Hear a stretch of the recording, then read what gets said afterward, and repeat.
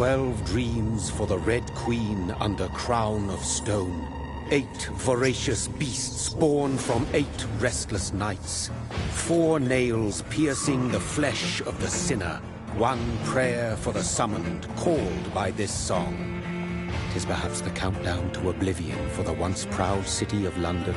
'Tis perchance her inhabitants' last dance alone to face death and pestilence. Confronted by the eerie and unknown, mortals became desperate for answers. A flock's flight makes for an omen, the falling of a star a dire presage. Turning to priests for interpretation when there was no reason to be found. When religion failed, men turned to science. I saw them build such vain cities, crafting machines made for endless war. New questions flourished as old answers withered. What is darkness but lurking sun? What is wall but enslaved stone? What is glass but tortured sand? What is song but a call to arms? What is hate but jilted love? What is life but death pending?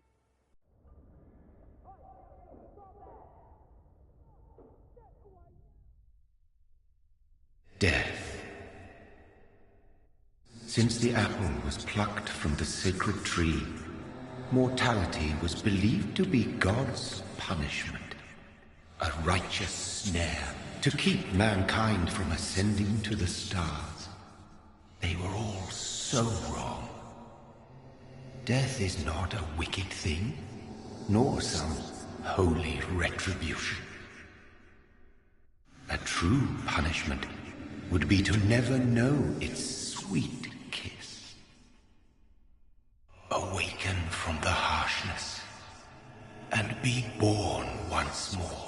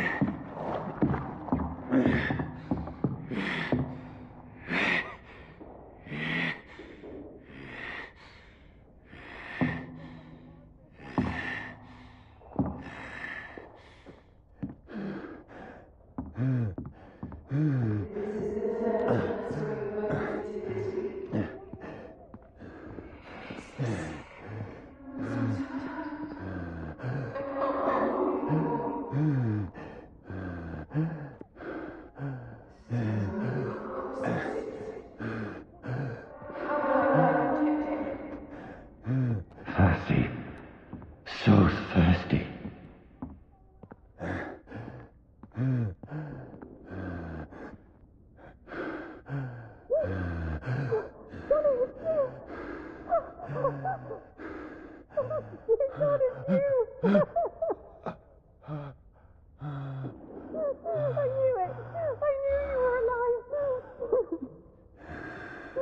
Everything will be fine again.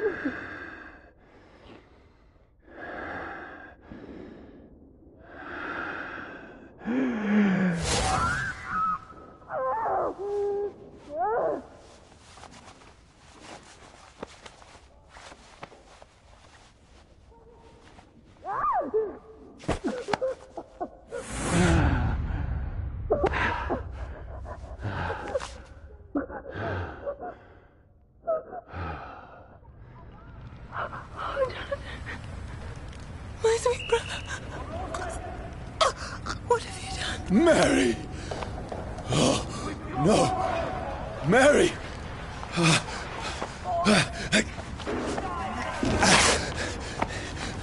Hold on! Please, hold on! Oh, God. Oh, no. Mary. Mary. No. No. No.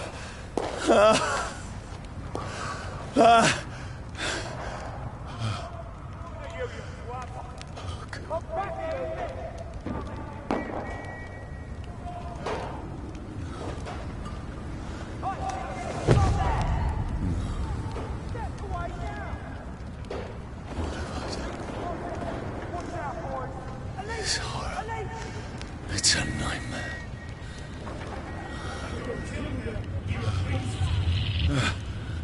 No! Please, a moment, let me explain!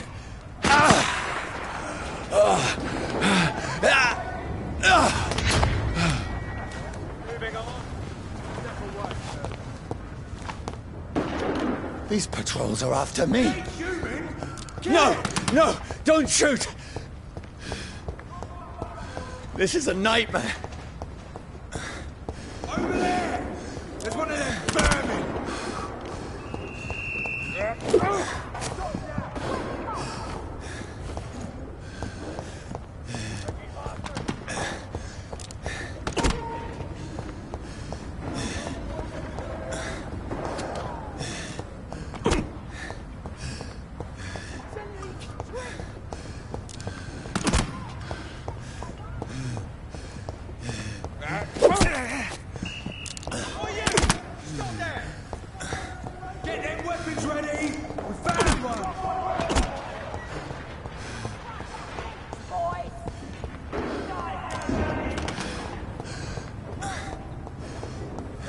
I need to get out of here!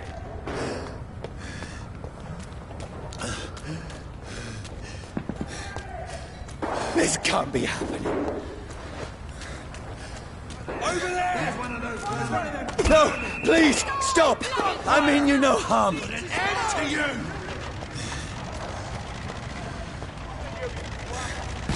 What's going on? Oh, Mary. What have I done? What's all this about? Shit, where'd it go?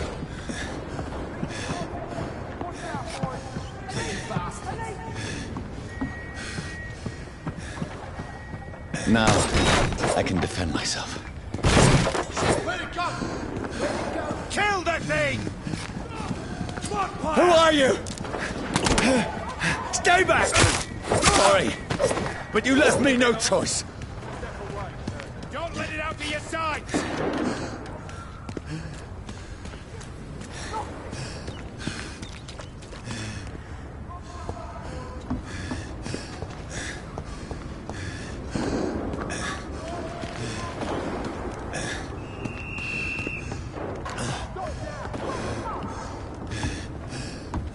Who are you? Stupid beast! Sorry.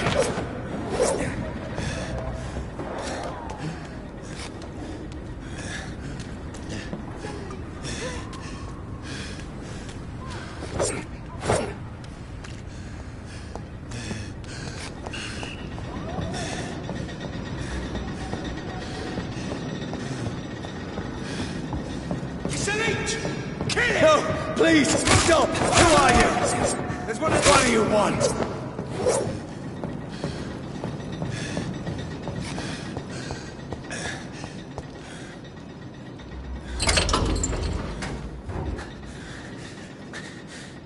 I mean you no harm. I need help. Die, you fucking leech!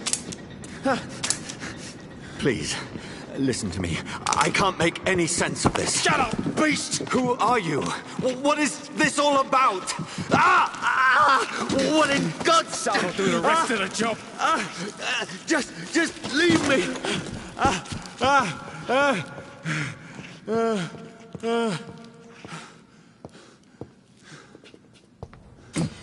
The sun. It feels like it's burning me to the bone.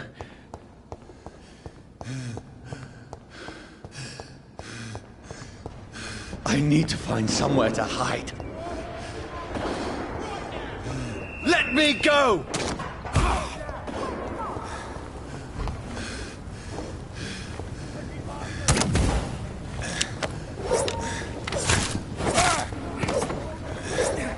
I need to find shelter.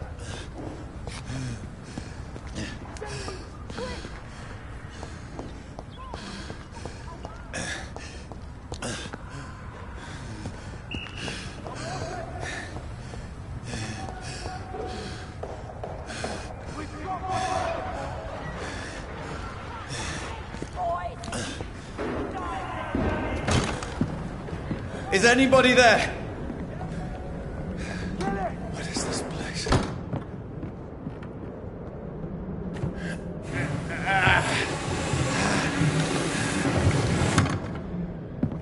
The place seems abandoned. I should be safe enough here.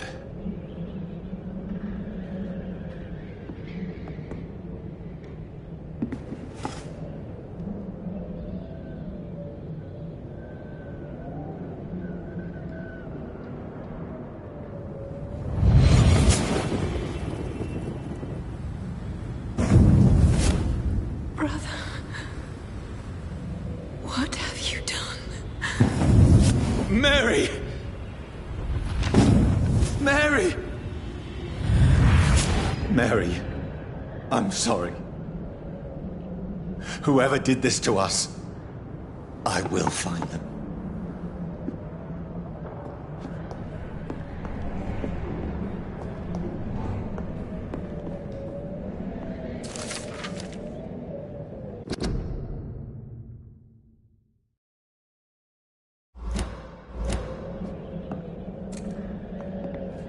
I can almost feel the sun's rays like a physical weight pressing against the wood.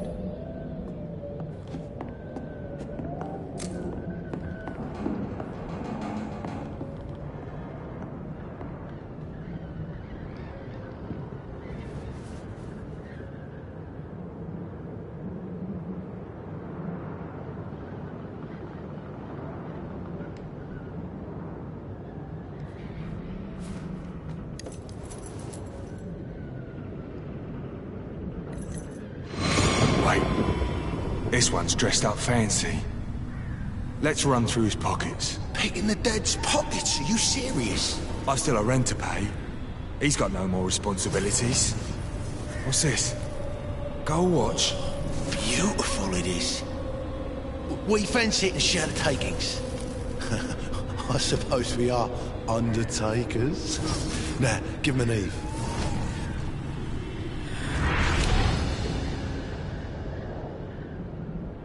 That's impossible.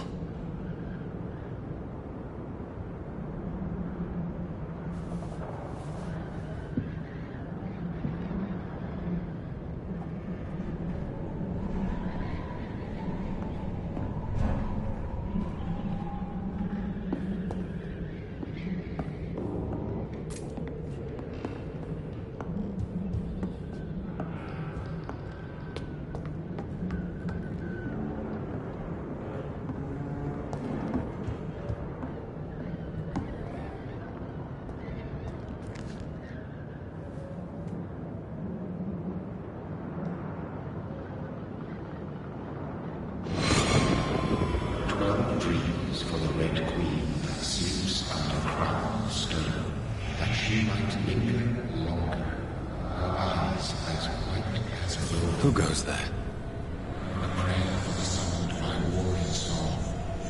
A child born from darkness must take scent of his. Who's there? Are you referring to me?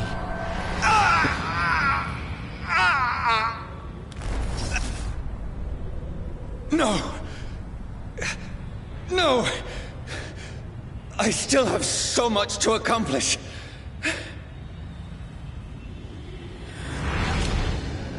I still have so much left that needs doing.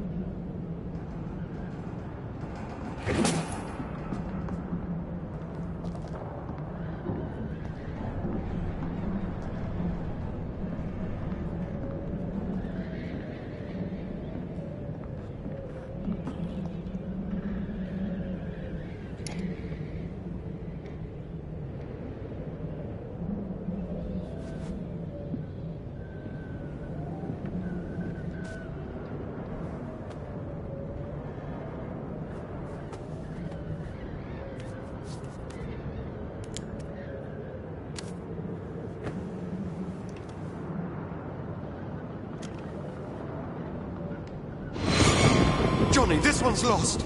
We need to leave. And now! No! There's time. I can save him. That's the enemy coming! The orders are to evacuate the hospital! Done. He'll live. And now what? We fight.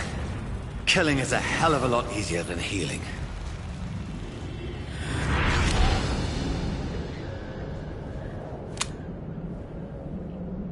No, it never got easy.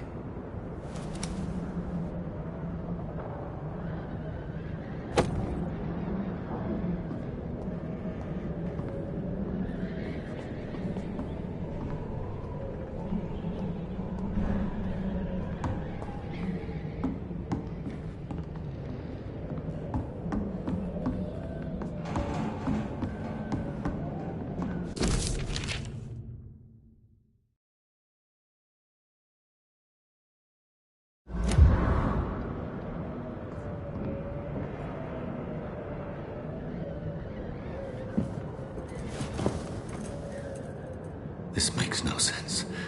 None of it. No sense at all.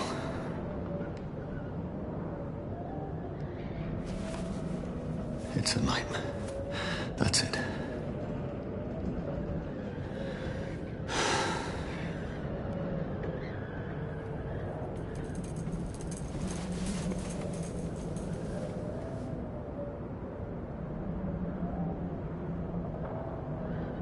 So be it.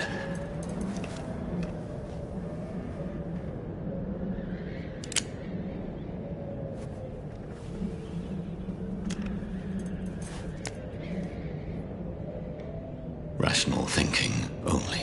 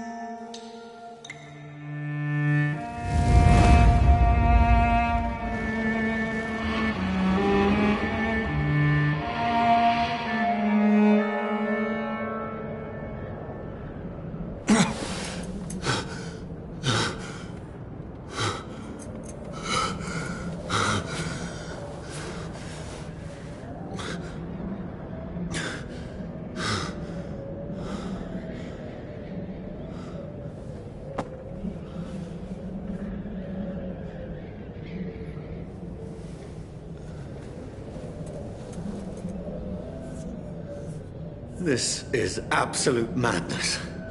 I've lost touch with the real. Madness it is, as mad as the moon, contains blinding sunlight into a glowing reflection.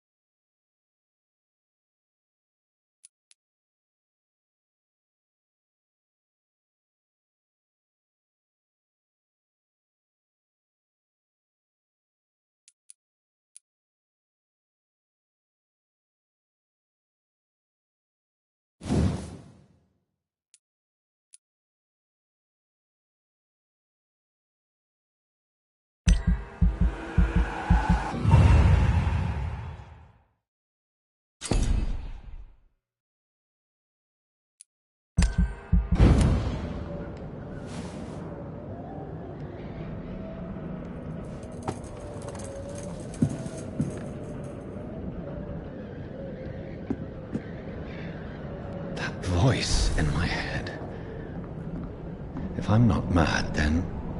it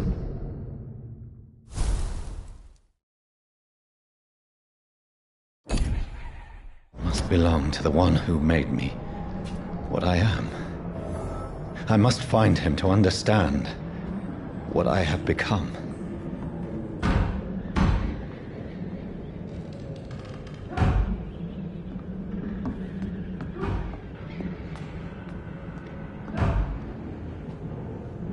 Where is it? It's closed. These people want me dead. I need to leave now.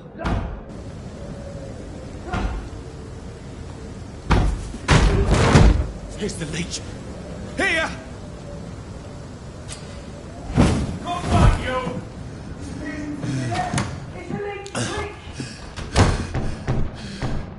My head's spinning. Oi! Come out, you coward! Clever fucking beasts!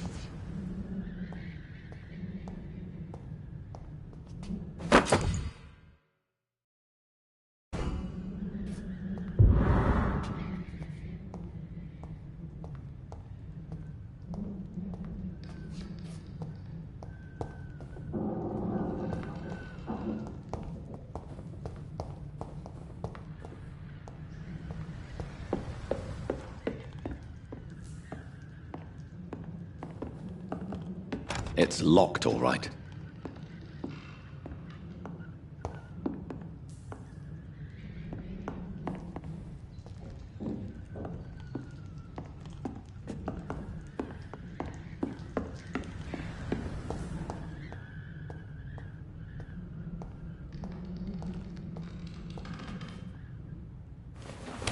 I'm still in Southwark. I must reach the West End. There's one in... Die, vermin! There's a strength I never knew I had.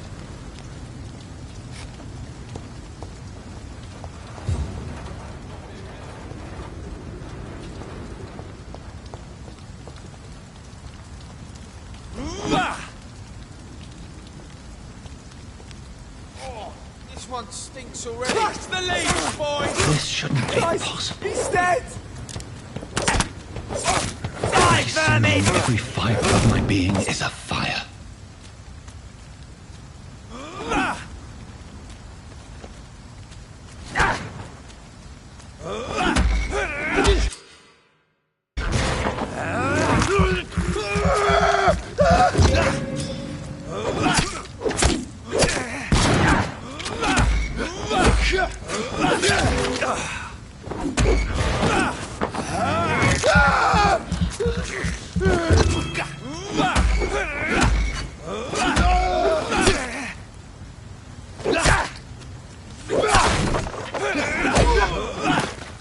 My strength, my reflexes.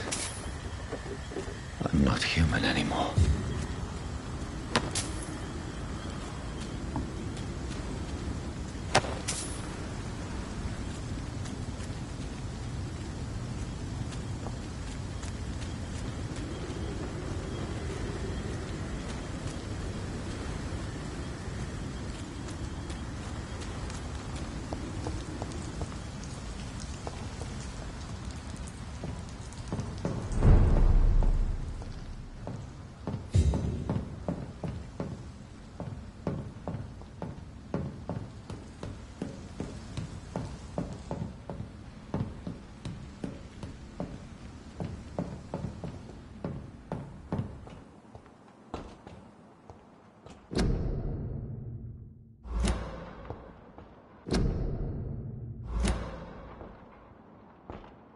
My poor sister. If only I had controlled my need for blood. Mary, someone will pay for what happened to you. For what happened to us. I can't believe I'm doing this.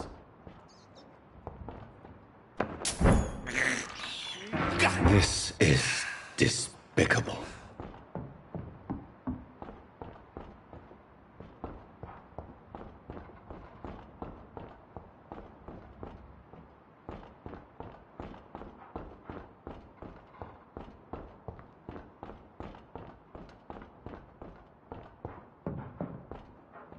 I cannot enter. It's locked.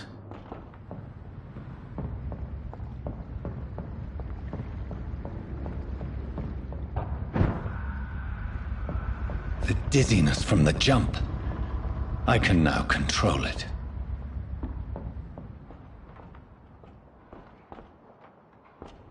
I cannot enter. It's locked.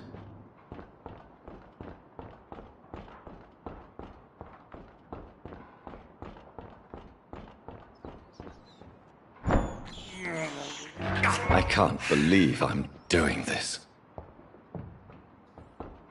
What will London have to say to me? I've so many questions unanswered.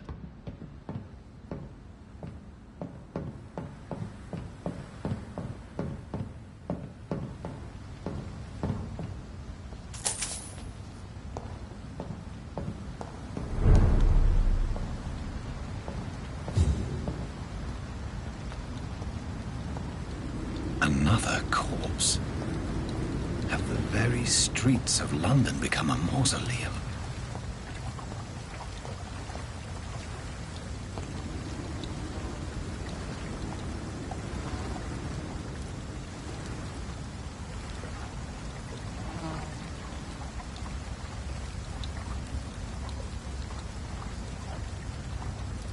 The man has been drained of all blood.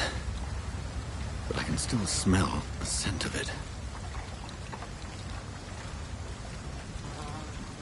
I follow the scent's trail. Perhaps it will lead me to my assailant. Fresh blood. The smell is so strong.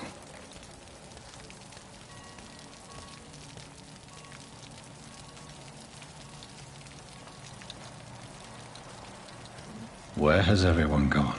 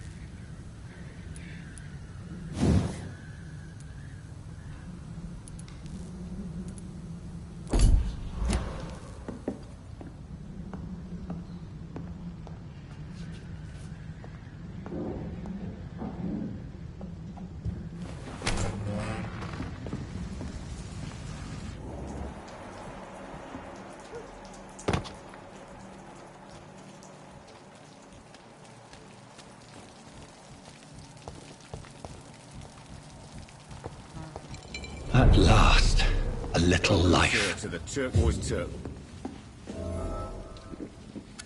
Good evening, sir. I wondered if I could ask for your help. Wow, you look like you need a drink. Yes. I apologize for my outfit. It's been a long night. Been there, seen that. Don't worry, things can only get worse. What's going on around here? It's like everybody is hiding. You must be new here. Have you not heard about the murders? Everybody fears the return of the sewer dog. Who is this sewer dog? It's the local bogeyman.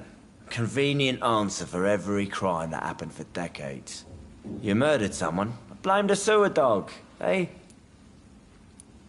You make it sound like it's a fairy tale. People will always believe in monsters. It's easier than accepting their own darkness. We can all be monsters. Has anybody entered the bar recently? Can't say. Sorry. I spent the night making love to that gorgeous bottle, see? This is important, sir. Are you sure no one has come in here in the last few hours? I don't know and I don't care. This is a free country. People still have the right to come and go, don't they? I'll leave you to your bottle then. Whoever he may be, the killer recently entered this bar. Maybe some of the locals saw him. Hello, sir. Are you all right? Is there any way I can help you? I don't know. Maybe you could just talk to me. Maybe you prefer to speak with Tom, then. He's more agreeable talking to strangers. I just want to talk. I didn't mean to scare you. I'm not afraid, sir. It's just I've other customers to take care of. I only see one customer. Oh. Well, yeah, of course. I mean, I best check on them.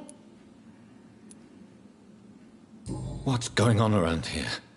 Where is everyone? Too many dead, sir. First the epidemic, and now all these terrible murders. The murders? What can you say about them? Bodies found in the streets every morning. Drained of blood. It's just horrible. Some say the sewer dog is back. The sewer dog? What's that? No one knows. People have always disappeared around these parts. The ancients say it's the sewer dog coming out to feed. But now he's killing in the streets. What have you heard about the epidemic? There's a Spanish flu. Yeah, killed so many last summer. Thought we'd seen the last of it. Dozens dying every week. Are the authorities doing anything? Nothing. There are so many quarantine zones in London now. It's gotten really hard to travel across town. What is this place? This is Tom's bar, a turquoise turtle. I'm the barmaid here, Sabrina, if you want to know.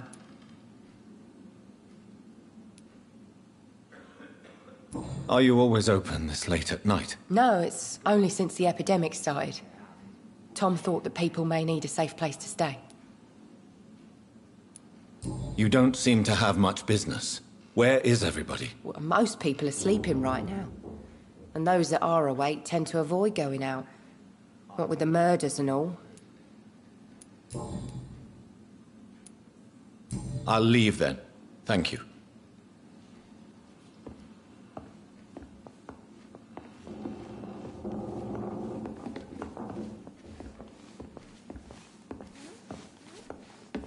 It's a good thing you cannot see me now, Mum. Poor Jack. He didn't deserve this.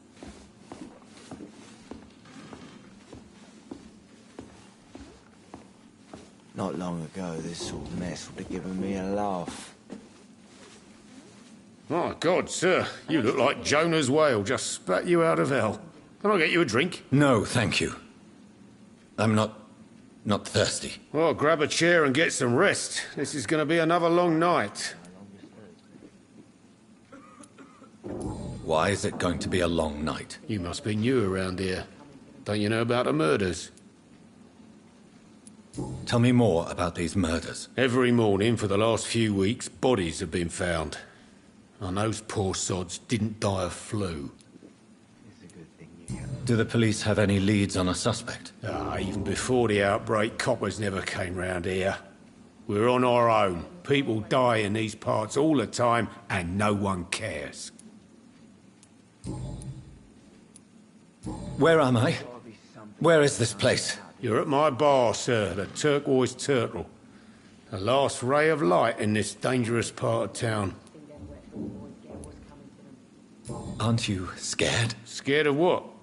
All the bad shit happens out on the foggy streets. And I never go outside. So you're open all night? Yep. Figured people might need a place to rest in these dark times. I'm looking for someone who might have passed through here recently. Wondered if you might help. It's been quiet tonight. The only other person I've seen went straight up to his room. Thought it was kind of rude, actually. You mean he's still here? Well, yeah. He paid for the entire week. How long has he been here? He rented the room a few days ago and didn't say when he'd leave. Who is this man? What does he look like? Well, like a gentleman, I guess. Well-dressed, quite polite. A professor or something fancy like that. Always writing, reading notes. I need to meet this man. I have questions. Just climb the stairs and knock on the first door. I heard him open his window, so I guess he's still awake. And, Yes? no funny business, you hear me? This is a respectable establishment. There's gotta be something can be done to get out of this. I think I'm losing my mind. No? I should just run as far away from this.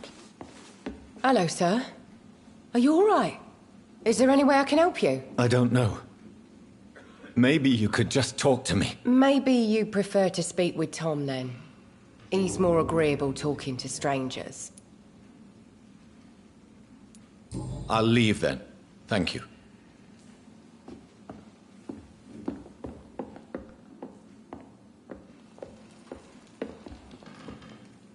This is no place for you. Prewen has several patrols roaming the area. They do not pursue me. But they're looking for vampires, and they're most efficient. They'll not relent until the killer has been identified. I have a common objective, but I require... Shh. I think someone is eavesdropping. Are you certain? You might as well come in, whoever you are. Slowly, vampire. Who are you? I mean you no harm. Saith the vampire.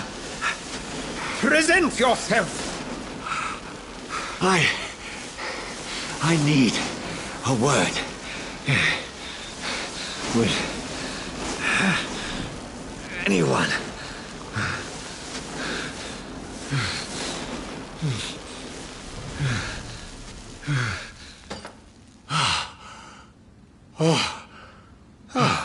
Well, that's something I can do for you.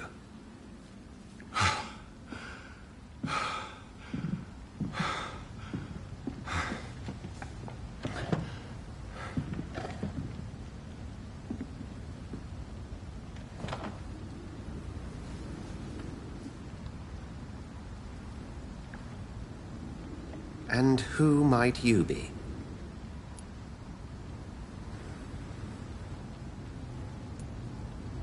Tell me, who are you? First, tell me what you want. Then I may tell you. That's none of your concern. Sir, you have entered my room in the middle of the night, pale as a corpse and shaking like a tree. So please, indulge me. Someone is molesting people. In fact, killing them. Biting them. The calling card of a vampire. Like you.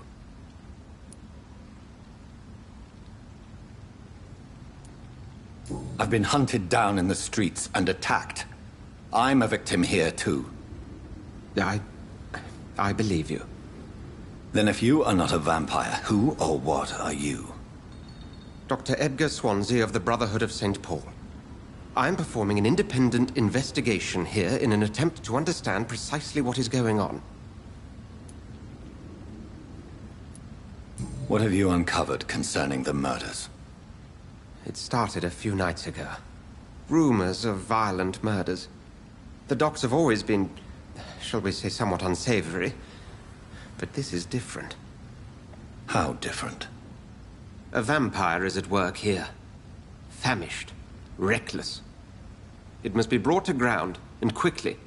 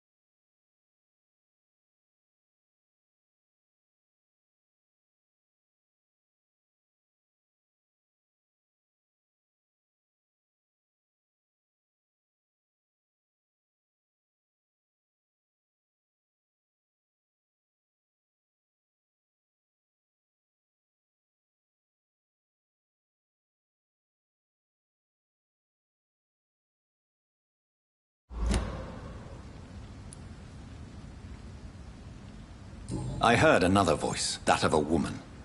Who were you talking to? Ridiculous.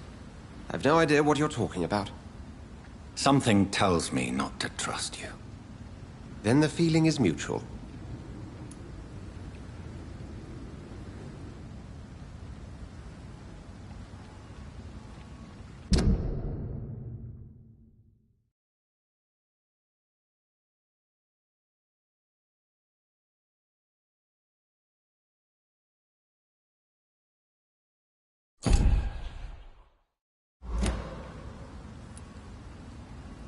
And what exactly is this Brotherhood?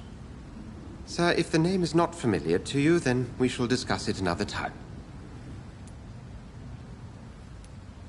Then help me find the culprit. I may. If you'll first tell me why you opened this door. I followed a trail. The scent of blood from a recent victim. It led me here. You thought I was your aggressor. That explains a great deal. We're both chasing the same shadow.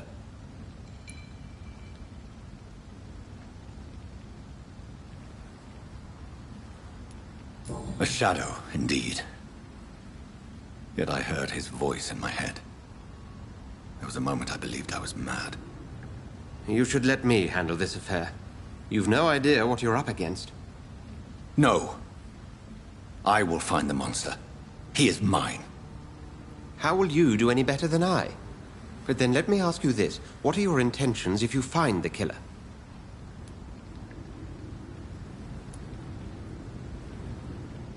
I'll end him. Then I can only wish you good hunting. And pray we shall meet again.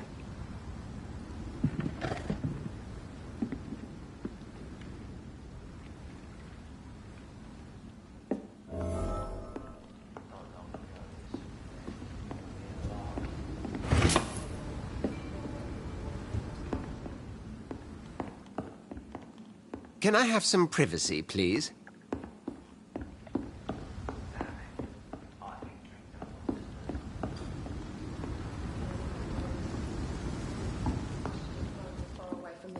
If Swansea is not my attacker, it means somebody else came here tonight. Someone must know something. It's a good thing you cannot see me now, Mum. Evening, sir. Can I help you? I have a few questions for you. Well, if you must. I spoke to Dr. Swansea. He's not the man I'm looking for. Now, I want the truth. The truth? What do you mean? I suspect that someone else was here tonight. And I don't think Tom wants to tell me about it. I'm just the barmaid here, okay? If Tom says you're the only visitor we had, then you're the only visitor we had. I can feel your fear, madam. Please, tell me what's going on. It's Will. William Bishop. He came in here earlier tonight and he... Well, I thought he was going to clock someone. What happened tonight? He was dead drunk, as usual. But my God, his eyes, his face. He must have caught something awful. He shouted and cried. It was terrible. Why are you so afraid? I mean, his skin, his hands. I scrubbed every glass and every chair that he touched. God, I hope it's not contagious. Tell me about this William Bishop. Will was a sailor who worked at the canning factory before he lost that job. A nice bloke, really. He's never been violent. Until tonight. Why keep it a secret? Why not tell me about it? Tom's nothing if not loyal. After Will lost his job, he offered him one ear. They used to be good mates. But recently, well... Will started to get very aggressive. I see. Thank you for your candor. I'll be sure to talk to Tom.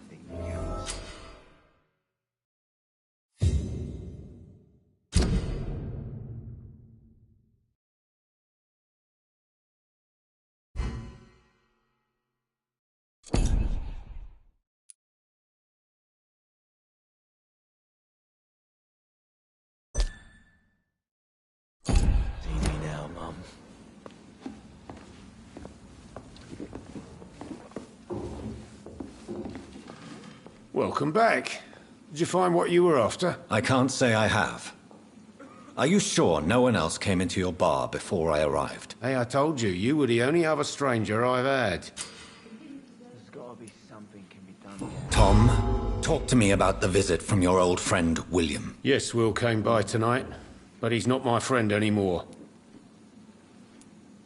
Why lie to me if he is not your friend? I didn't lie. I said you were my only unannounced customer, and that's the truth. Who is he? William. Just an old sailor who loves his gin too much. He worked for years at the canning factory before it closed. Is he dangerous? Yeah. Like many drunks, he's all bark and no bite. He can barely stand up most of the time. How was he tonight? Was he different? Sicker than usual, perhaps. He whined and mumbled about how mean people were to him and how he'd like to talk to me outside, and then he left when I refused. I need to find him. It's a matter of urgency. Do you know where he is? You could try his boat. It's up by the North Pier. He sleeps there when he's too drunk to get home. Please describe him to me. What'd you expect? He's a tall, sick bastard with a bad rash and torn old clothes. William used to be strong. Now he's a mess. Thank you, Tom. If you see him, tell him I don't want him back here unless he cleans up his act, okay?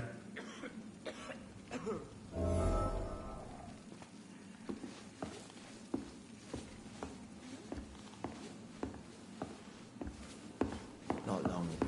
I hope I live long enough to see them wet boot boys get what's coming to them.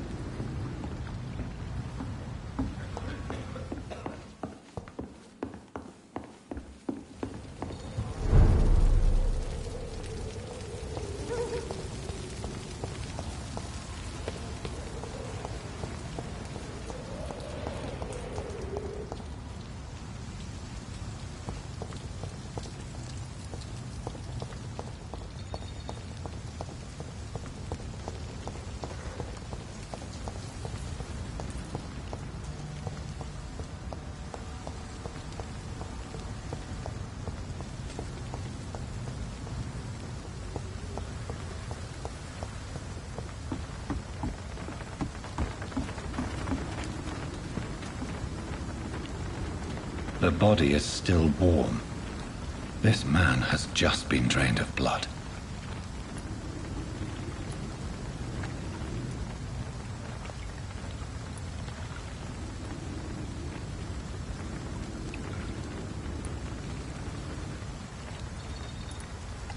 This corpse has been dried of its blood, just like the previous victim.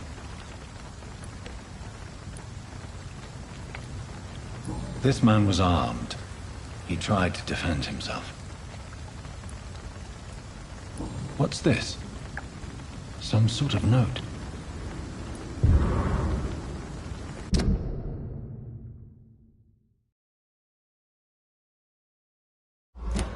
These men, they're a company of professional vampire hunters. Blood and empty gin bottles. This Bishop fellow is something of a heavy drinker. There are blood splats on the other side of the canal. I must reach that barge.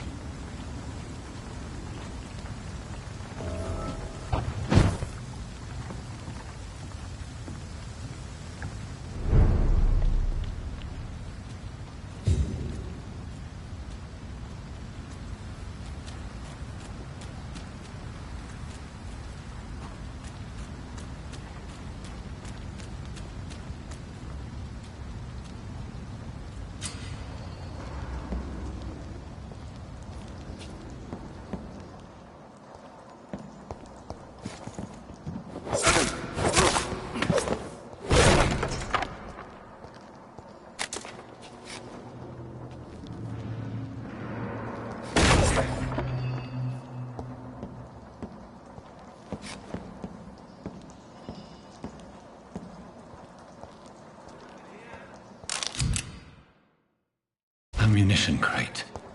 Good. I may need a lot of bullets. I feel like I'm back on the front line again.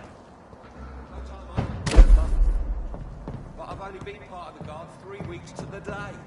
All the more reason to shut it, Mr. Billy. If the man says a bloodsucker's dug in here, you've got one job. There's safer places to be than here. Over there! There's one of them vermin!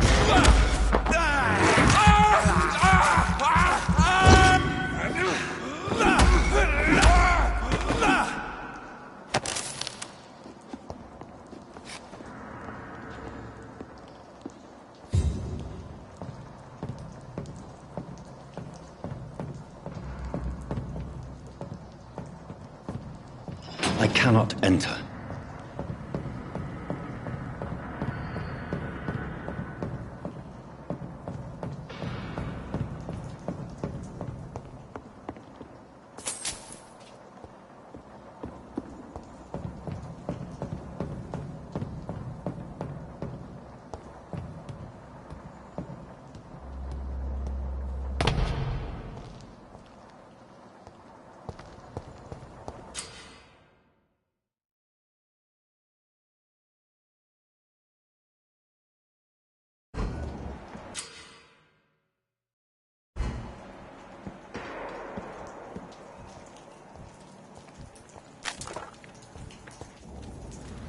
Steady, boy! He's got one of them!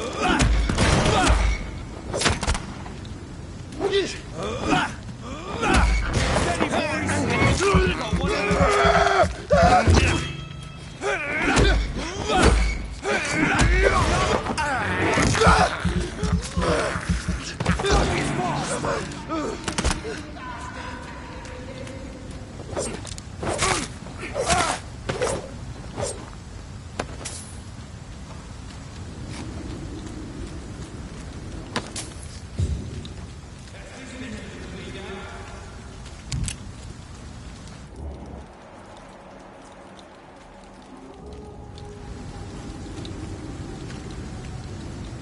I like their screams when you burn them alive.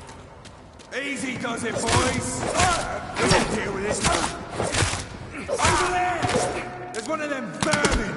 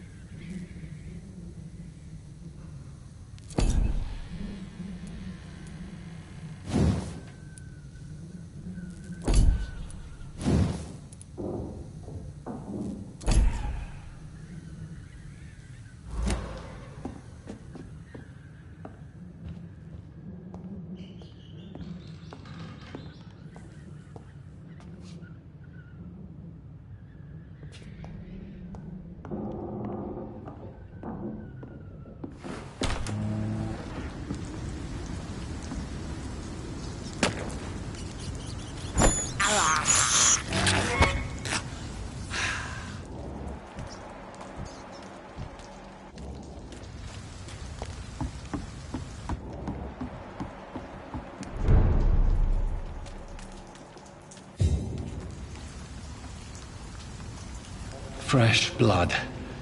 The whole building reeks of it.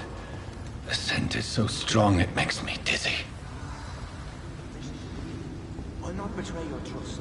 This is first, you see. I need a drink. I'm so thirsty, William. As one, we shall overcome this.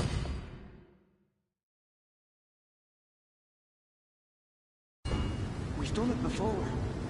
No.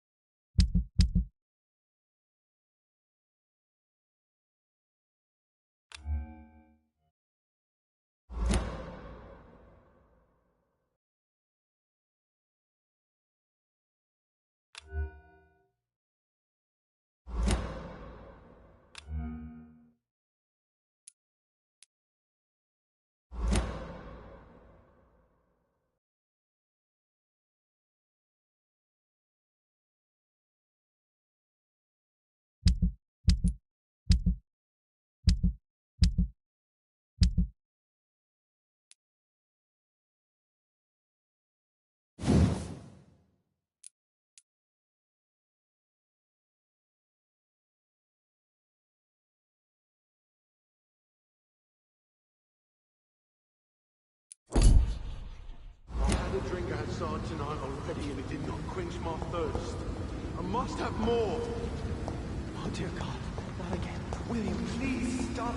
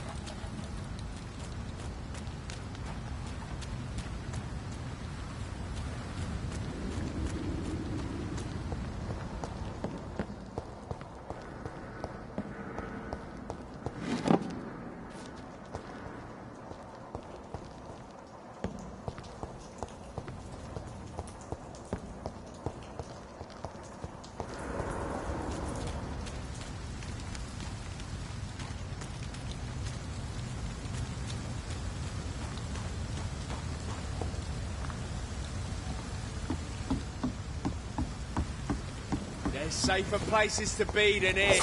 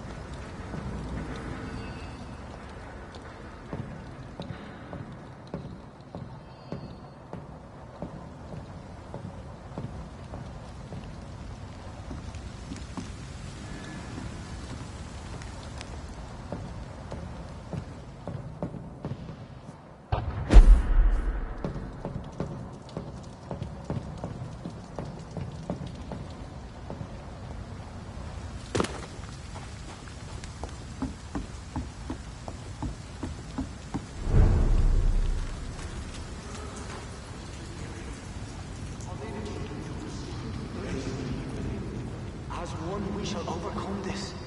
We've done it before. No. I had a drink outside tonight already and it did not quench my thirst. This place reeks of bloodshed. Please stop. Just a sip. This creature is bedeviled. I must put it down.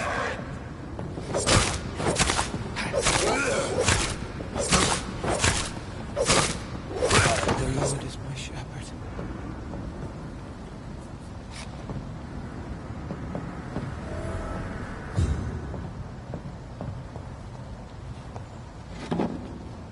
William, please, stop.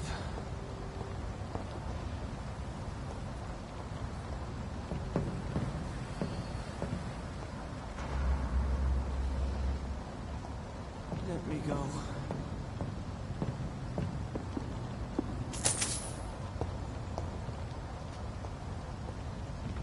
It's not too late.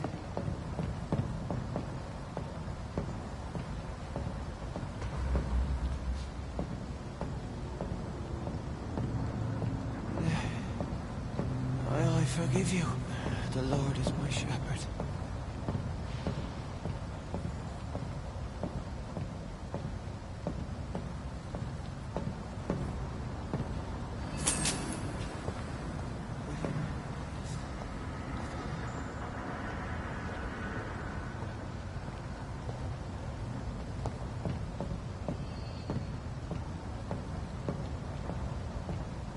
Let me go. William was an honorable man. I could have saved him. Mr. Hampton, are you in there? I knew him well, another lost soul, a kindred spirit. Sir, listen to the sound of my voice. I'm a doctor. You're suffering from shock. I must return to my flock. They'll stray without me.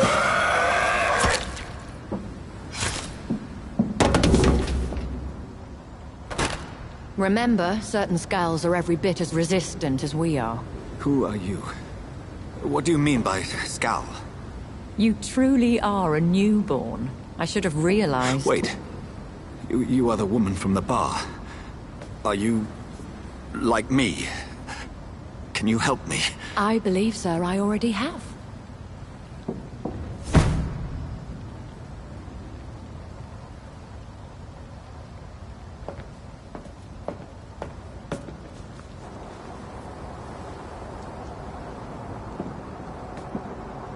By George and the Saints, you've solved the mystery of these terrible murders.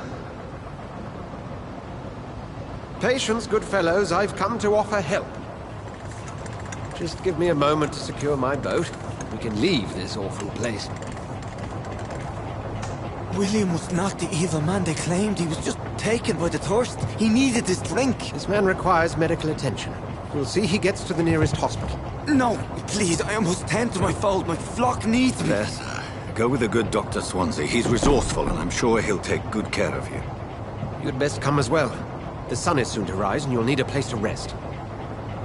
I just need a moment. If I can learn something about what has happened to William, I'll be a step closer to understanding what happened to me.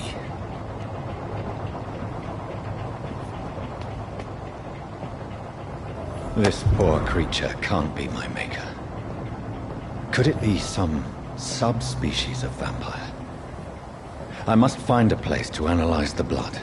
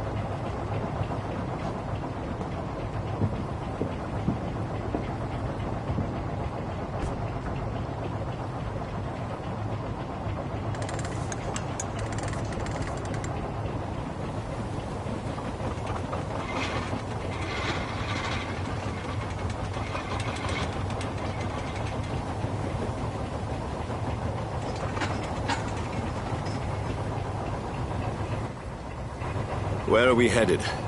We're on our way to the Pembroke Hospital. It's just across the canal. They'll have a bed for poor Mr. Hampton. William was... What manner of creature was he? Predator, prey, villain, and victim. Who can say? The important thing is that he's been stopped. Duly noted. And the woman? What... who is she? What woman? Oh, don't play me for a fool. You used me to locate that skull. You must know who she is.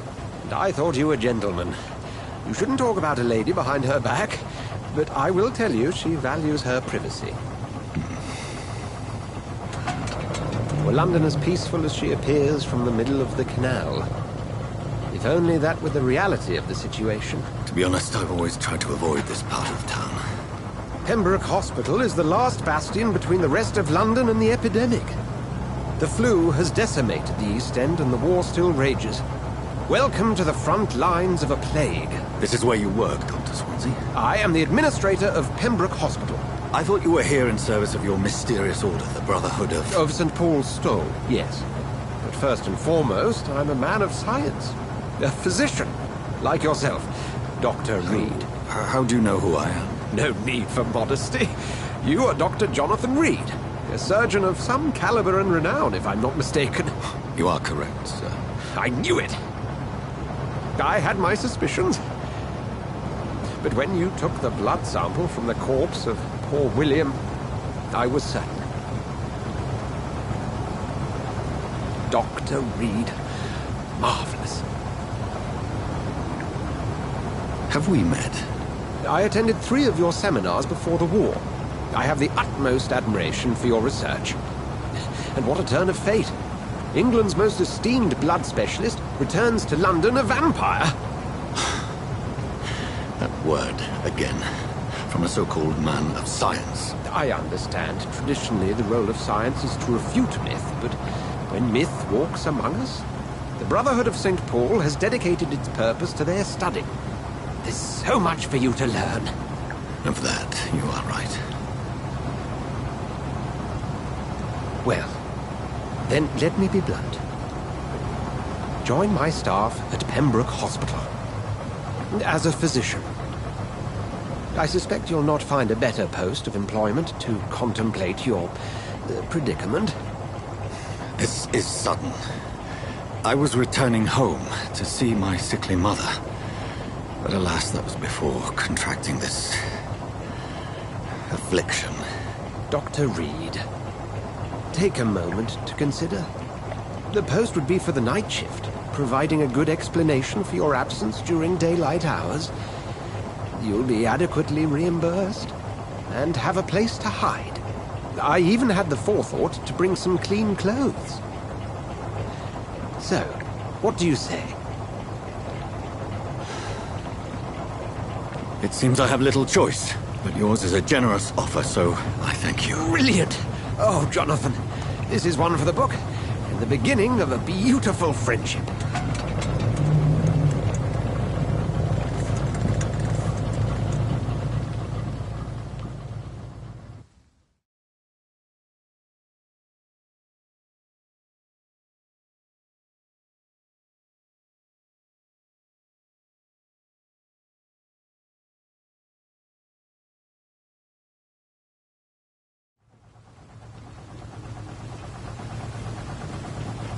Dr. Swansea, thank goodness. I was beginning to be concerned. Worry no more, Nurse Crane, for I bring good news. Oh, Doctor, what a night. We lost 2 more patients. Nurse Scow said she couldn't take it anymore and resigned. Yes, well, I'll make a new rota in the morning. In the meantime, find a good bed for Mr. Hampton. Be sure to pay attention to his needs. Of course, Doctor.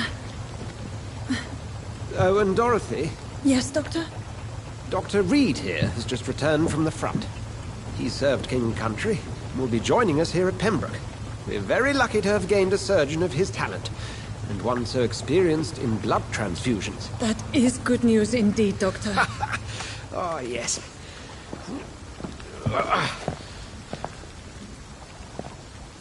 Here at Pembroke, it's not what we have, but what we haven't. It's only thanks to Nurse Crane and the staff that our ship doesn't sink. If you have any questions, just ask her. Duly noted. Thank you. Your assistance is required, Dr. Swansea, immediately. Welcome aboard, Jonathan. We'll catch up after my rounds. I'm coming, Nurse Crane. I'm coming.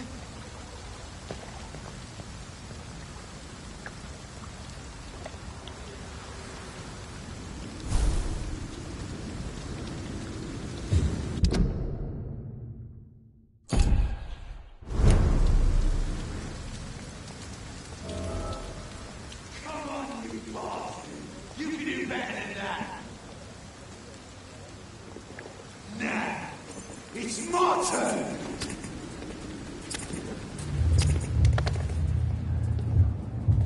Rotten or pristine, each heart contains the seed of life. Drink at this river, dry it all.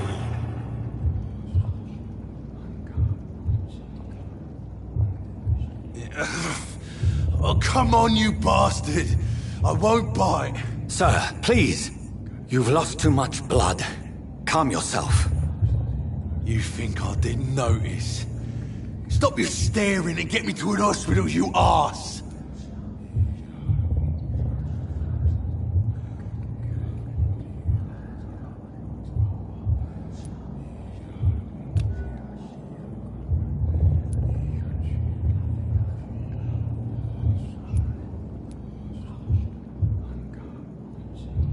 Insulting a good Samaritan.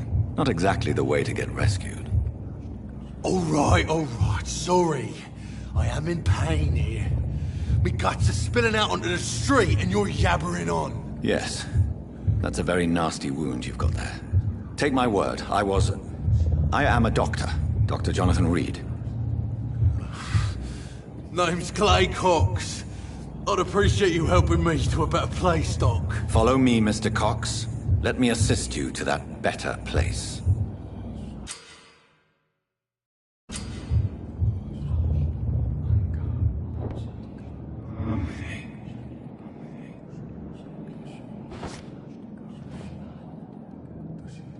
Bring this fading light into the shadows.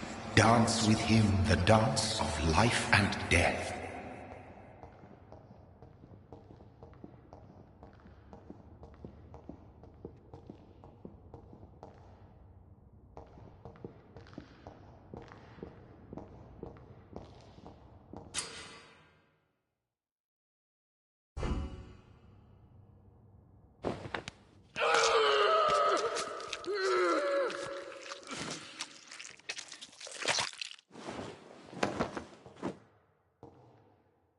In the back, you bastard!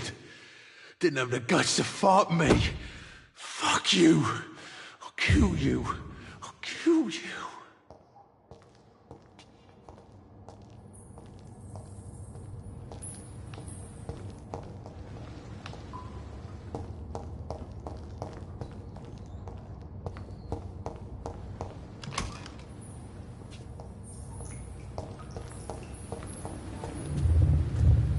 Taste a life, to embrace its most intimate secrets. Such a burden, such a divine sin.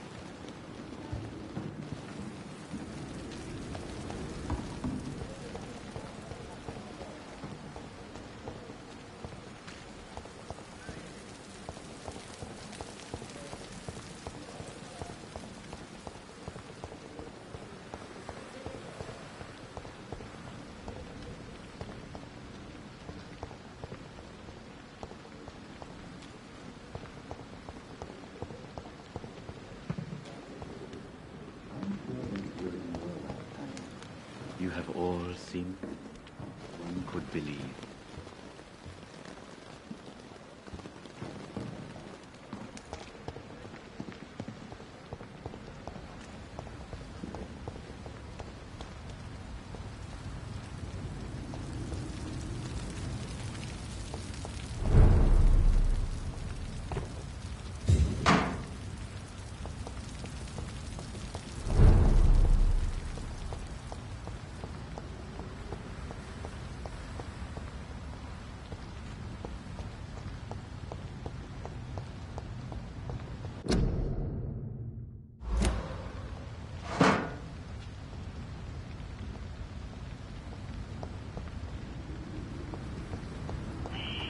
Scowl voices in the garden. I should investigate.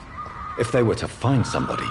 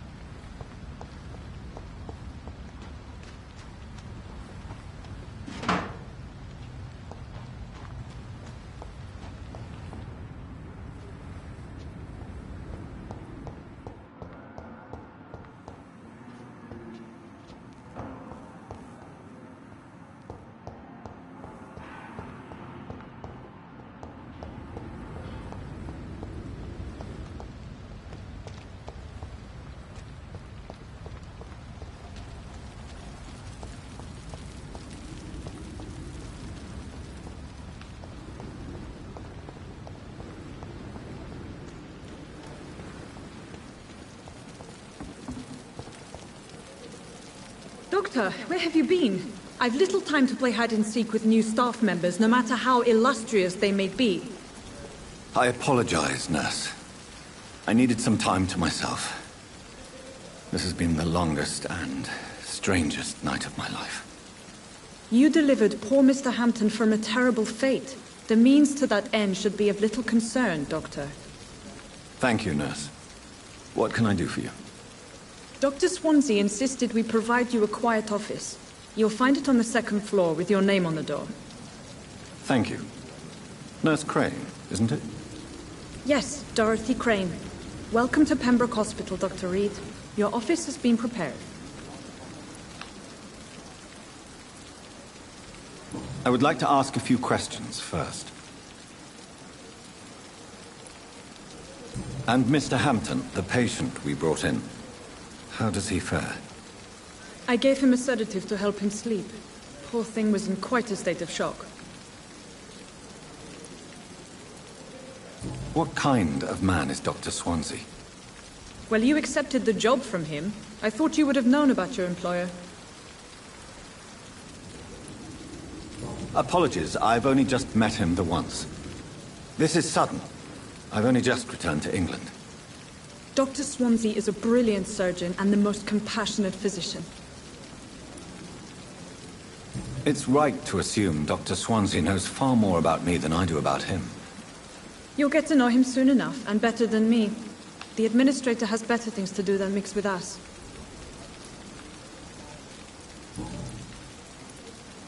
If you could point me in the direction of my room again, nurse. Second floor of the hospital, left after the stairs. It's the last vacant office at the end of the corridor. Thank you, Nurse Crane.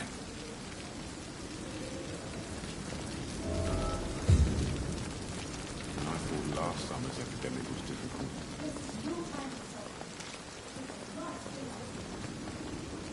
Good evening, sir. I'm Dr. Jonathan Reed. I'm new here. I've already heard about you, Dr. Reed.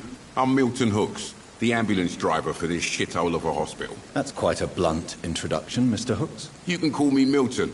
I like to speak my mind, Dr. Reed. Perk of the job. Don't judge me, and I won't judge you. I'm not sure I understand what you're talking about. Well, I'm no doctor, but I'm pretty sure a gun can't be used as a surgical instrument. You have a keen eye. I learned to shoot during the war, and have carried one ever since. Old habits die hard. No need to explain, Dr. Reed. And if you ever need a better gun, remember, I may have something for you.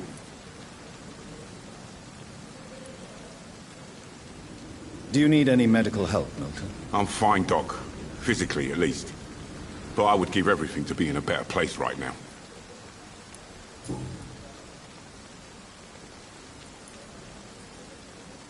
How is the situation around here? You want to hear the situation is all right? It's fucking awful. We lack everything. And it's getting worse every day. So what do you do exactly in this hospital?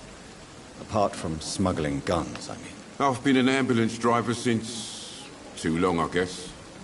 I bring sick people here night and day. It's a dirty job, but I get it done. Most of the time. Since you're on the front line, how is the sanitary situation in this vicinity? It's a complete disaster.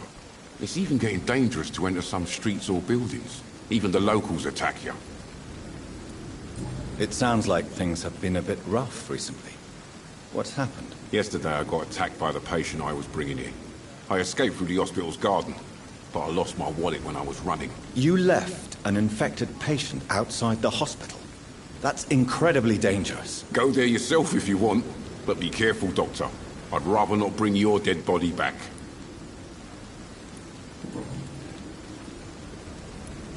Are you really smuggling weapons through the hospital? And why not? I've already been attacked by patients, you know. And by gang members willing to steal my money. But you're not defending yourself. You're selling guns to civilians. You keep people alive your own way, Doctor. I offer them another way to protect their health.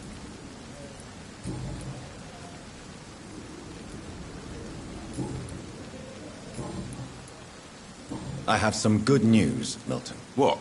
The epidemic's over? I retrieved your wallet, with all the money, and a certain picture. Well, yeah, Pippa Hawkins is my girl. So what? Is it the difference of skin colour that bothers you? Not at all, Milton. Good. Please, take this money anyway. To remind you to keep your...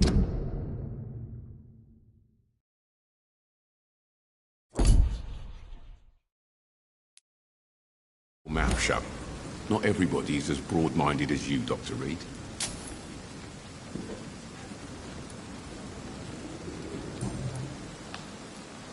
What's going on between you and Nurse Hawkins? Pippa's tired. Tired of all this shit. Tired of all those corpses piling up. She's as depressed as I am.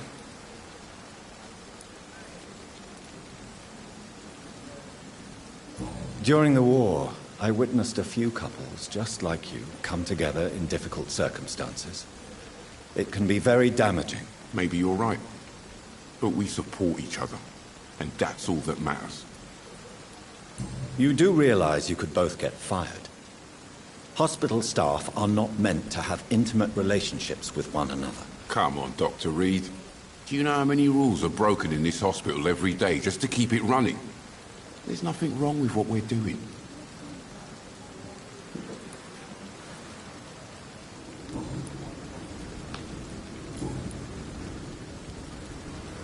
I'd like to see your goods. Wise choice, Dr. Reed. A reliable gun is what everybody needs these days.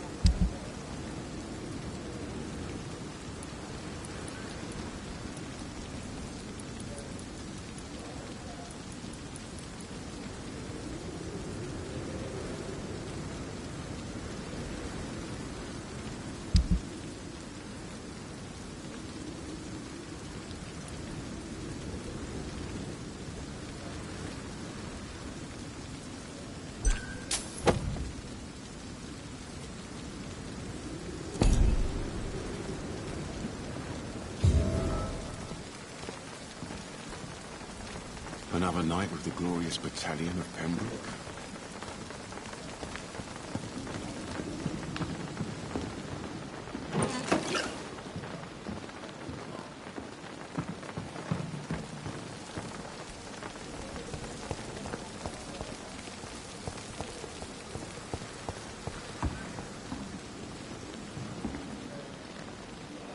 Good evening, sir. So it is true. The famous Dr. Reed has joined us. I can't think of any better news during these terrible times. Do we know each other? Actually, yes. We met once before, at the Rockefeller University in New York. Dr. Tippett, yes, I remember. I was assisting Professor Carell in his research about coronary bypasses. He had nothing but praise for you. He was also very confident about your future. And look at you now. Eminent surgeon and blood transfusion specialist. What is the Pembroke Hospital situation? And please, speak freely. This hospital is not exactly the best of London. I'm sure you are used to working in a better environment.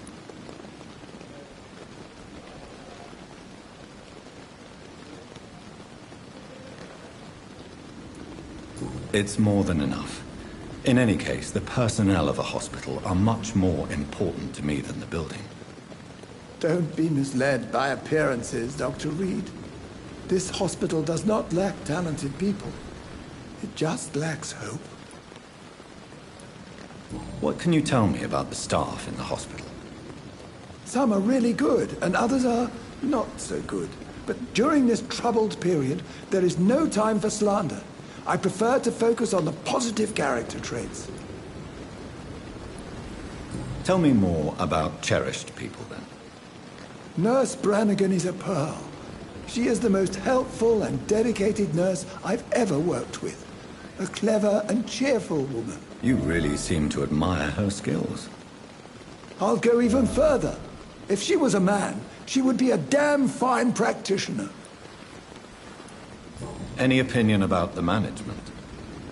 I don't always agree with Dr. Swansea's reserve, but I must admit he does all he can to keep this facility running during this crisis. Ah, yes, the burden of command. I was fed up with this concept while serving as a medical officer. Don't get me wrong. Swansea's a good administrator. I just wish he would get out of his office now and again.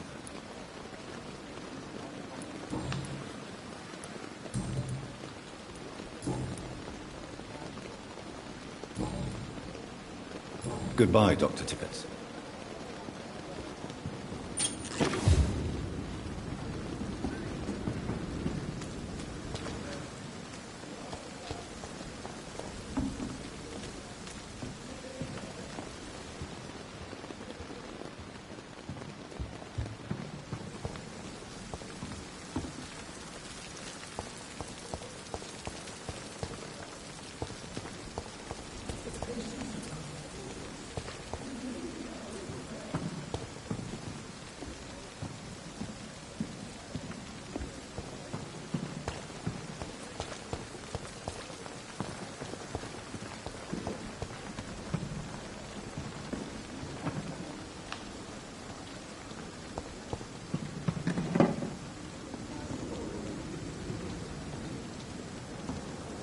Dr. Swansea is right.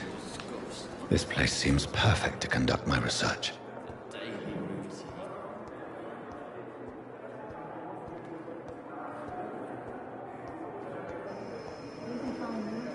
Good evening, Doctor. I believe we're going to be working together. Dr. Reed. Dr. Swansea informed us of your arrival, but I could not dare to believe we'd have such good fortune. Such an honor, sir. Thank you. And you are? I am Thoreau Strickland, Dr. Thoreau Strickland. I'm a great admirer of your work, Dr. Reed.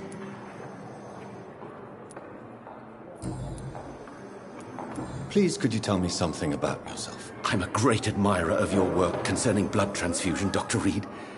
I run my own experiments. I'm convinced it's the future.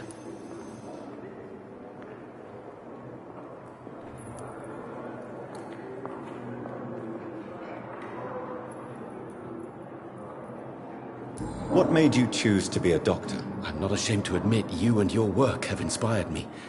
I am honored to have the opportunity to work by your side. It's always a pleasure to share scientific and medical knowledge with someone eager to learn. I'll be glad to help you if I can. This epidemic may be the century's most terrible disaster, but I'm convinced that we, as doctors, are the only ones able to defeat it. I based my technique on my mentor's research. He helped me perfect my method. What is yours? I'd rather not talk about it. For now, it's just theories and first approach.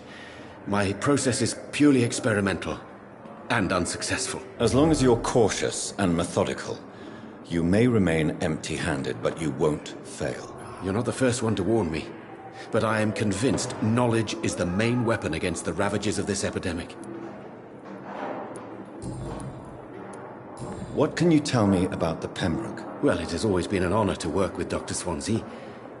But with your arrival, I can't think of a better opportunity to learn about blood transfusion. You seem quite optimistic.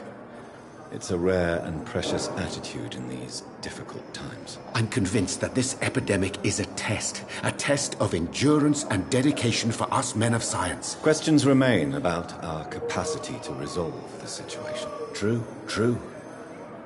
Last summer, during the first wave of the epidemic, I used to joke with Milton about the extra work.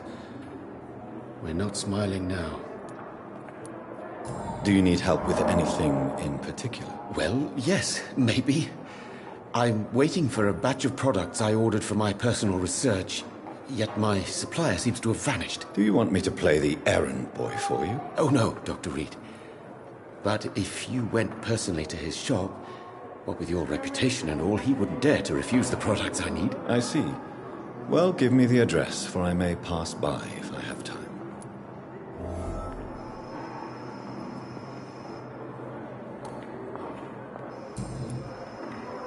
Do you need my medical attention, dear colleague? You don't have to worry about me, Dr. Reed. I am here to assist you, not to be a burden.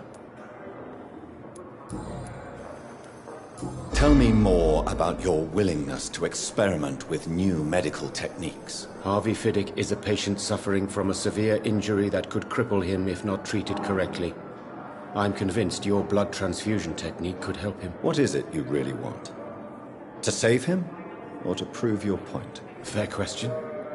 I want nothing but to save my patient, Dr. Reed. Especially since I know Mr. Fiddick's story.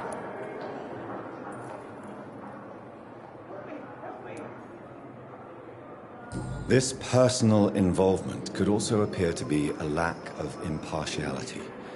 You must know that a good surgeon must remain neutral. I agree. But that does not excuse Dr. Ackroyd's behavior. A man who did not even take time to converse with his patient. Do you think keeping his distance was a mistake? All I know is that I'm taking care of human beings, with desires, hopes and fears. Not some biological machine comprised of blood, bones and flesh.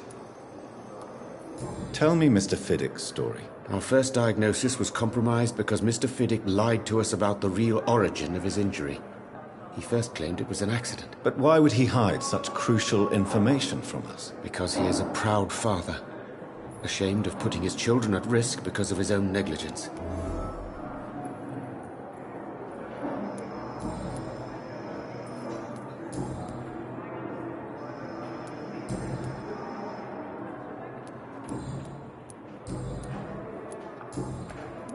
Goodbye, Dr. Strickland.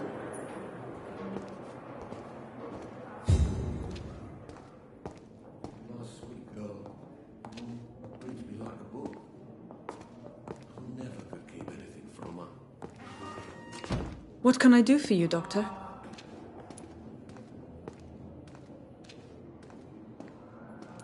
Thank you, Nurse Crane. I'm so tired. As for me, will this shift never end? Blundering idiot.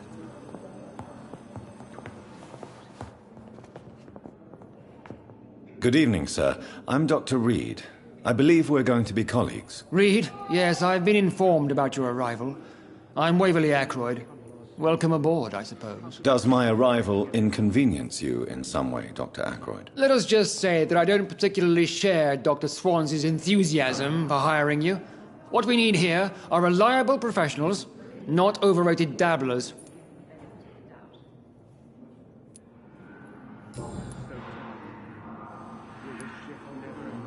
It seems you have bad memories of your military service. I refuse to see this industrial slaughter as scientific progress. War only reveals the worst in men. We can at least agree on something, Dr. Ackroyd. I don't know what you've heard about me, but I have already proved my value as a practitioner. I don't question your skills, Dr. Reed, but your motive. Is it money, fame, or are you truly dedicated? And what exactly is that supposed to mean? I served in the war just like you.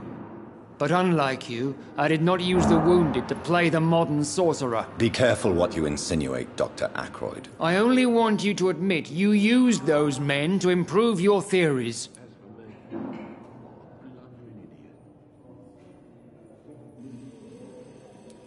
I don't see any reason why I should justify my actions to you. That's true, Dr. Reed.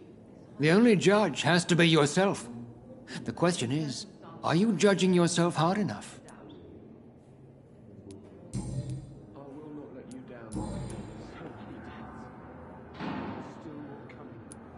If you have a problem with me, Dr. Ackroyd, please feel free to tell me. Dr. Swansea has imposed your presence on this hospital without asking anyone's advice.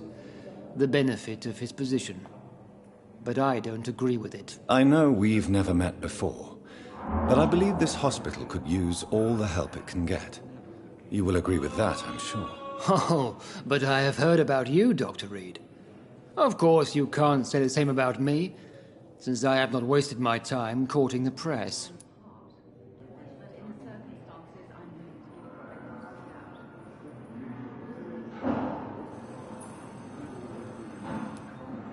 You are going to change your tone with me, my dear colleague, and very quickly. I don't think so. Perhaps you think yourself protected by Dr. Swansea, but I am still a free man, and I will speak to you the way I want. Since your tenure in this hospital is longer than mine, perhaps you can tell me more about this place. Let's just say I'm tired of the carelessness around me. I have always respected the skills of Dr. Swansea, but over time his enthusiasm has become displaced. Carelessness? Exactly what are you talking about? We're here to save lives. The people who trust us are not volunteering for experimentation. They're here to be healed. I don't intend to run any radical experiments, Doctor. Even if I, as any good practitioner should, express an interest in pushing the boundaries of medical research. Modern medical methods were created through audacity and ego. But there are rules in our line of work, and they're here to protect our patients.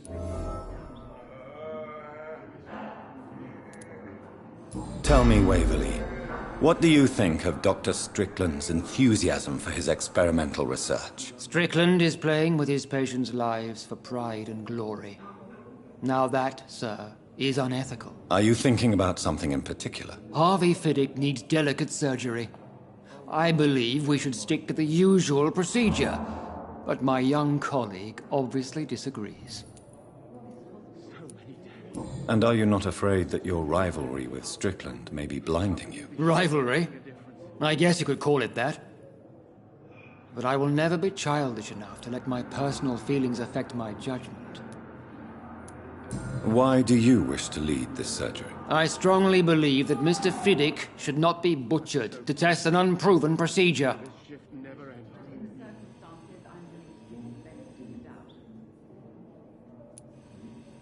Other people may say that's too conservative a point of view. Conservative? And what are you going to say to Mr. Fiddick if he loses his arm because of the operation? Because that's what's going to happen if the surgery is a failure.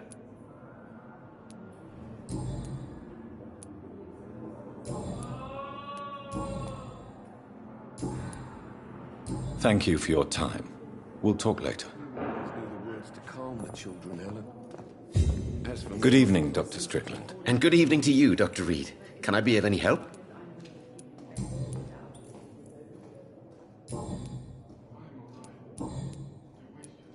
What do you think of Dr. Ackroyd's aversion to modern medical methods? It's a shame he's so narrow-minded. Dr. Swansea taught me that science is about exploring uncharted territory. I'm convinced that's true. With the influenza and all that's going on, you should put your differences aside, don't you think? Why is it so difficult to work together? I believe that if Dr. Ackroyd had been the one to discover the transfusion process, he would be the first to recommend its use. So you believe it's just a question of jealousy and pride? Dr. Ackroyd is as proud as he is blinded by his obsolete concept of medical science. Goodbye, Dr. Strickland.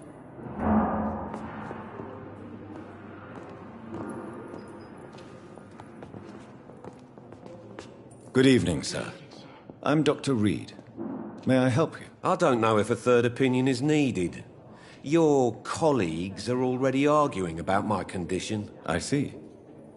Would you mind telling me more about your situation? I'm Harvey Fiddick.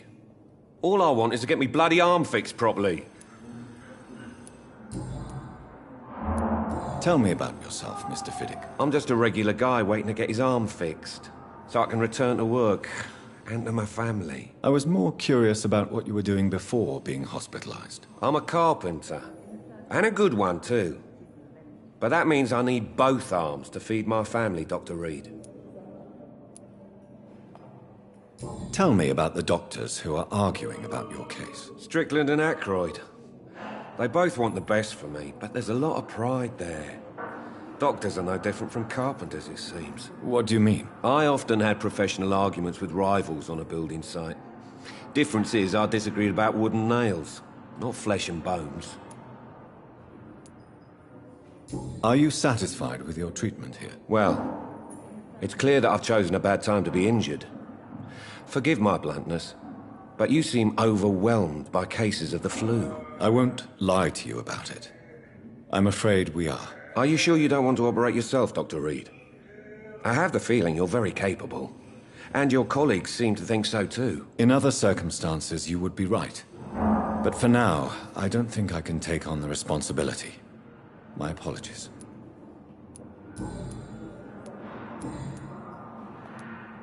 Tell me about your injury, Harvey. Why do you feel so guilty about it? My wife died because of me. And now I may lose everything because I've been careless enough to hurt myself. What an arsehole. How could your job be responsible for your wife's death? I was working a double. She went out to bring me a hot meal and got caught in a German bomb raid. You can't hold yourself responsible for your injury, Mr. Fiddick. Unless you tried to hurt yourself. Of course I didn't hurt myself. But I can't work until my arm is fixed. My children need to eat, Doctor.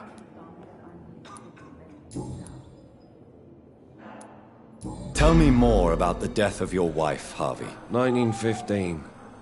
I was in the army. Building workshops for the Royal Flying Corps. Helen was happy I wasn't sent to the front. What happened? The Germans sent Zeppelins to bomb the construction site, but they missed their target. My wife was bringing my dinner when the bombs fell. I'm sorry for your loss. So many died during the bombings. I served in France and witnessed the carnage there. I would like to say that she didn't suffer. Truth is, I have no idea.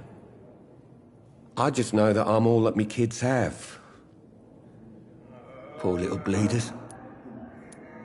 How are your children after losing their mother? They were smaller then. The only good thing about this is my Helen didn't bring them with her that night.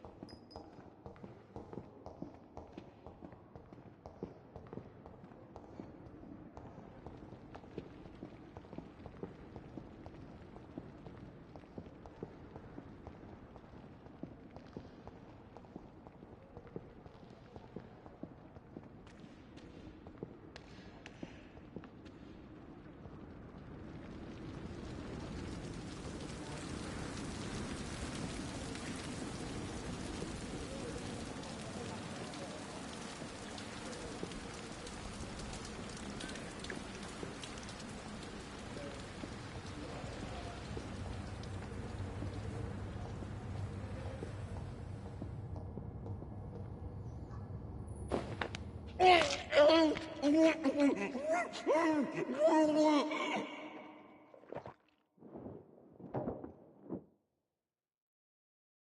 I wanted was to go back to work, to take care of my children.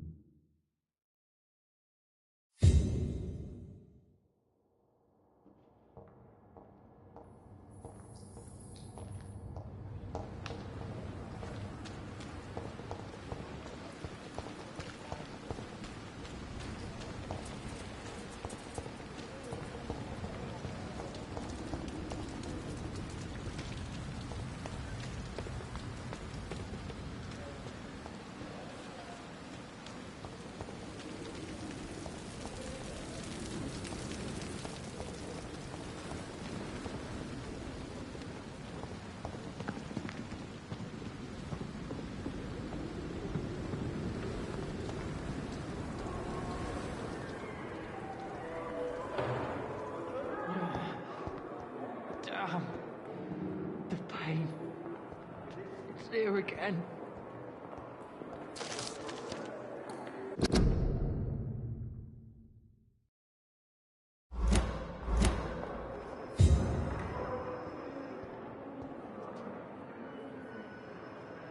Good evening, sir. Can I help you? Unless you're here to fix my face. No. I don't think you can help me. I'm Dr. Reed. I've recently taken the position of head surgeon here. War injuries, am I right? You guessed right, Doctor. German shell took my pretty little mug right off. But they still call me Thomas Elwood.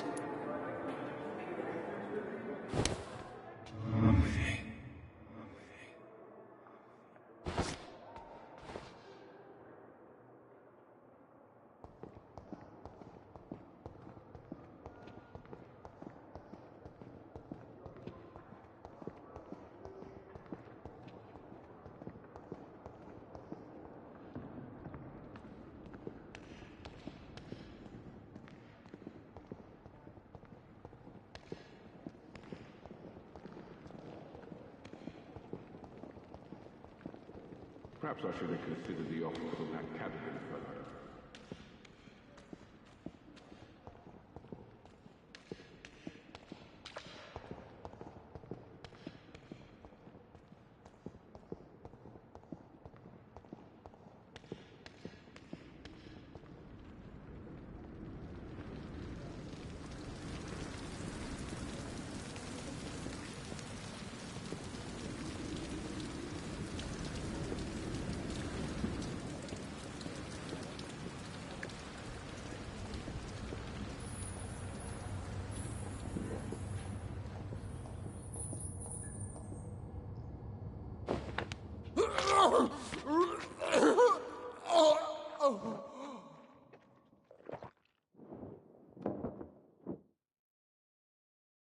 So this is how it ends. Farewell, my life, you betrayed me, God.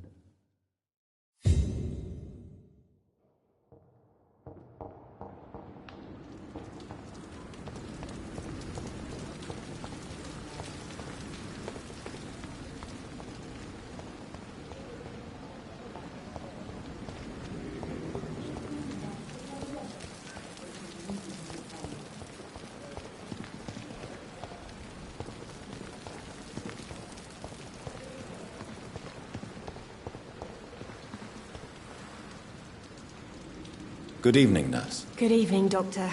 I don't think we've been introduced yet. My name is Pippa Hawkins. And I'm Dr. Jonathan Reed.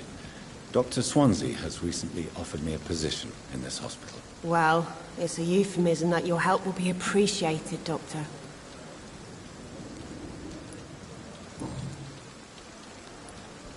How would you describe the situation at the Pembroke Hospital? It's serious. The flu is wreaking havoc amongst the staff and patients. We are running out of everything. You must get a hold of yourself, nurse. Sorry, I'm exhausted. No one has any idea when this epidemic will be over. Nurse Hawkins, the Spanish flu won't last forever. Even the Black Plague didn't kill everyone. I wish I could believe you. But what if this epidemic was worse? What if in the end, Nobody was spared.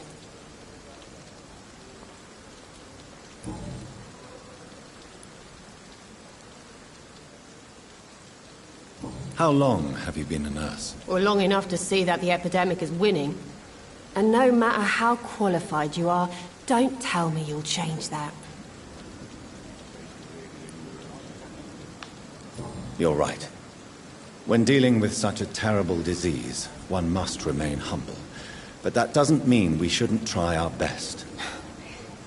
Sorry, Doctor. I don't want to sound bitter, but I'm just too tired to give a pep talk like Nurse Brannigan. How is the Pembroke staff coping with the epidemic? Well, not well. Milton, the ambulance driver, is even more grumpy than usual, especially concerning doctors. Why is Milton grumpy on a daily basis?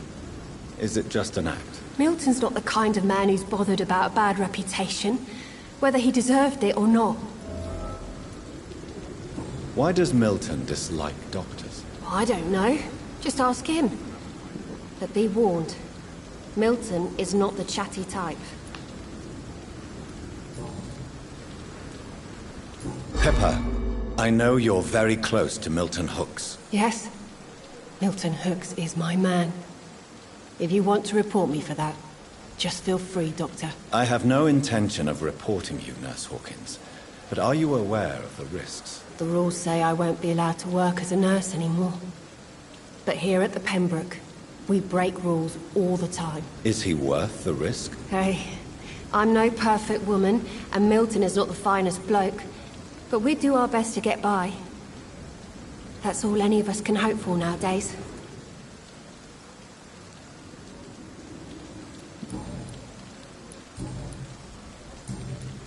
Goodbye, Nurse Hawkins.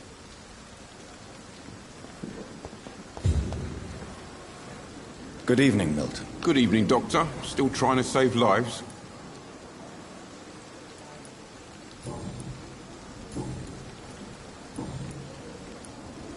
Why do you have such a mediocre reputation among your colleagues, Milton? Fuck them. Nobody knows the horrors I've seen since working here. This city was sick long before the epidemic, Dr. Reed. I know it's a difficult task, but correct me if I'm wrong. Is this not the job you are paid to do? I've seen babies left to die while their brothers were properly fed. Underage girls and boys sold to all manner of perverts. I'm sorry, I don't know what to say. Yeah, exactly. We lack words. So excuse me if I don't look on the bright side of life.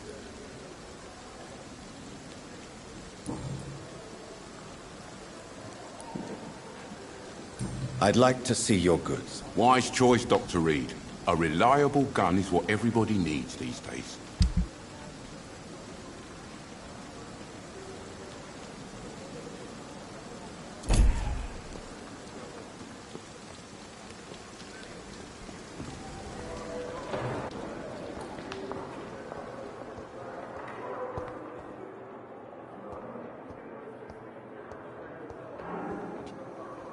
Good evening, miss. I'm Dr. Reed, the new surgeon at the Pembroke Hospital. And who are you? Your name has no meaning to me, mortal. You're nothing but dust blown by the winds of eternity. I beg your pardon? What are you begging for, mortal? My clemency? Well, tonight maybe I'm inclined to mercy. You'll never forget the night you met Thelma Howcroft. You keep calling me mortal. Why is that? And if I'm mortal, what are you? Well, Dr. Reed, if you must know, I'm a vampire.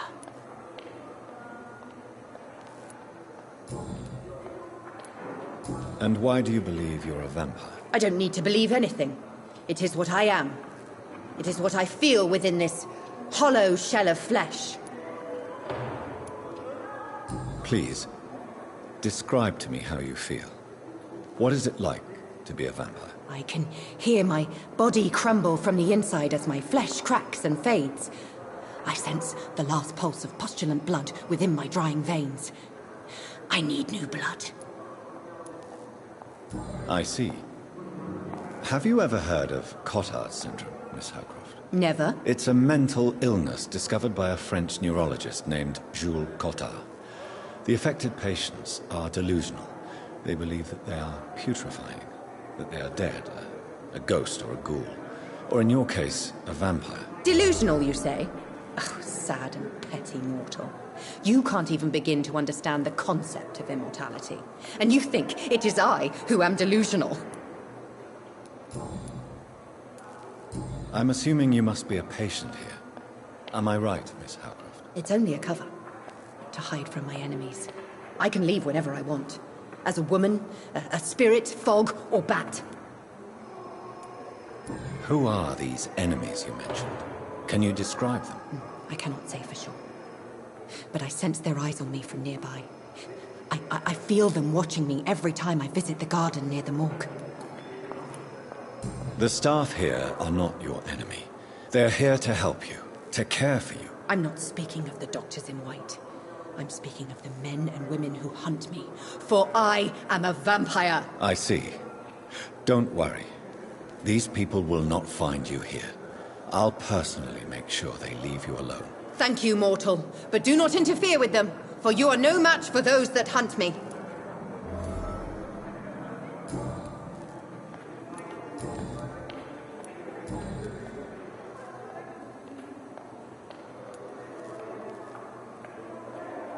Who are you really, Miss Howcroft? I mean, apart from being a vampire. Is that not enough for you, puny mortal? What do you require?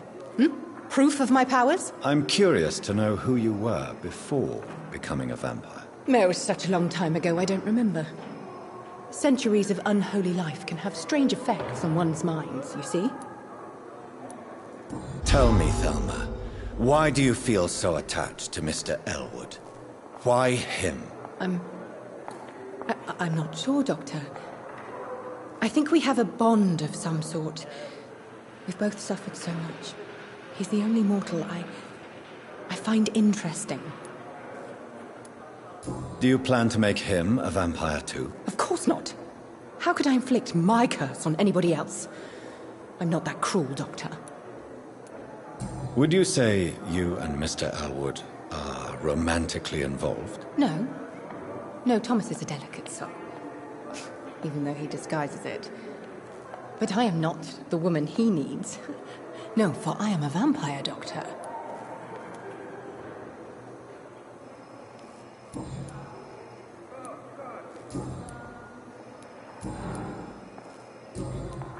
I'll leave you, Mistress of the Dark, to your nocturnal activities.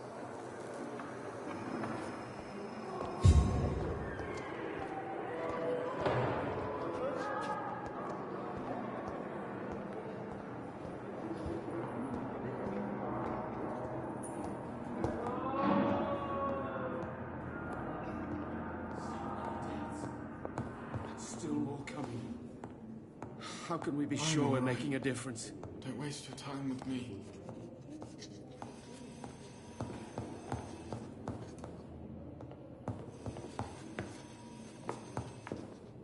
Good evening, Dr. Strickland. And good evening to you, Dr. Reed. Can I be of any help? Goodbye, Dr. Strickland.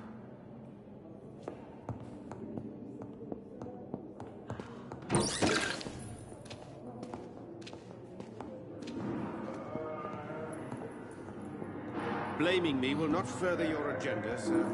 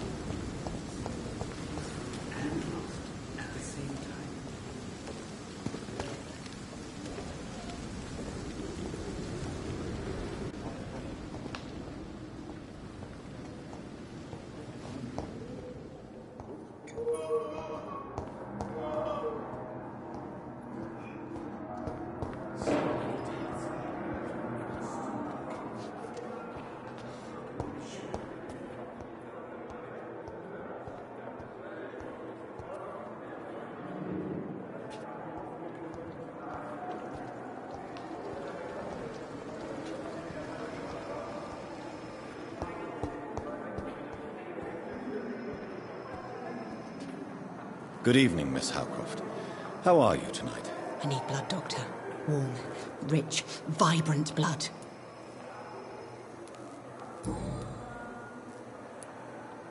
Tell me, Thelma, what do you really know about vampires? I saw one and he saw me. I watched him hunt and kill. I saw his terrible wounds heal as his victim died. And then I knew I was saved. You mean you actually saw a vampire? Here in London? Yes. And it has been the answer to my pain. I must drink and kill to regenerate my decaying body. I am a vampire too.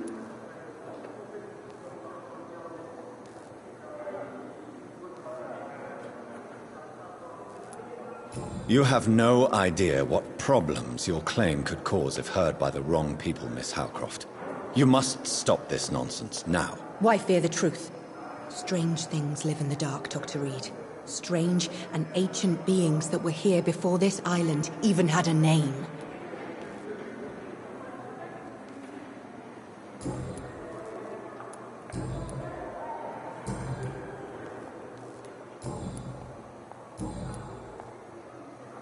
I'll leave you, Mistress of the Dark, to your nocturnal activities.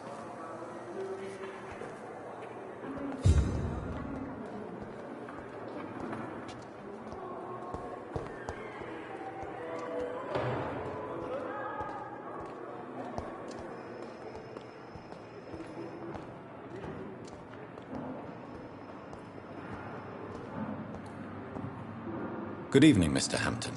How do you feel? Dr. Reed, is it? Oh, sir, I must apologize for my behavior. What do you mean? I was not myself in the factory. Fear and exhaustion made me say awful things to you, I'm afraid. You remained perfectly nice and polite. A little delirious, perhaps. But who wouldn't be after enduring an abduction? Thank you, Doctor. That's a relief. Now all I need to do is rest and return to my flock. How did you end up in William Bishop's den? I had received alarming news about his recent behavior. I went to his place and he refused to let me go.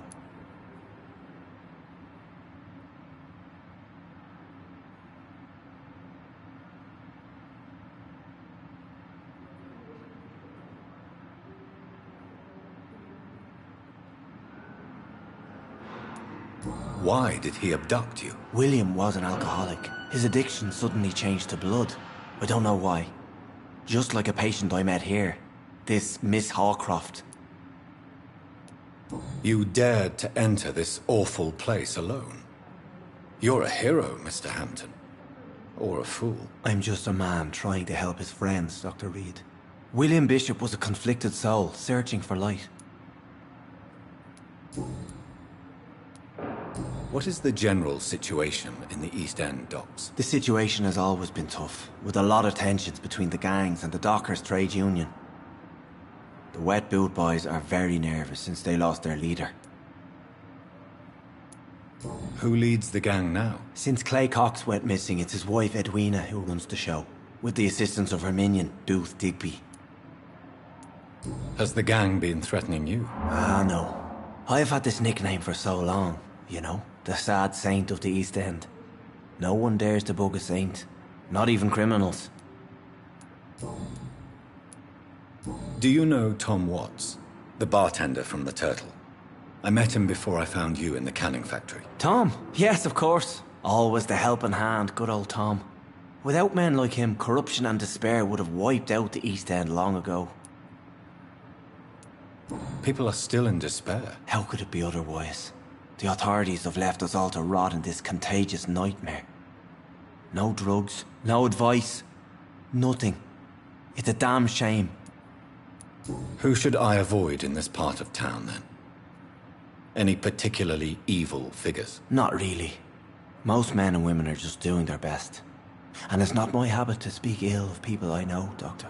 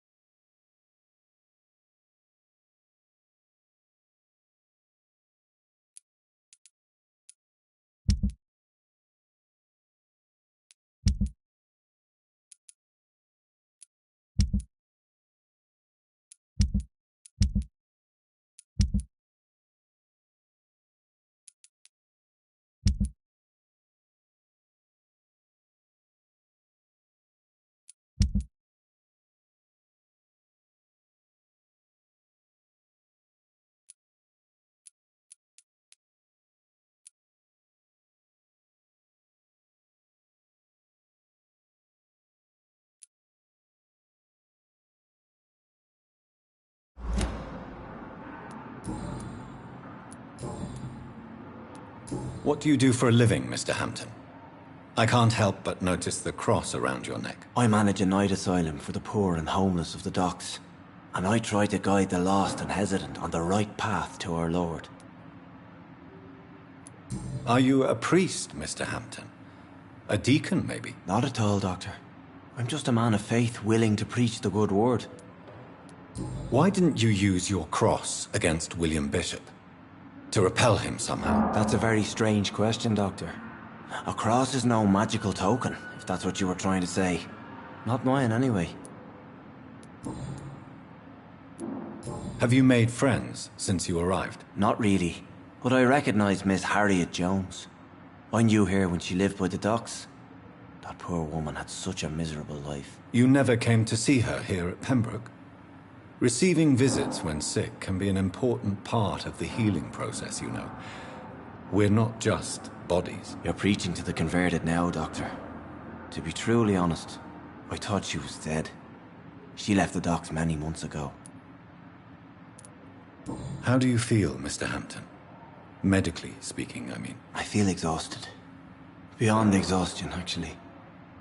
William drank so much of my blood in his madness. I feel empty. You're in good hands here. Dr. Swansea is well versed in blood transfusion, and I'm sure he'll take the best care of you. Thank you, sir. I believe all I need is rest, and then I can go back to the people who need me.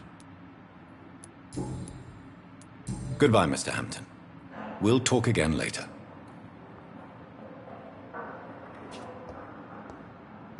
I wish I could be sick again. Feel my blood boil with fever.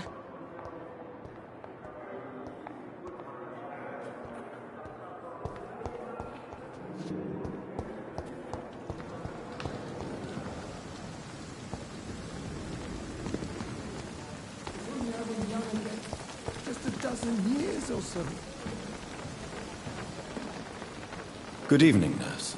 I'm Dr. Jonathan Reed, the new surgeon here at the Pembroke. Dr. Swansea has already told us about you, sir. I'm Nurse Gwyneth Brannigan. Welcome to the Pembroke Hospital. Did he really? It's a good thing I wasn't hoping to keep a low profile. All members of staff have already read about your new blood transfusion technique. Dr. Swansea made sure of that. I see. Well, I'm a little surprised, but I suppose I'll just have to deal with this unexpected notoriety. You must know, blood transfusions are Dr. Swansea's primary subject of research. He is convinced it is the future.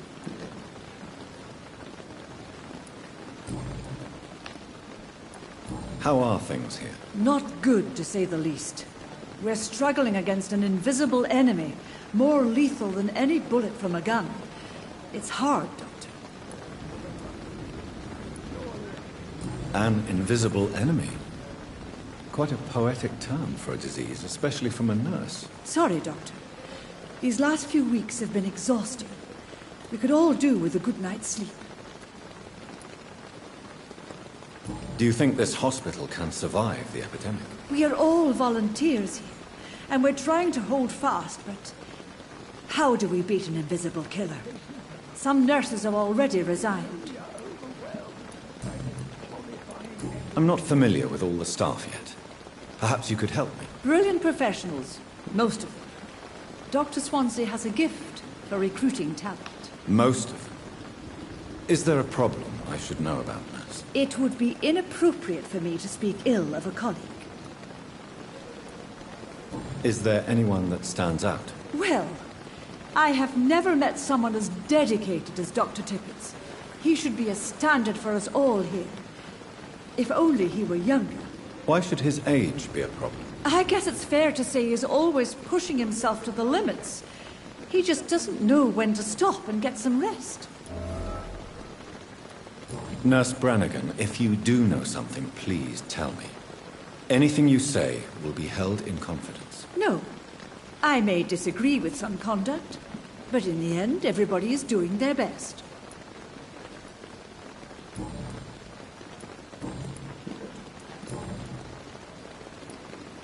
Why does Dr. Tippett claim you're the main reason he keeps working, despite his fatigue? If it wasn't for him, I probably would have left the Pembroke years ago. Dr. Tippett does not think of you as just a nurse anymore, does he? If you're suggesting he's not taking my gender into consideration when it comes to medical practice and knowledge, I really hope he doesn't.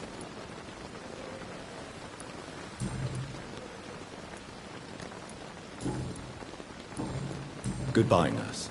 Call me if you need assistance.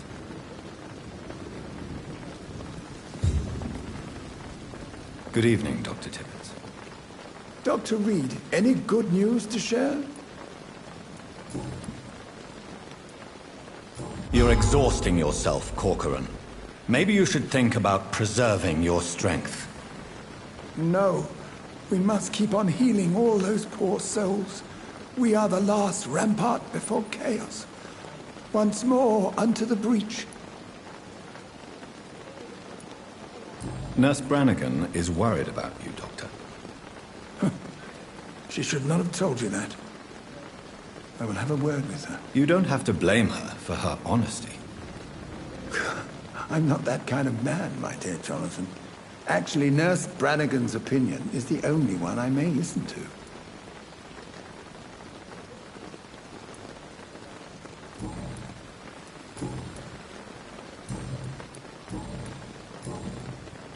Goodbye, Dr. Tibbets.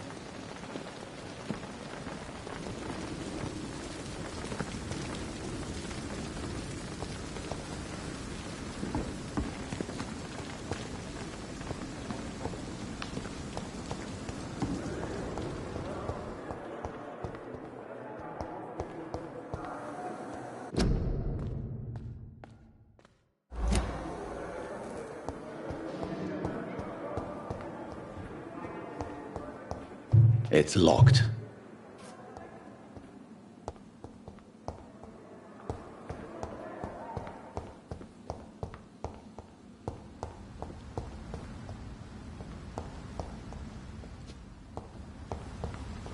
Angry about this unfair situation. I managed to arrange to have you buried in the same mass grave as your wife. I hope that might help.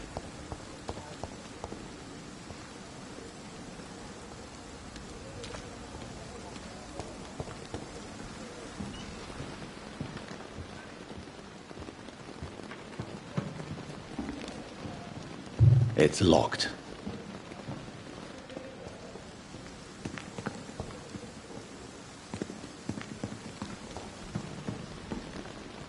Good evening. I'm Dr. Reed. Always a pleasure to meet a colleague, sir. Especially when he was supposedly dead. A colleague? Are you a doctor, too? Not anymore, sir. I used to be Dr. Rakesh Chad... What do you mean? No, sir. Are you afraid? Why should I? An interesting, sir. How did you get this? After I...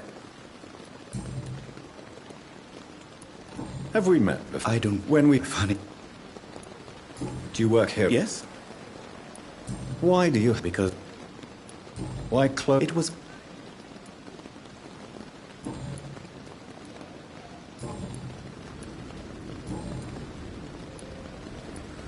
A pawnbroker? I expect you get all types of people here. Yes, sir. All kind of people. For I sell all kind of goods. Who comes here to trade with you? It's very unhygienic, even unsafe. Diseases can spread. For the customers, for the hospital. I'm very cautious, sir. I've been a doctor, remember? And all my clients are good people. In fact, I think I only know good people. What kind of goods? With the quarantine, it's not always easy to buy things. So I trade, I exchange. Some people sell, some others buy. I like to help. Since you're not afraid of dying, do you believe in life after death, Rakesh? No. I believe we must do all the good we can while alive. For our time is short, and the obstacles are endless. Do you think you would enjoy immortality as a concept? I don't think so. Don't mistake me. I love life, and I'd like to live a long life. But everything has to decay, sir. Even goodwill. Do you really believe goodwill cannot last? As I said, sir, everything decays. If I was to never die, goodness, I would be bored or worse. And I like to be helpful, sir. Quite depressing, wouldn't you say? Yes, but the good news is we'll all die before losing our humanity, sir. So you're ready to die? No, I am not. I don't fear death, for I won't see it. What troubles me is the pain my death will inflict to those I know. You're a wise man, Mr. Chidana. No, Dr. Reed. I am a foolish man. But I like to think otherwise.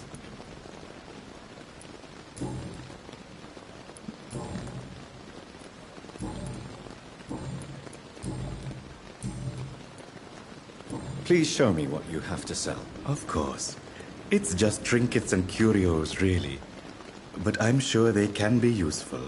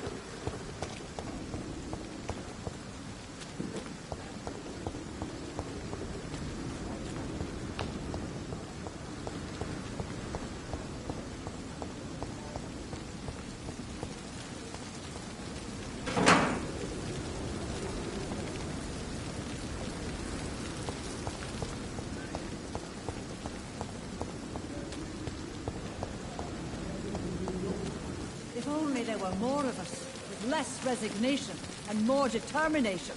I know I can count on. I wish I could say the same. Good evening, Milton. Good evening, Doctor. Still trying to save lives? Tell me why you're extorting money from some of the patients here. If a patient wants a bed, he'll have to pay me a little fee. That's all. Where did you get the idea for such an immoral scam? Funny you should ask. The first time it was from a patient who bribed me to get a bed. It's only then I realized I could make a fortune.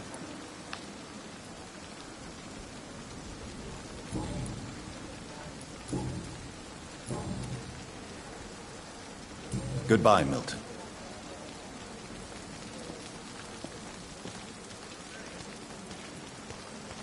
And I thought last summer's epidemic was difficult.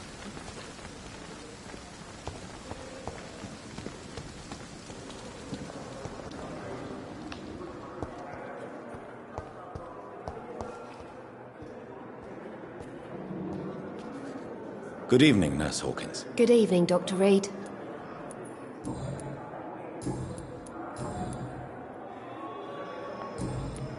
Goodbye, Nurse Hawkins.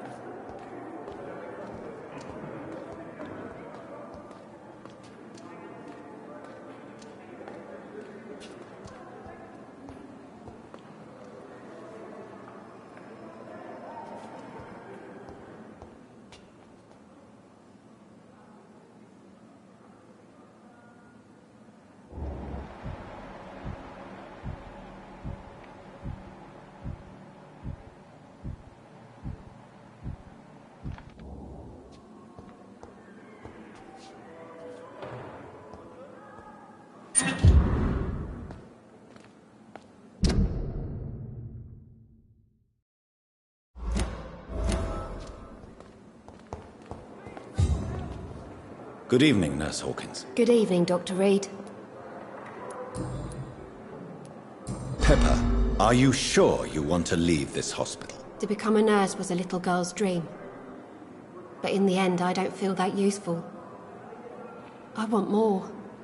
I want to make things change.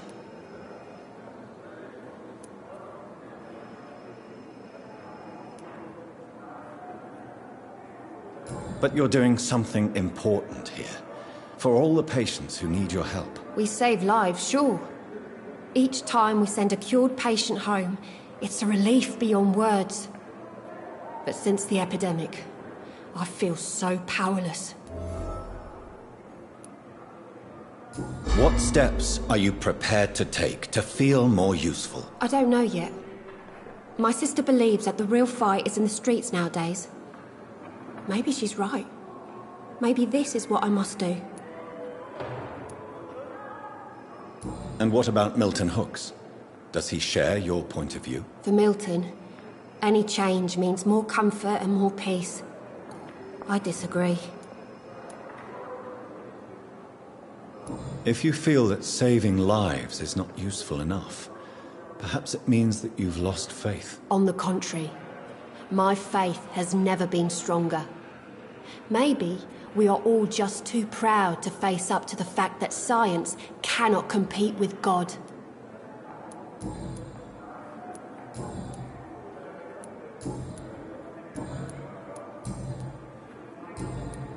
Goodbye, Nurse Hawkins.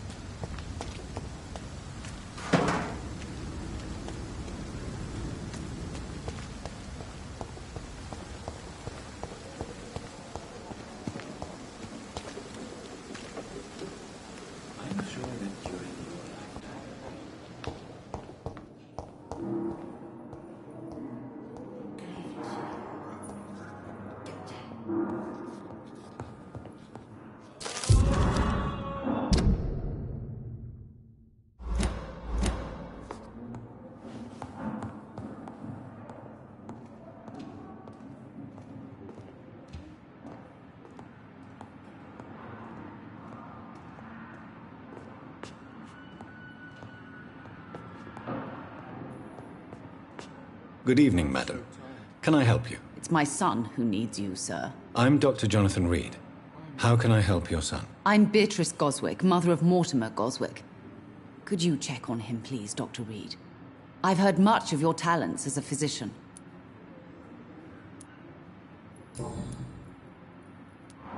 What can you tell me about yourself, Mrs. Goswick? Not much to say.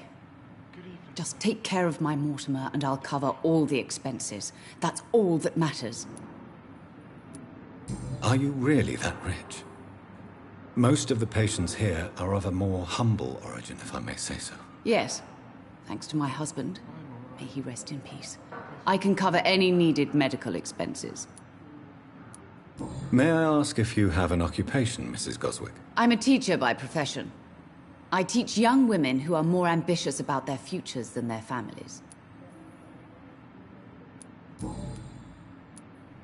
What do you think of your reception here? Any complaints? I have had the uttermost reservations about this hospital since we arrived.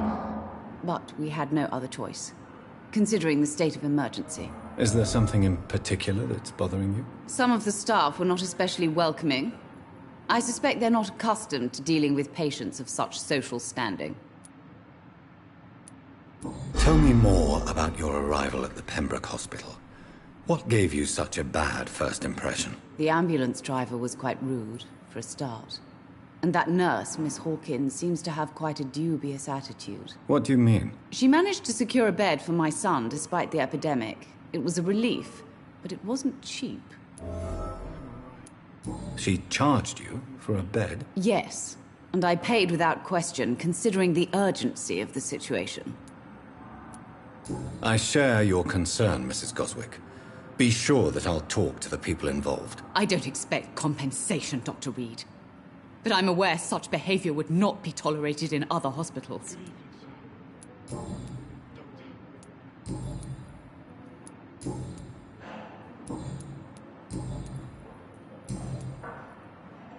Goodbye, Mrs. Goswick. Good evening. I'm Dr. Reed. Can I help at all? No. Really? Why are you here, then? I don't want to talk. My throat hurts too much. I suppose that this pain is the reason you're here. Is someone taking care of you? Yes. And no. Could you at least tell me your name, sir? Mortimer. Mortimer Goswick.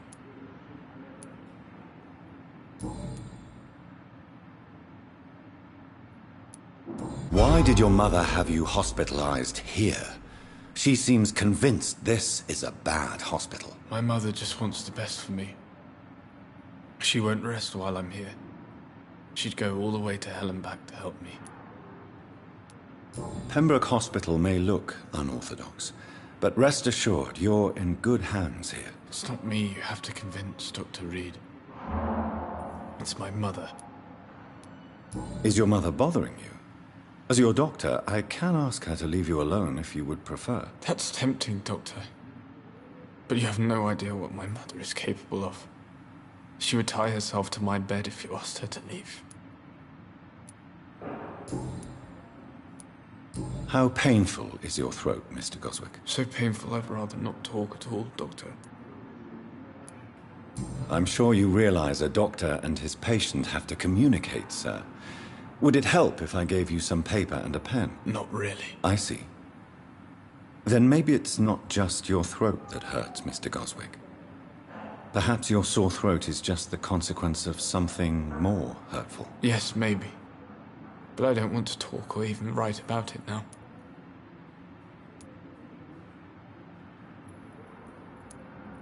How painful is your throat, Mr. Goswick? So painful I'd rather not talk at all, Doctor. I'll let you get some rest, then. I'm all right. Don't waste your time with me.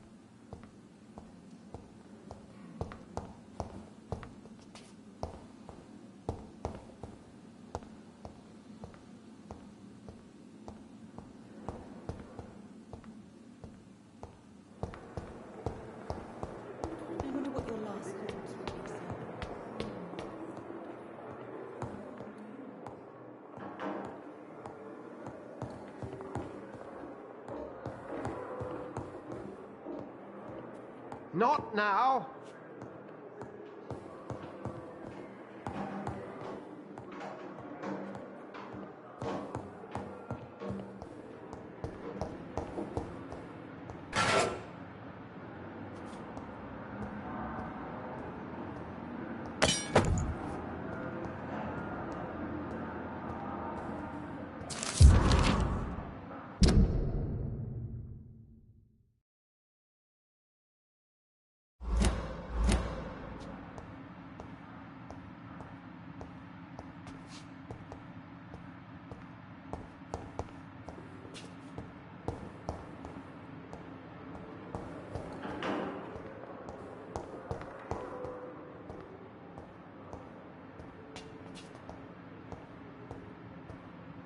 It's locked, all right.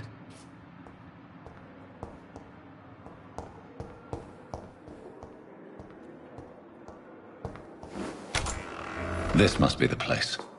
It's definitely away from prying eyes. Relegated to the shadows.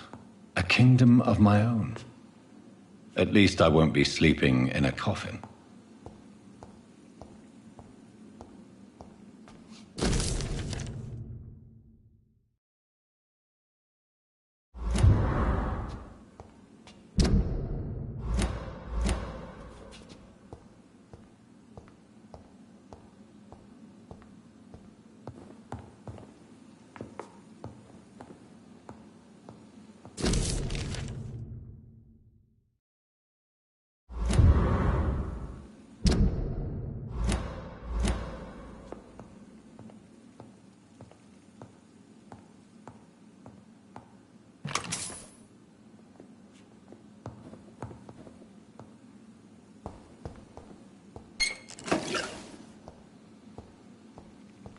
The flower's dying. It needs water.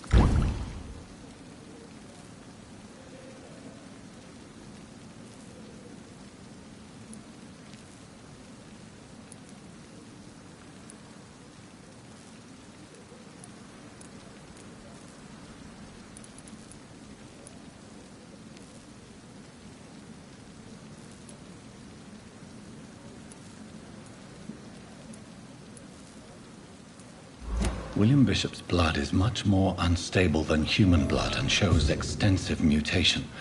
But this is not what happened to me. I must keep on searching. The sun is about to rise. I can feel it. I'll continue tomorrow night. I have so much time now.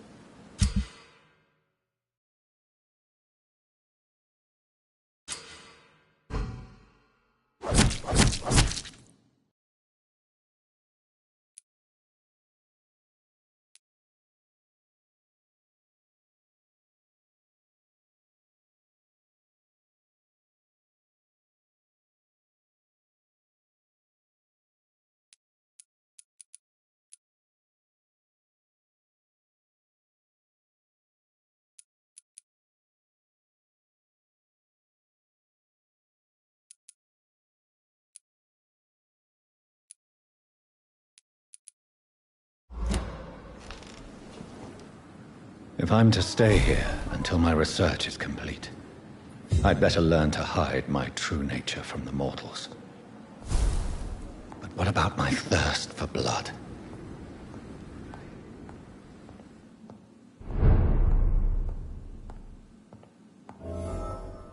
Dr. Swansea asked me to collect you, Dr. Reed. Hurry up! Yes, Nurse Crane? How can I help you? I'm so sorry. I know Dr. Swansea wanted you to rest, but we have somewhat of a crisis. A crisis, you say? Our supply of antiseptics is nearly depleted. I was hoping there was another box up here, but...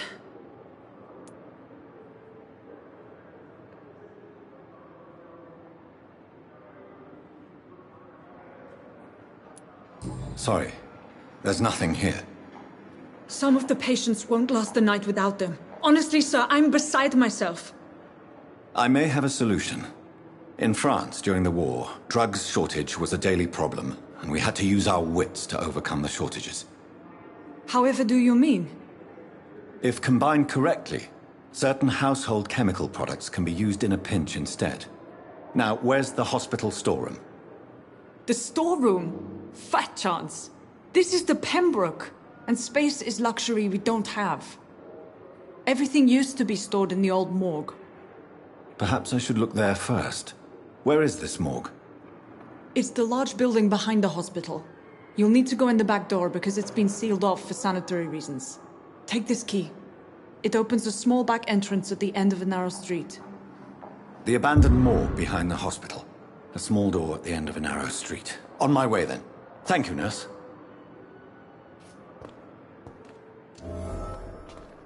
Yes, Doctor? Exactly how bad is the supply situation here at Pembroke? It really depends. Dr. Swansea deftly works his society contacts for monies, but with the quarantine, well, we're in God's hands. Please, could you point me in the direction of the morgue again? It's the large boarded-up building behind the hospital. You can't miss it. The key I gave you will open the small back door to it. Why then do you always work the nights? Don't you ever sleep? At the Pembroke, we're always hands on deck. Your dedication to the Pembroke does you credit, Nurse Crane, but when do you sleep? We staff get our sleep when we can, Doctor. Nursing is a vocation, not the labor of a journeyman. Lack of sleep and the medical profession always ends in disaster. I've witnessed many a colleague succumb to stimulants to fight exhaustion. Drugs were as deadly as bullets in the trenches. London's trenches start here at Pembroke Hospital. We are on the front line, make no mistake. That's all for now, Nurse Crane, thank you.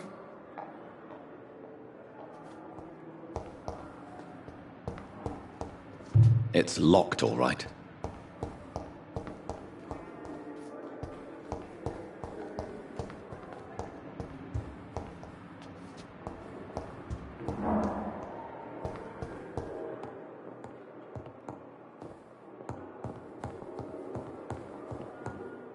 Not now.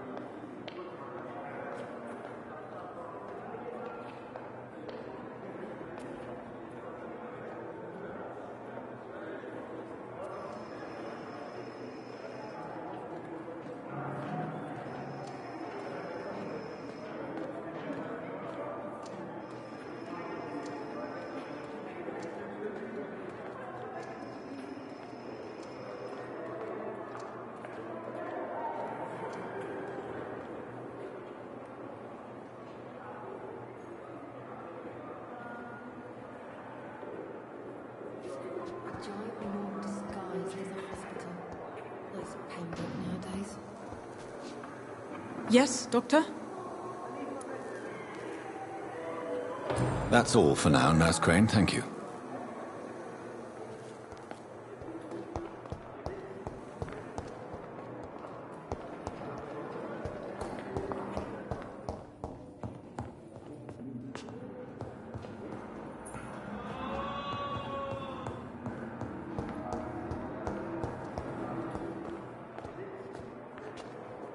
Good evening, Nurse Hawkins. Good evening, Dr. Reed.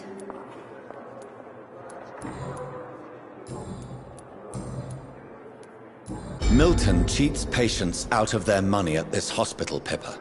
Are you his accomplice? Yes, I am. Is this your definition of being useful? By abusing the sick and poor? No. It is my definition of getting out of this useless life once and for all. Why do you do it? Why not? Most of the sick who paid for a bed are already dead, or will be soon. Don't you see the futility of all this?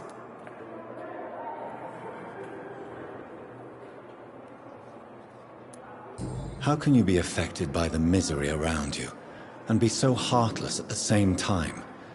Which is the real you, Nurse Hawkins? I could ask you the same question, Dr. Reed. Are you more real when you lie to a dying patient, or when you grant him useless medication? Whose idea was it? What difference does it make? We did it together, and I'm guilty as charged. Answer my question. It was my idea first, even though Milton would say it was his, to protect me.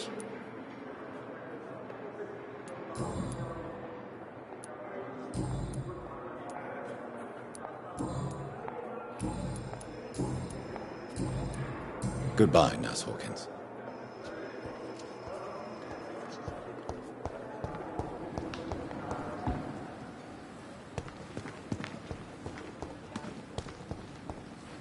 It's safer here than any... Good evening, Milton. Good evening, Doctor. Still trying to save lives?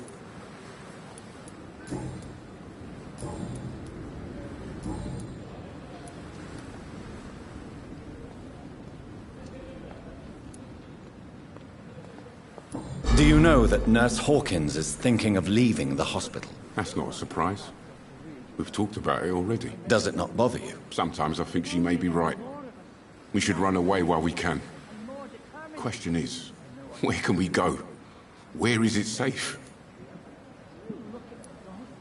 Admit it. Nurse Hawkins is more than your lover. She's also your partner in crime. Of course she is. How else could I tell which bed is free? I need to know that. Have you no shame? Don't you see the city is crumbling down? Today people are ready to pay to get a hospital bed. Tomorrow we may be fighting for food.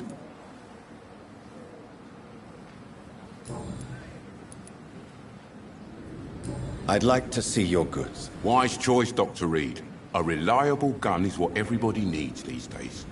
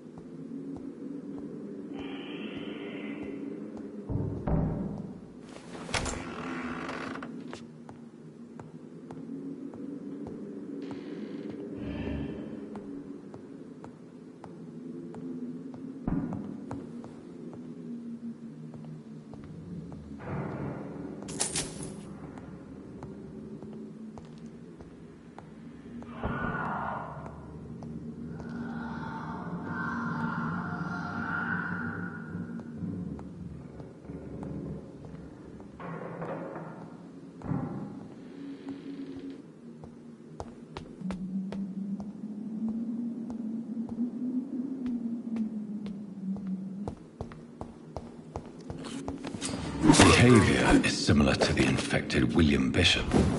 Must be the same strain. This sickness moves faster than influenza.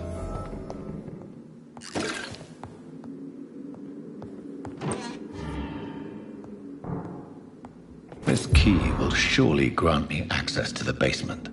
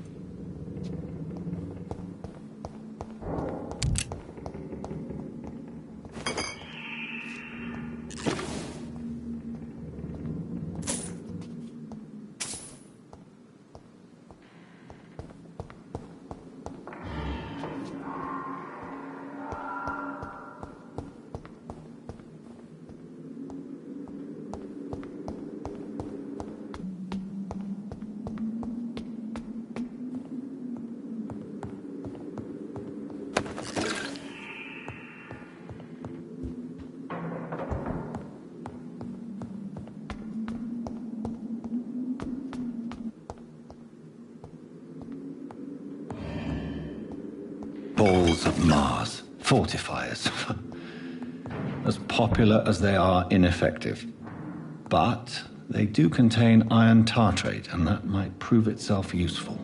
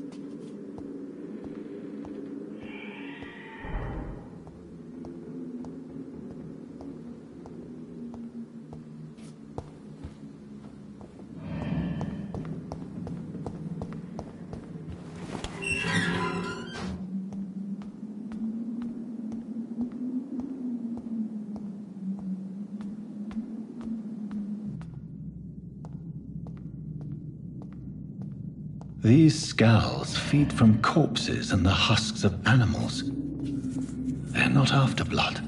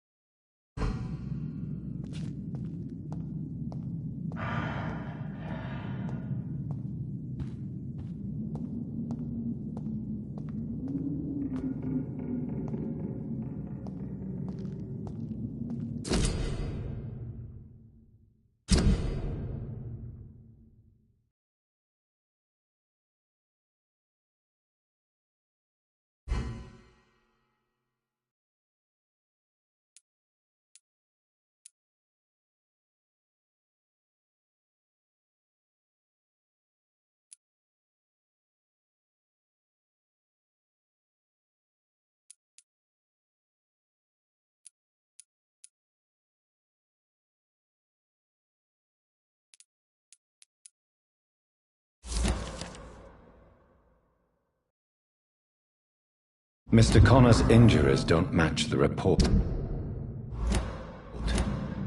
I'd better look into this.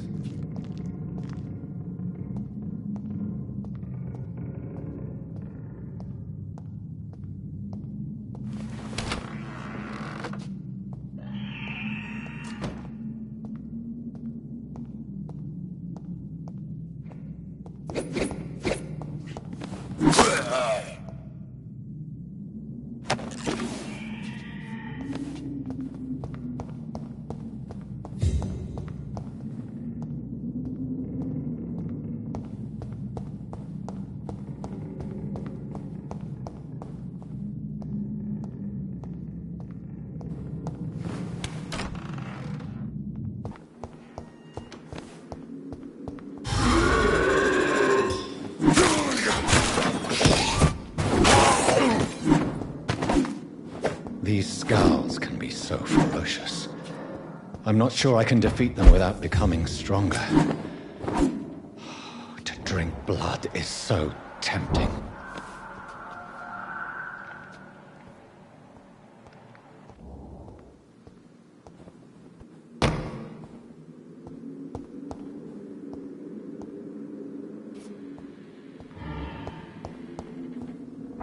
Sodium hypochlorite.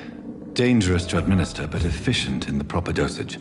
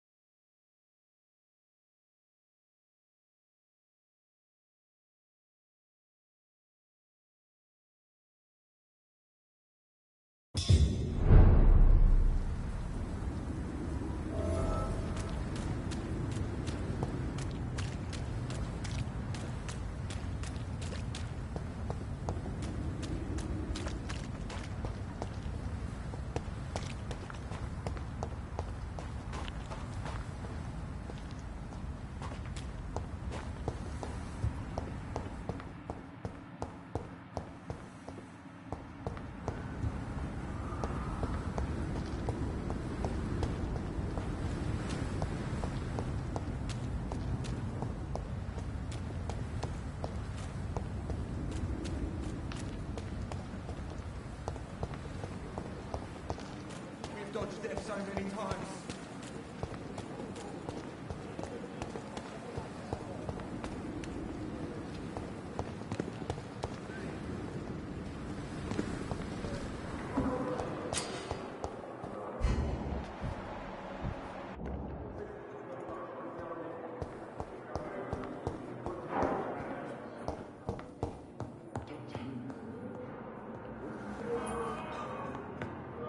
Finally, you've returned, Doctor. Did you find anything of value? Yes, nurse. You've worked your first miracle, Doctor. Now, this patient here needs immediate treatment. Duty calls. When the storm has passed, I'll show you how to mix the remedy yourself with the same basic ingredients. Many thanks, Doctor. When you've finished, you ought to report to Dr. Swansea in his office. He's been looking for you. Seemed pressing.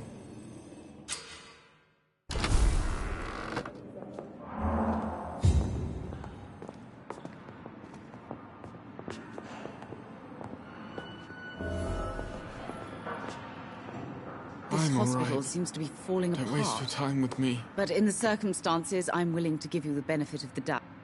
Good evening, Doctor. How is my son doing?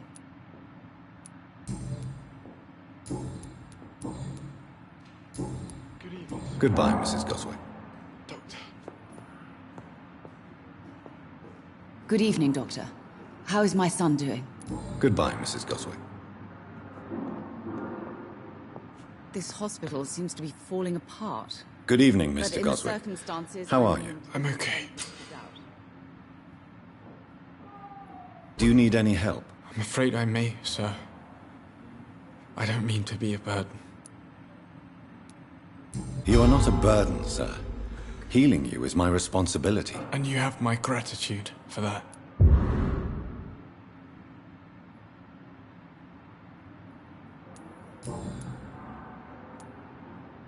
Tell me about yourself, Mr. Goswick. I don't want to talk, Doctor.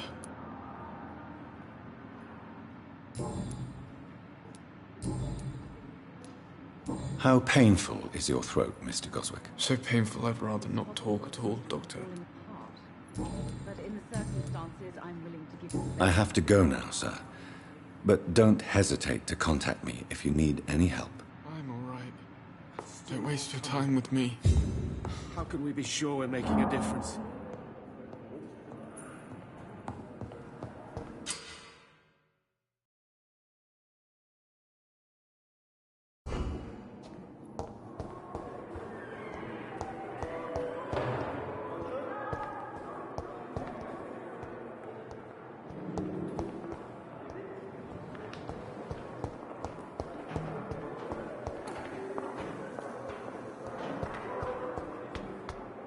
Please, Doctor.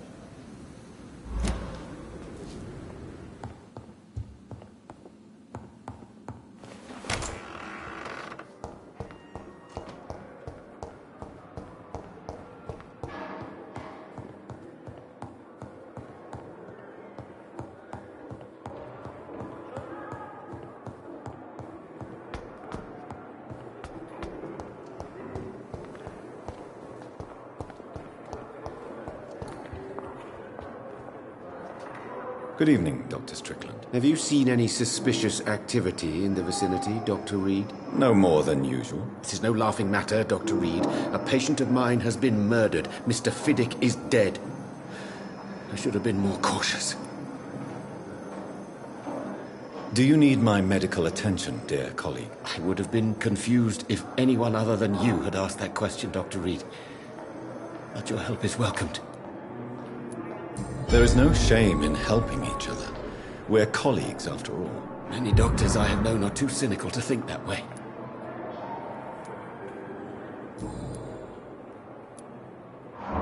Why are you blaming yourself for the death of Mr. Fiddick? It is our fault. Mr. Fiddick has stayed longer than needed here because Dr. Ackroyd and I could not agree on the correct treatment. This argument has nothing to do with his death. He was murdered. But if we had performed the surgery sooner, he would have left the hospital and avoided this fate. What is troubling you so much, Dr. Strickland? Is there something else? I had to meet face to face with the son and daughter of Mr. Fiddick this afternoon. Their eyes. I could barely stand before their accusing gaze. This difficult task is part of our job, Dr. Strickland. It's our responsibility. I know. As I also know they'll never get the answer to the question they daren't ask. They were the embodiment of cold fatalism.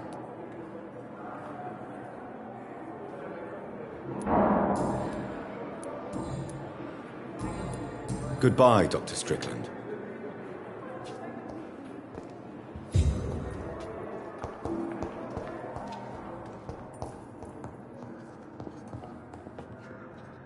Good evening, Dr. Ackroyd. You're the last person that I want to see right now, Dr. Reed. I see that you are as friendly as ever. Are you really going to ask me why? That would just be more evidence of your selfishness. How do you think these recent events will affect the Pembroke Hospital? I am not blind. There is something strange about you and Dr. Swansea. One day you'll have to provide answers.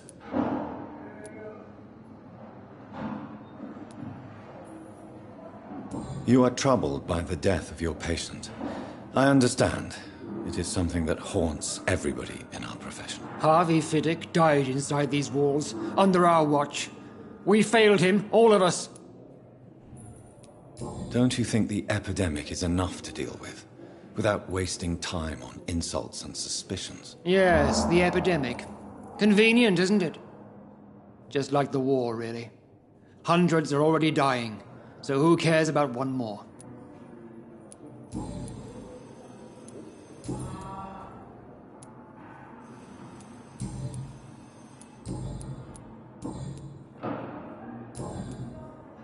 Do you need my assistance? Don't be ridiculous.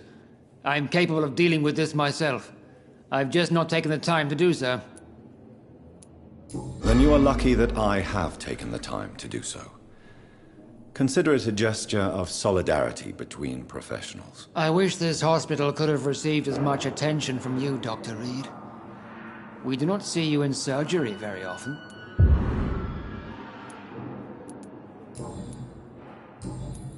Thank you for your time. We'll talk later.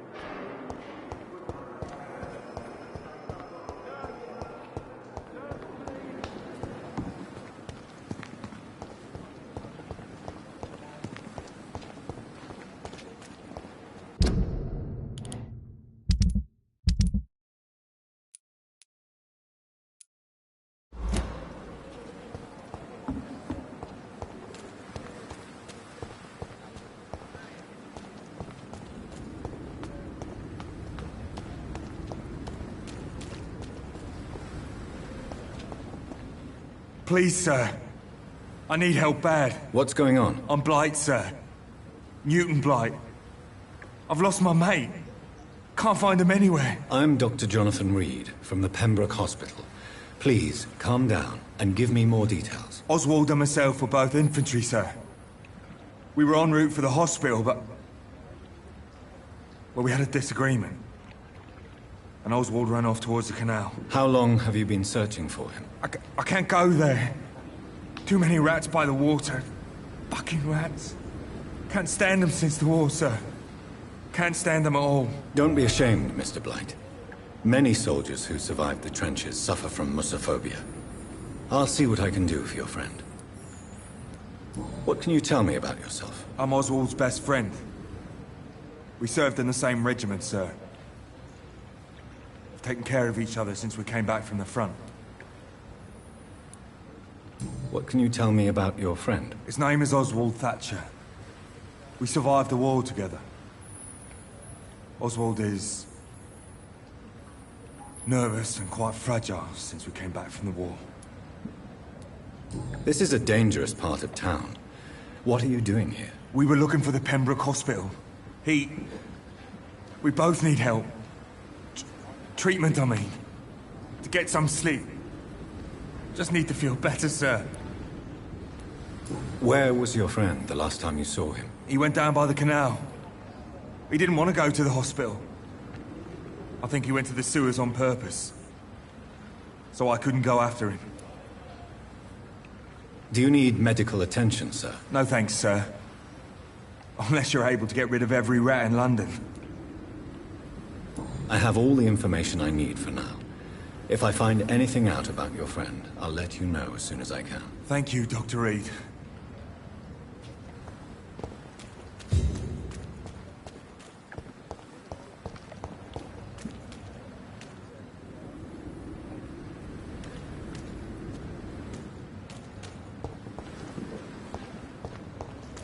It's locked.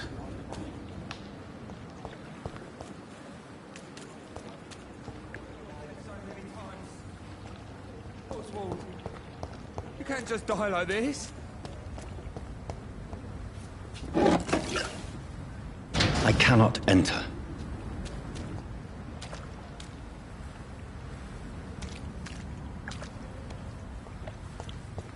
What must I do?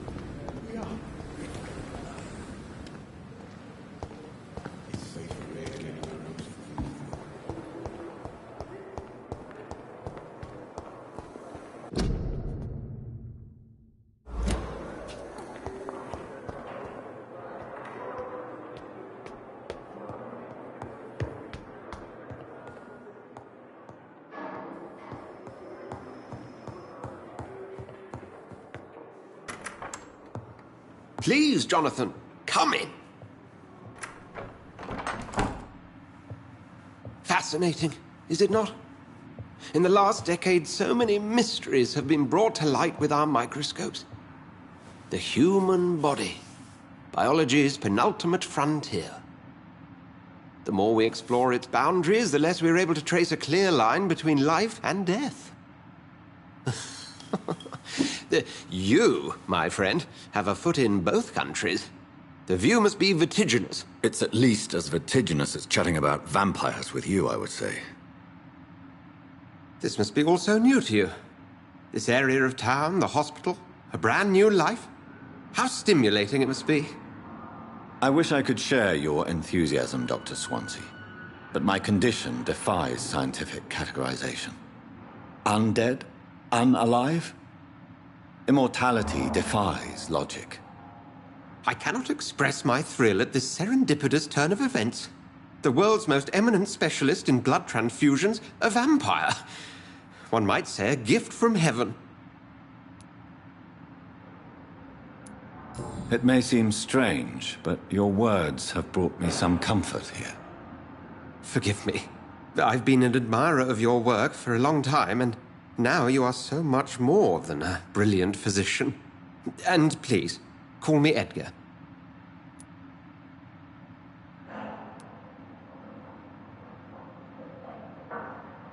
There is no need to apologize, Edgar. You offered me sanctuary when I had none. Very well. I have a task for you, Jonathan. Something that will require all your newfound skills. Please, go on. The Pembroke only survives through the generosity of our benefactors. Unfortunately, our main donor has found herself in a bit of a bind. Now, if you could help her out... A spokesman or politician is what you need. That's not my calling. And until I come to understand what has happened to me, I require discretion. Discretion is in order, Jonathan. Lady Ashbury has recently received rather indelicate correspondence that, if revealed, would jeopardize her position. And you would like me to eradicate this threat? By the stole, of course not. I would just like you to pay her a visit. Her ladyship is certainly near the tents outside, tending the sick. You can't miss her. Look for someone impossibly delicate. Accepted. I'll see what kind of trouble Lady Ashbury is in.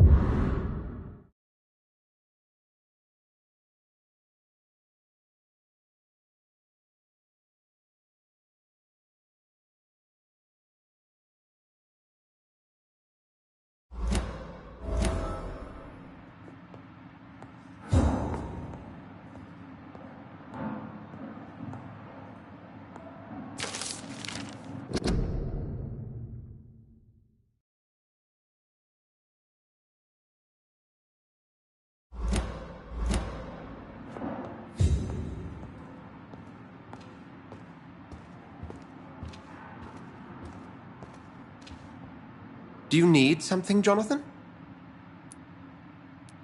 I have just a few questions. Then ask away. I'm at your service, Doctor. You mentioned something about a secret society. A brotherhood, if I recall. Could you elaborate? Certainly. I've been a member of the Brotherhood of St. Paul's Stole for several years. We are pledged to monitor and report vampire activity in England as impartial scientific observers. That explains your nightly wanderings about the docks and the questions you ask. I feel it wasn't mere coincidence that led us to that part of town. There was something as yet unseen that set those chain of events in motion. Yet you don't fear me. And still, you know the monster that lurks beneath the civilized surface. The Brotherhood has studied your kind for centuries. We believe you are as supernatural as a lion is to a gazelle. Since you seem quite the expert on vampires, what could you tell me about my condition and how it came about? As men of science, our first step is always to start with what we know. Forget the myths, the hackneyed scrawlings, and the penny dreadfuls. They do not scratch the surface of the truth you now find yourself in. The sun. The morning following my transformation. Its rays burned me. There was pain, smoke, and my skin blackened. You will find there is very little that can kill a vampire, my friend.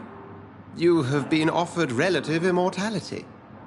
The sun will most certainly hurt you, leaving you weakened and damaged, but it will not destroy you. Must I take a life to live?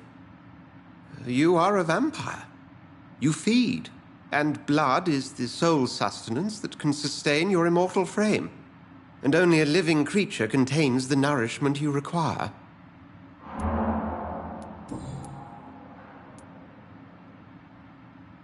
Since I'm the one working for you, what should I know about Pembroke Hospital? Well, for many years, we have been the only medical facility in this part of town that people can rely on. We support the community here, as well as provide health care. Where do we stand today? Well, to be honest, we cope on a day-to-day basis. The first wave of the Spanish flu last summer took us by surprise. We lack many of the basic necessities needed. What do you expect of me? What we need is hope. You were a soldier. This is a war. This white coat's still a uniform. We fight to help the poor, the sick of the East End, the forgotten. The man we pursued and slew in the canning factory, William Bishop, I believe, was he a vampire? He was a Skald, technically speaking. The debate rages as to their classification. Some think them a subspecies of vampire, others something else. How do Skalds come into existence? The name means slave. The etymology may indicate that they are a lesser species of vampire. From what I know, vampires tend to despise them. Just for clarity, what differences are there between myself and a Skald? A Skald is easier to eliminate, Jonathan, even if they remain formidable foes for the unprepared. Vampires... Now, vampires exist beyond the mortal realm.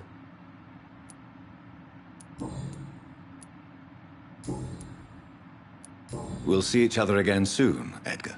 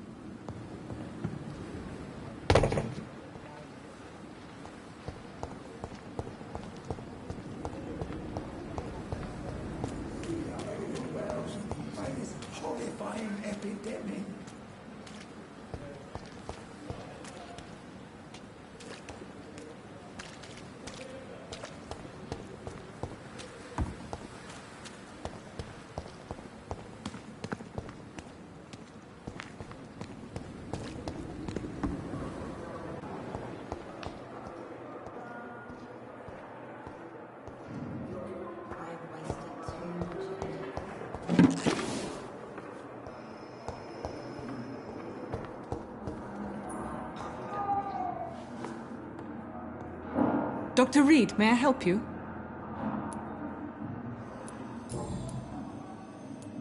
What can you tell me about the epidemic, Nurse Crane? I've been out of touch since I've come back to England. Everyday folk don't know how bad it is. The papers certainly won't tell them. Not as long as the war is raging on, anyway. News on the front stated that the Spanish flu was under control, at least in Britain. It seemed to be for a while, but that was only last summer. It returned with a vengeance just over a month ago. What can you tell me about our patients here at Pembroke? This hospital was founded to help the East End poor and needy. But since the war and the quarantine, we've had all manner of folk. Can you be more specific? Well, veterans, the elderly, dock workers. We even have a few mental patients. If there's space, we take them.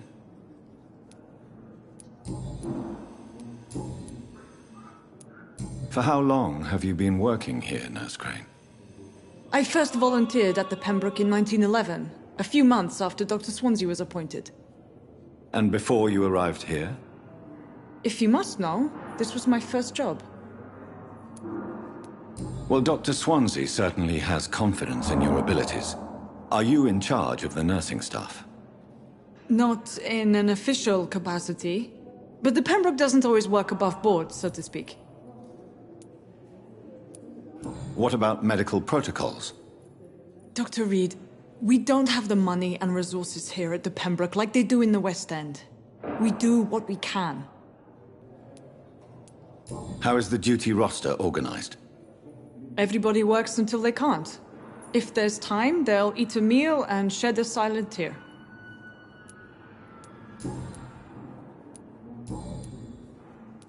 I'll see you later, Nurse Crane.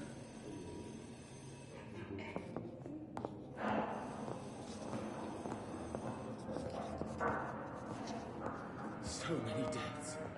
This hospital seems... Good evening, Doctor. How is my son doing?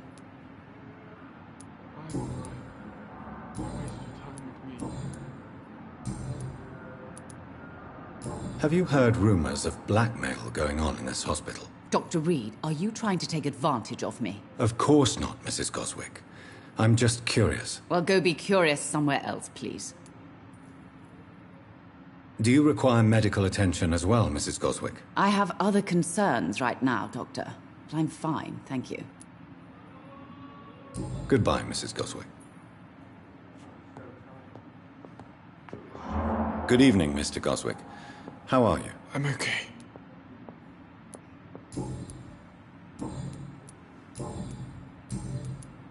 Have you heard rumors about blackmail in this hospital? No.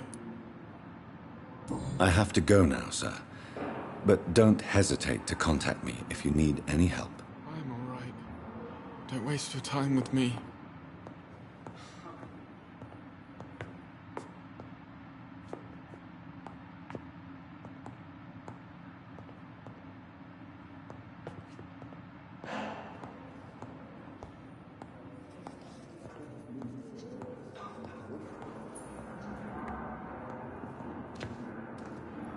Good evening, Dr. Reed.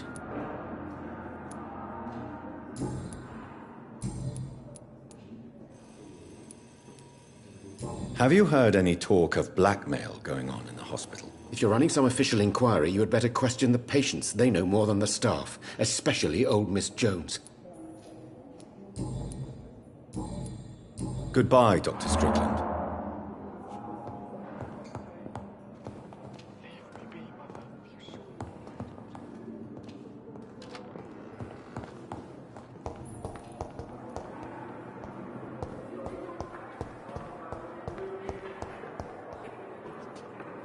Good evening, Nurse Hawkins. Good evening, Dr. Reed.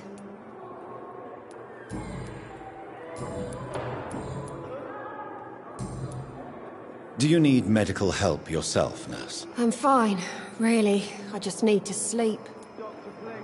Goodbye, Nurse Hawkins.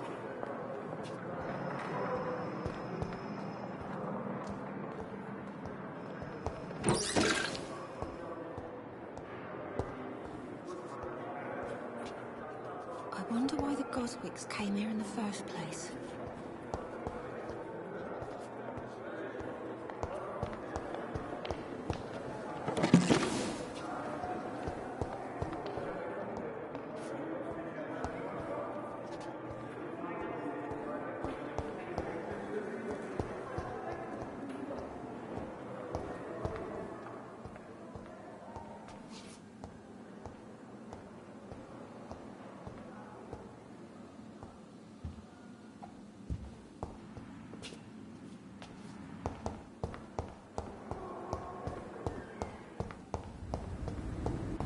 buried in the same mass grave as your wife. I hope that might help.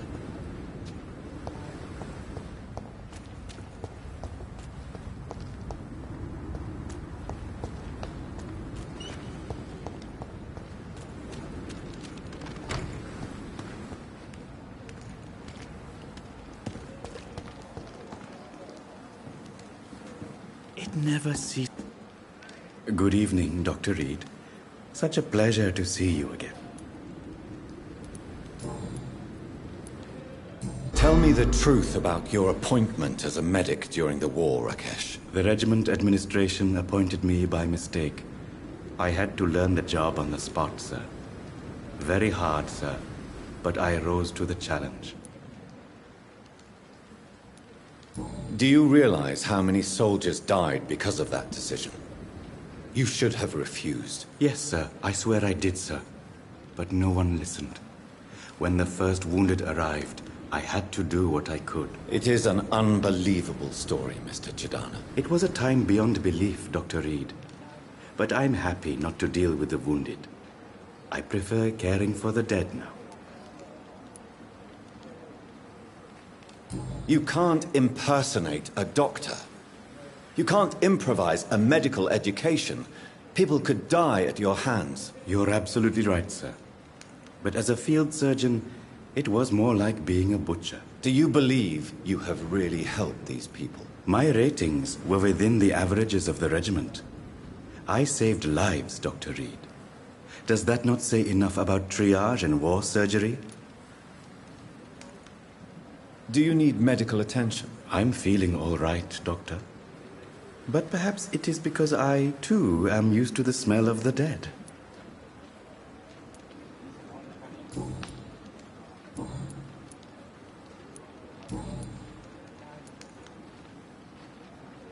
Tell me the truth about your appointment as a medic during the war, Rakesh. The regiment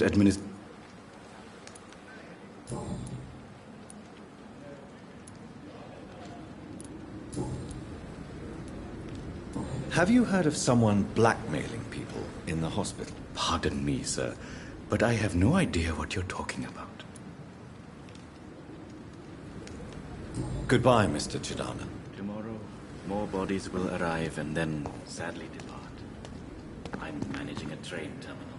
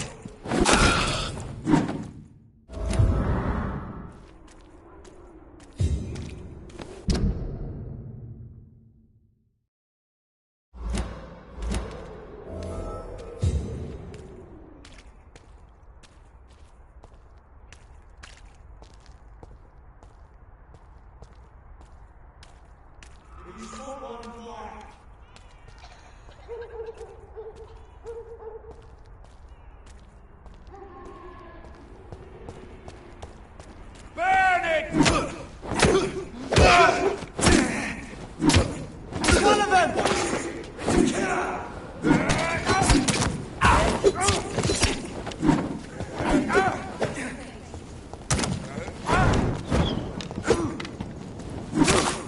Christ, he's dead!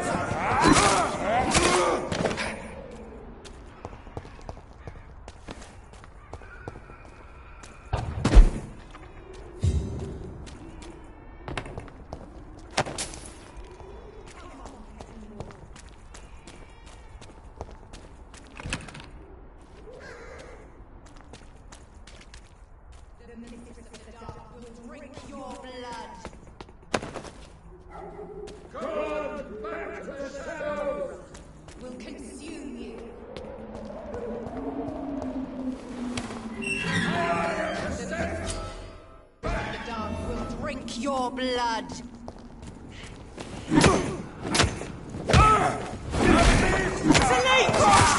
He's dead! Fuck, it's fast!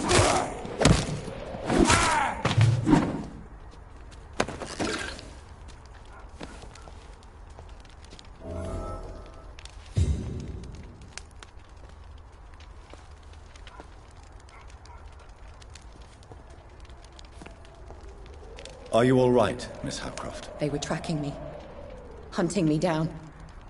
After the death of Thomas, they came to the hospital. They said I killed him. But you're safe now.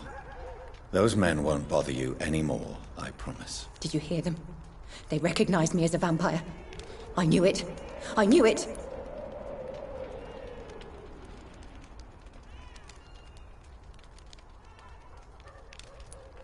I believe you need to get back to safety as quickly as possible. I'm not crazy. I knew there was something wrong with me. I need to tell the doctors about this.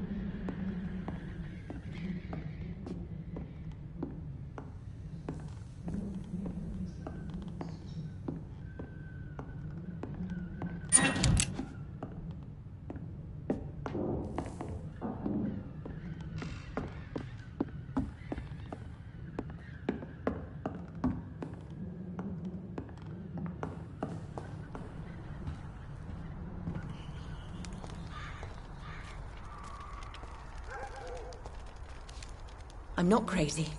I knew there was something wrong with me. I need to tell the doctors about this.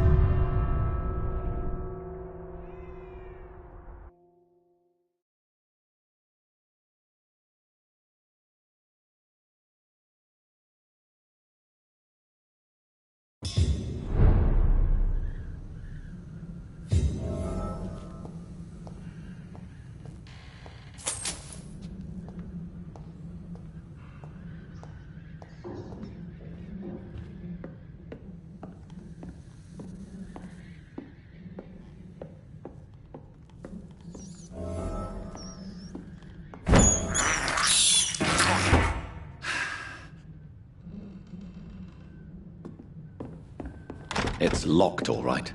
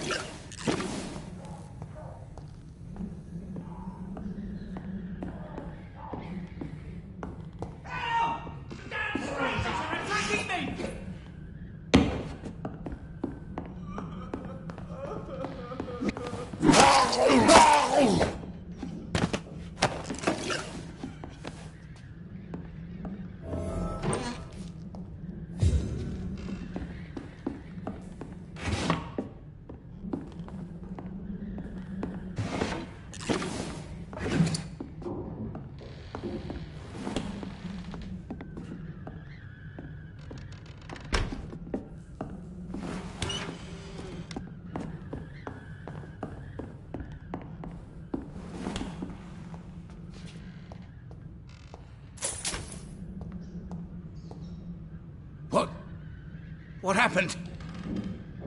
Who are you? It's all right, sir. You're safe now. Oh, a fellow Englishman. Thank you, sir. For a moment, I thought those bloody heathens had killed me. What are you doing here? This place is not safe. Yeah, it's a cesspool, but it's mine. I came to collect some overdue rent, but those who still live here have gone completely bonkers. You're very lucky to be alive. Yeah, filthy immigrants. Fucking savages, every one of them. And now with this bloody fever, they're just animals. You can find safety of sorts in Whitechapel. If you're quick and cautious, you'll be able to avoid the savages.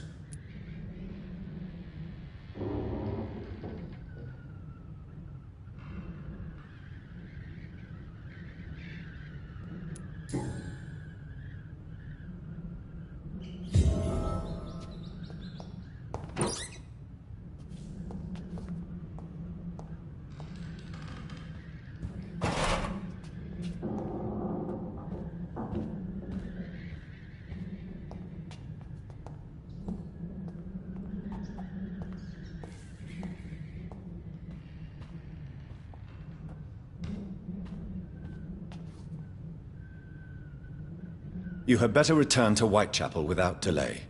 It will be safer there. Safety isn't really an issue in Whitechapel, because you never are. Never have been. The old place is falling to pieces. But thank you for the advice, sir.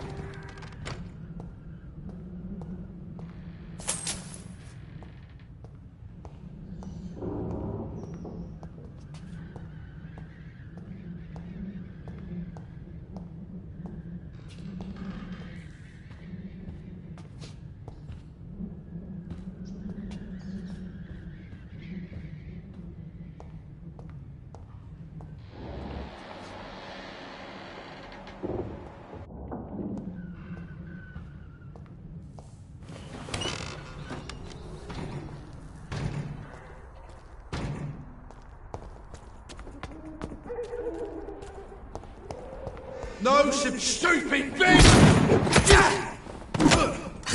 The leads, boys! Fuck, it's fast!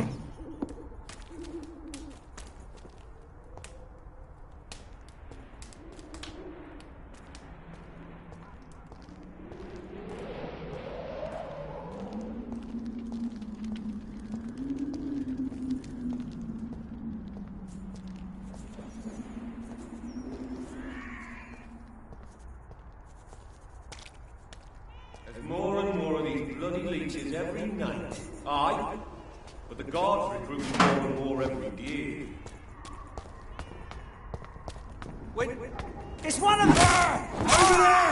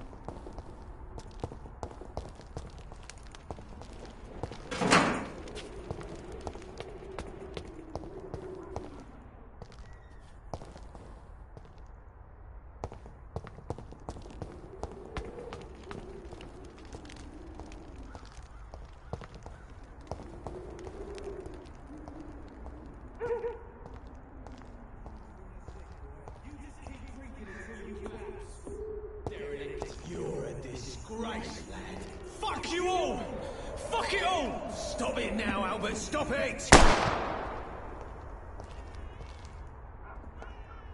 Me? I'll not die in some piss-stinking alley reeking worse than a week-old lavvy.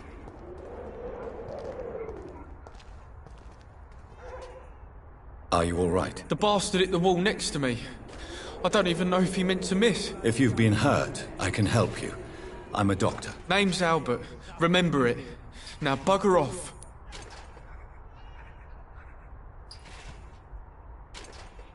Goodbye, young man. I won't end up another drunk arsehole littering the streets. Your life away. Not me. What? Shooting a boy in the middle of the street. Not the best thing to do, wouldn't you say? What? You saw what happened? Who are you? I'm Dr. Reed, and I'd like to ask you a few questions, if you promise me to set your gun aside. No.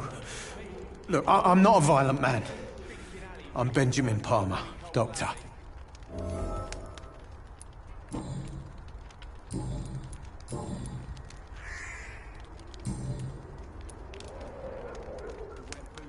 Do you know Nurse Dorothy Crane from the Pembroke Hospital? Have you heard anything? It's funny, I've been searching for her too. I need some pills. But the woman is a phantom, if you ask me. Really? And why is that? Word is she ain't real. She's a cover for some doctor who runs an illegal dispensary for migrants.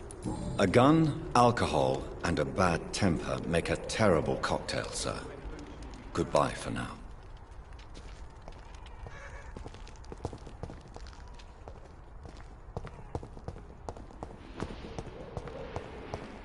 Me? I'll not die in some piss-stinking alley reeking worse than a week-old lavvy.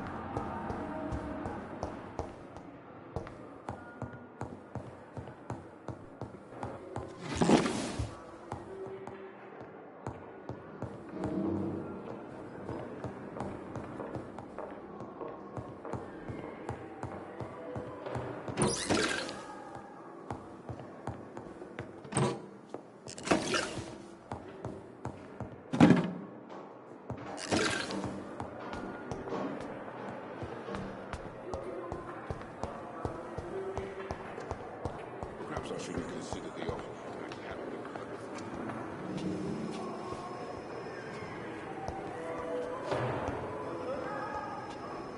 Good evening, Miss Howcroft. I'm glad to see you safe and back at the Pembroke. And I'm glad to meet you too, mortal. I see things much more clearly since I escaped those hunters.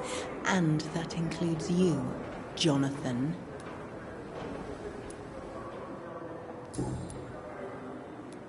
Judging by the look in your eyes, there is something you want to ask me, Miss Howcroft. Listen to my voice, Jonathan.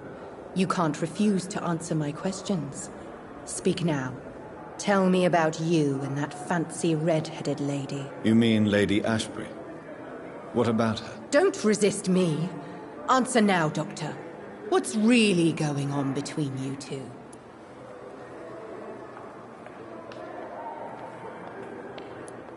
I love her. I love her dearly. It's that simple. Now, Jonathan. I want you to forget we had this little conversation. You can get back to what you were doing.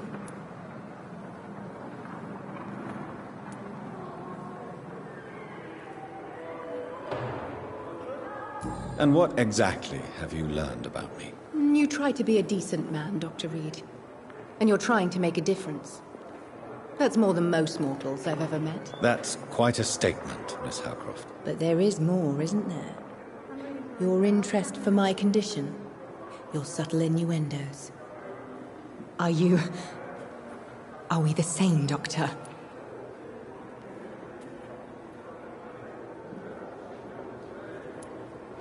No. I'm worse than you, Thelma. We both pretend to be something we're not. But my deceptions are far more malignant. For once I sense real honesty in your voice, Dr. Reed. Somehow that frightens me. Do you think about Thomas's death sometimes? Every night. I did not want to kill him. I liked him. And now those hunters want me dead.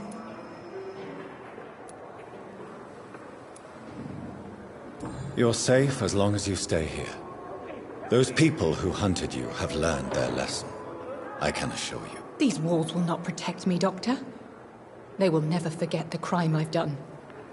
And nor will I.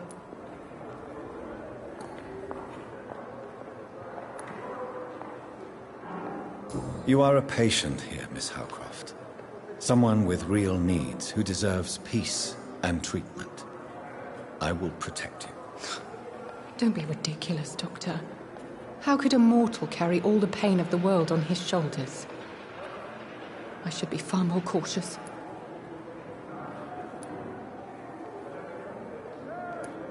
You're no murderer, trust me. Only a fool would believe otherwise. How long before other mortals start hunting me? As always, blood is the only price for blood. Do you require my services, Miss Howcroft? My condition cannot be understood by you, mortal. This curse is beyond your science.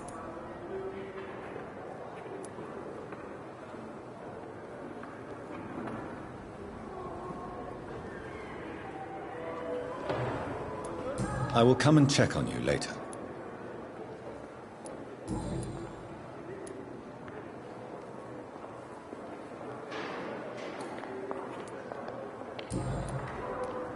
Have you heard of any blackmailing going on within these walls? I have no time for mortal games. My secrets are beyond their comprehension, Dr. Reed. I'll leave you, Mistress of the Dark, to your nocturnal activities.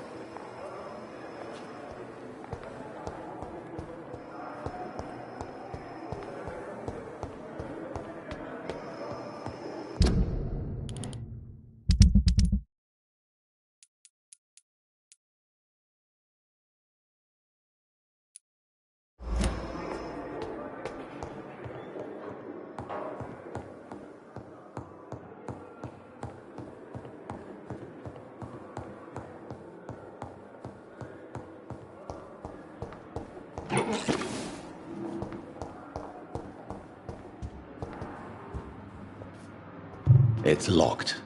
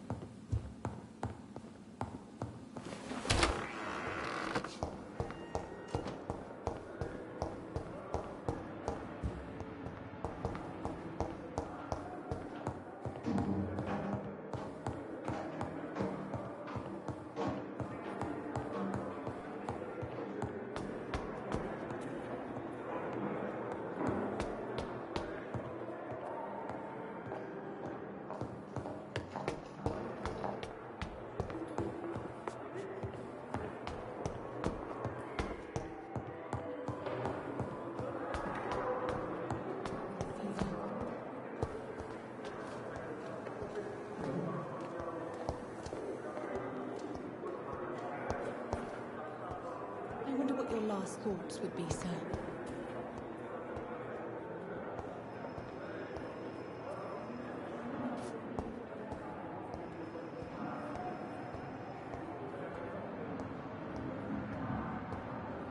Hello again, Dr. Reed.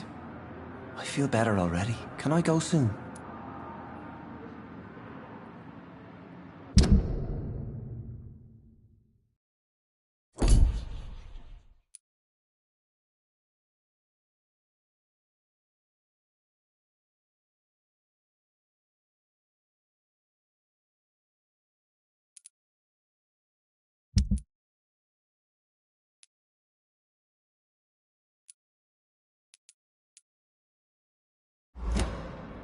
Goodbye, Mr. Hampton. We'll talk again later.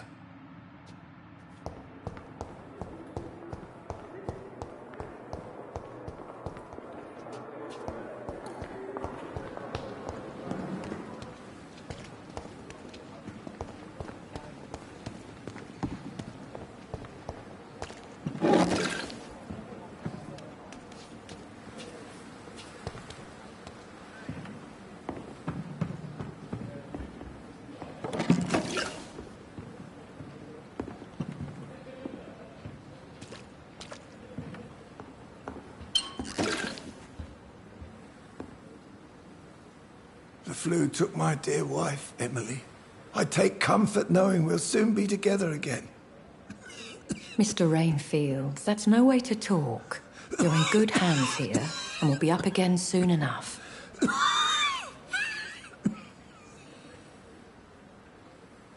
Now do me a kindness and get some sleep. I'll be back round later.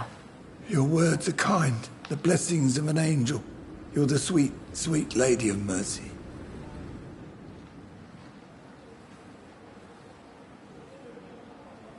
Good evening, Dr. Reed. It's a pleasure to see you again. You seem surprised.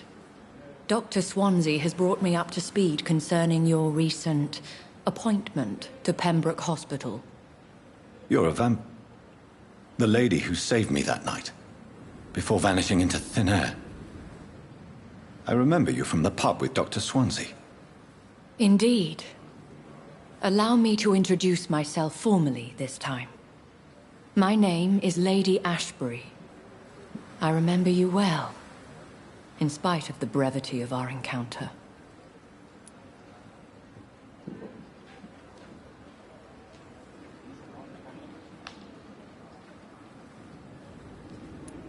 Apologies. You've taken me by surprise.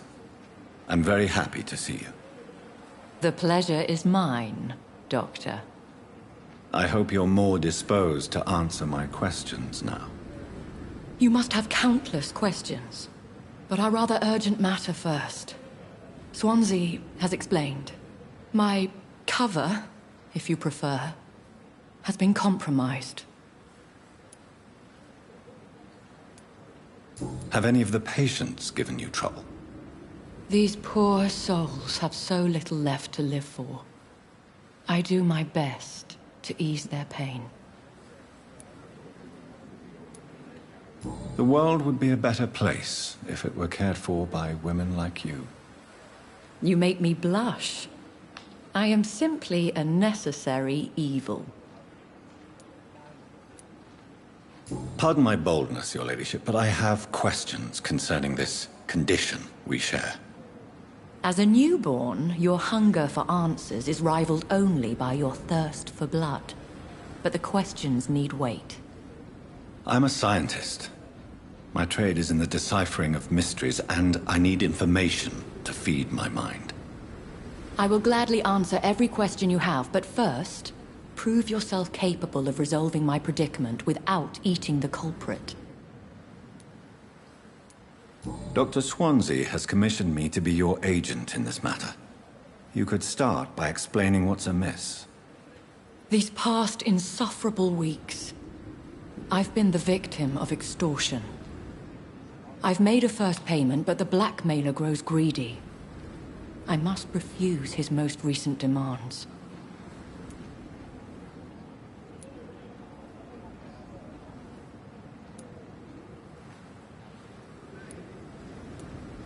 Please continue.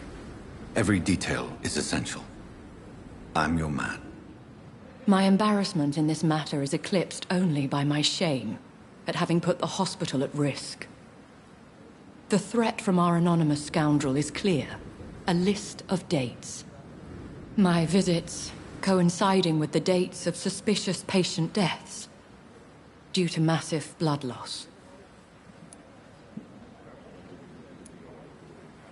I'll take care of it. Do you know where I should start? If that was the case, I'd settle the matter myself. You could talk to our local gossip, Harriet Jones. Not a pin drops here without her hearing about it. I'll meet that woman now. My life, as others know, is in your hands, Dr. Reed. I'm sure of your discretion, but I do fear your powers of persuasion will be put to the test. When this is resolved, I'll be your obligé. I'll answer all questions in regards of your condition.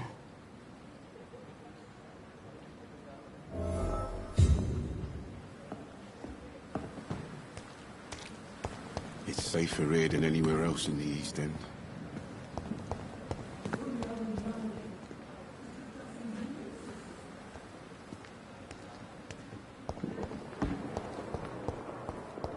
I wonder what your last thoughts would be, sir. Death.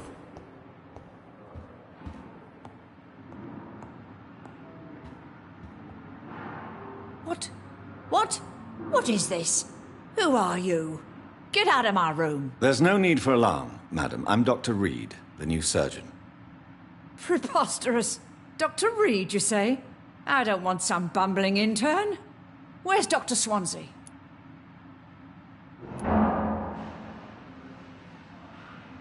Please, calm down, madam. I assure you that I am highly qualified. I'm just back from war duty. How brave. Threatening an old defenseless woman. You know how long I've been a patient here. You've picked the wrong fight. I'm Harriet Jones. Harriet Jones? Indeed. I've been meaning to have a chat with you. You know what goes on here better than any other patient, I gather. Oh, better than any patient, nurse or doctor. I've seen so many vile undertakings. I heard there have been some despicable goings-on. Was there a case of blackmail? Blackmail? Wait.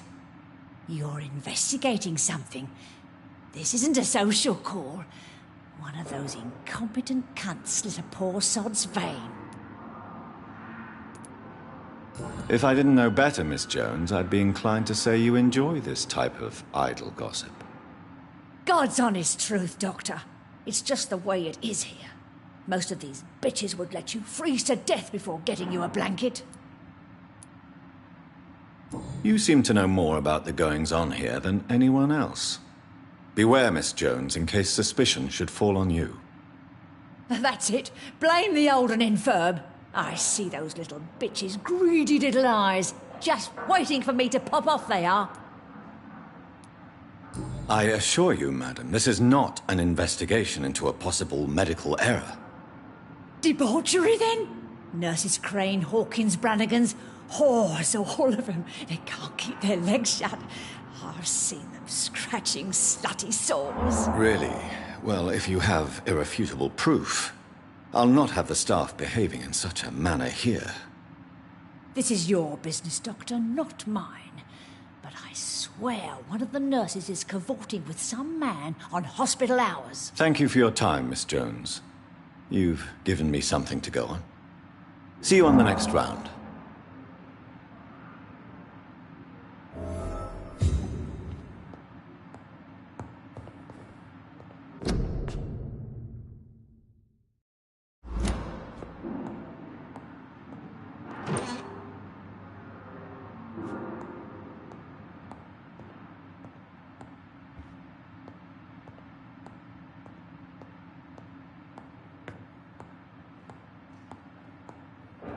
The patients and staff might know something.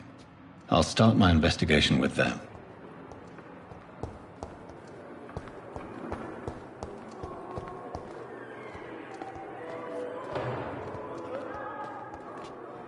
Good evening, Nurse Hawkins. Good evening, Dr. Reed. What can you tell me about the strange man visiting one of the nurses during her shift? Let me guess. You spoke with that old shrew, Harriet Jones. Do not pay attention to her, Doctor. She's full of fanciful tales.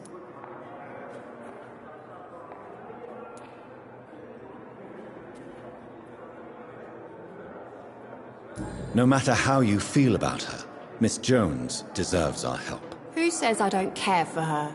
Hate is what keeps that old crone alive. She could have been telling the truth about the mysterious man. That old witch will end up in hell soon enough. Who cares if a nurse finds some happiness where she can?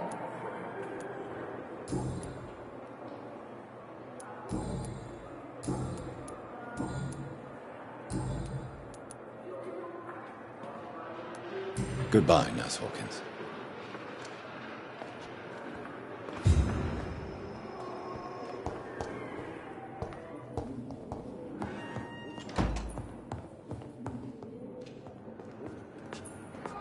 I cannot enter.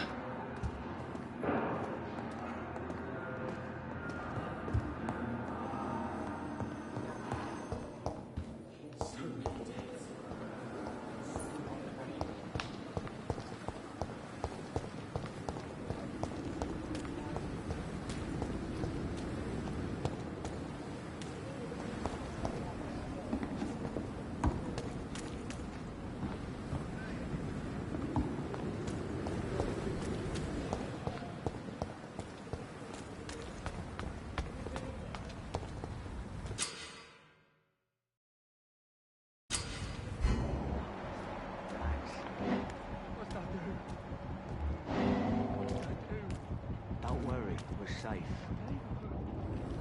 You're sure you don't come back with me? Nah, I ought to see someone at the hospital. Be careful. You look so bad they may keep you as a patient. Fuck 'em. I don't like hospitals, or doctors. Well then, when you go back to Whitechapel, you may find this useful. What is it? A pass for a free medical exam by the best nurse available. Just read it. I don't read well, but thank you, I guess.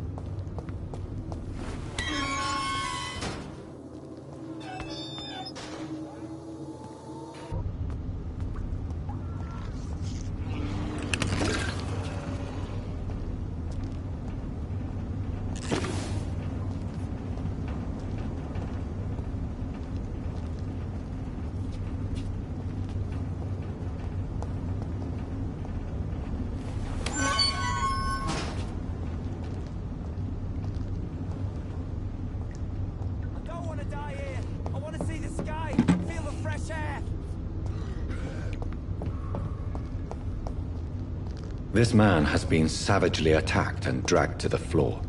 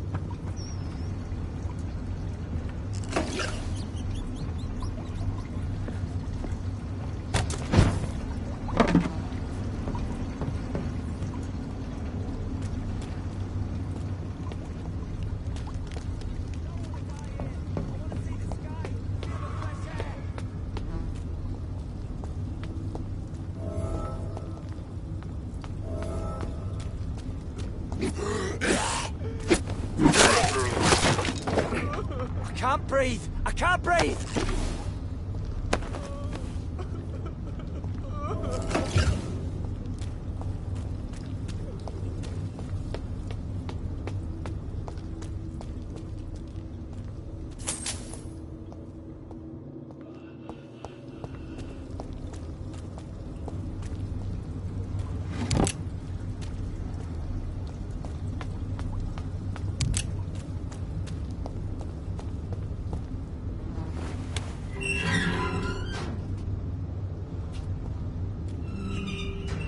Are you injured, sir? Help me get out of here! I need to get out! I'm Dr. Reed, and I'd be glad to help you, but you must calm down first. Please, take a deep breath and tell me your name. Okay. I'm Oswald Thatcher. Please, I need to get out. Mr. Thatcher, your friend Newton sent me to help you. Do you remember him? Yes, I do. Good. Now leave this place and enjoy the cool night air. It's quite invigorating. I'm sure you'll feel better if you do.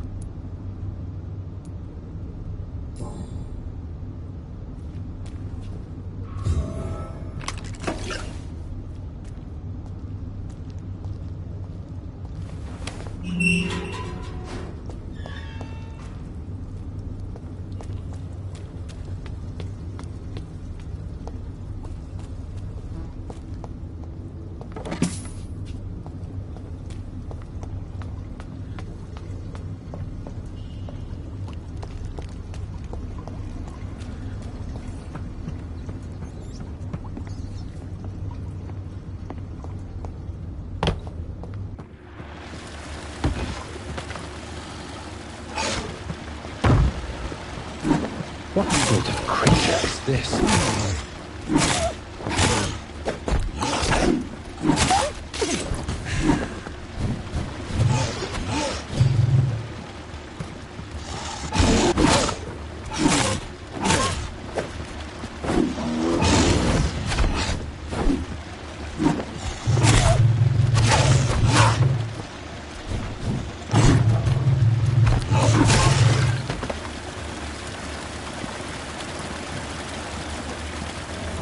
Here's what. Some voucher for a free checkup in Whitechapel. What is Nurse Crane up to? I really must find her.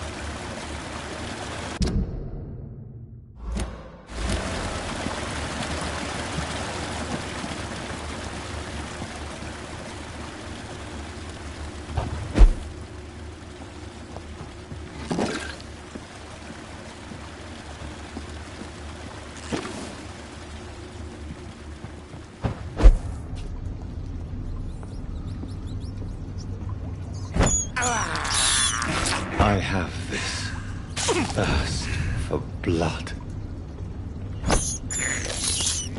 I can't believe I'm doing this.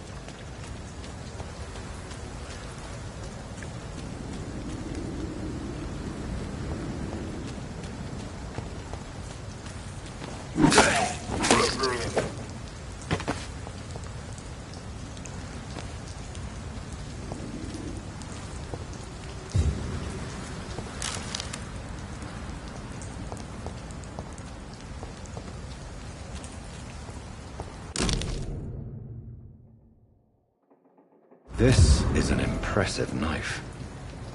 There's a name engraved on the metal. Clay. What kind of man puts his name on a knife?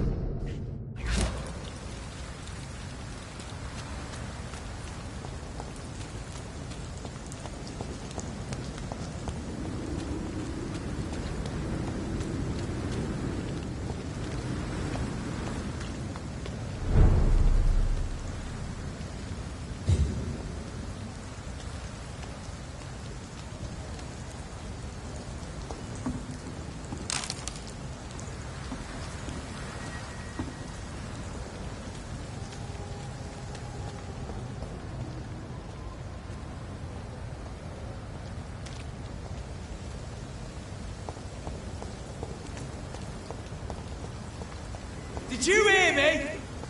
Crush the... Die, vermin!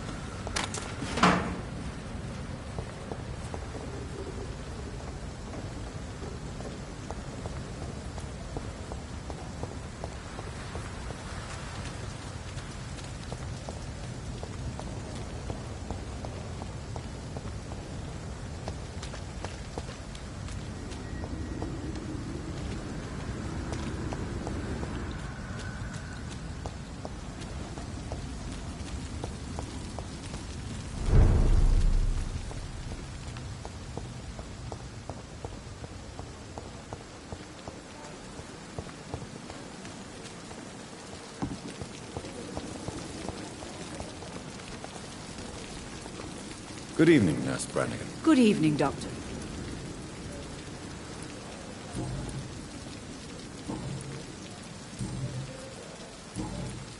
Do you require medical assistance, Nurse? Thank you for your concern, but I'm fine. Goodbye, Nurse. Call me if you need assistance.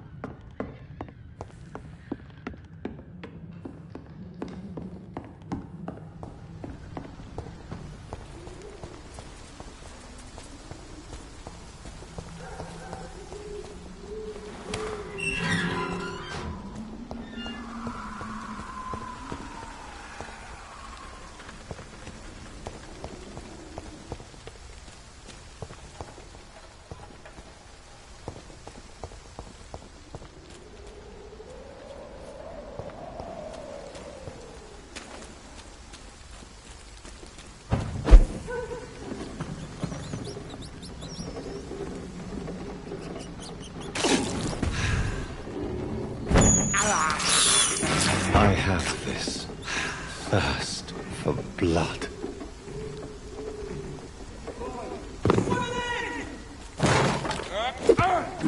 Christ! He's dead!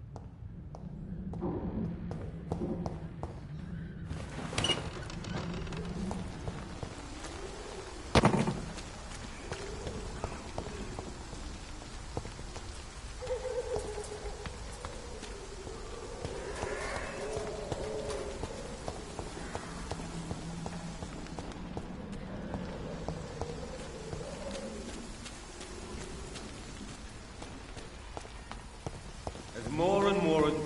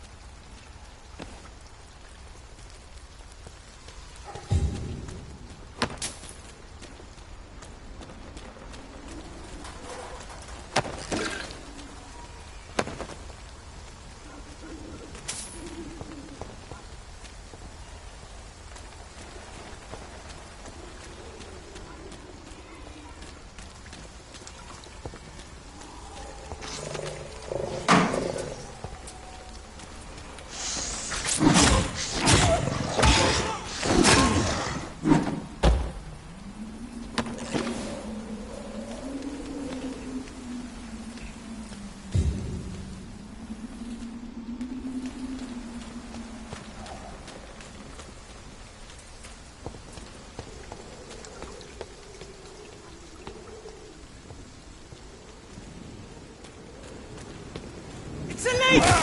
Die, vermin! Oh my god!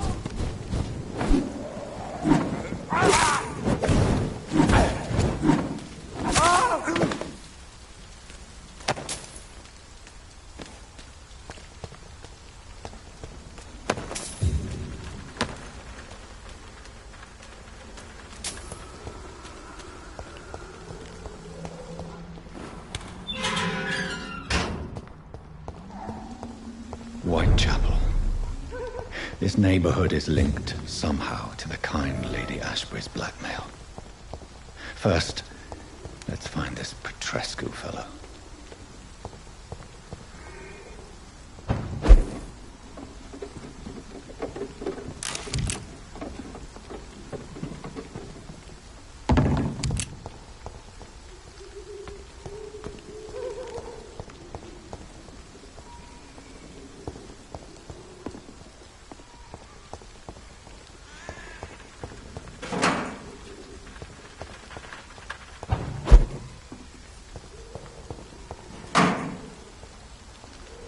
I won't end up another drunk arsehole littering the streets. How are you, boy? I'm not your boy, all right? Now piss off. What happened? Did you really steal that man's medication? Hey, I didn't do anything. It ain't me.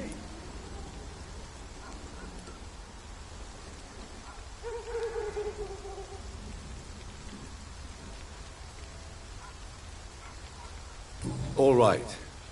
Perhaps the poor drunk just confused you with someone else. Sod off, mister. You ain't got no clue what's going on here. Bastard was a soldier in the war, so now he's got the right to shoot me. It's true. I'm not familiar with this part of town. Perhaps you could help me. I said sod off. Go find yourself another guide. Do you need assistance? Please. Feeling tired these days.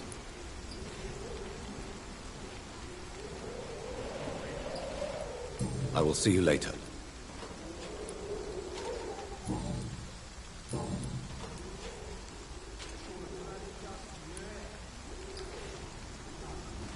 I found the recruiter you were expecting.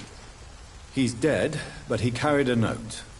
The Wet Boot Boys have accepted your application. I knew it! I told you I was tough enough. I'll be free soon.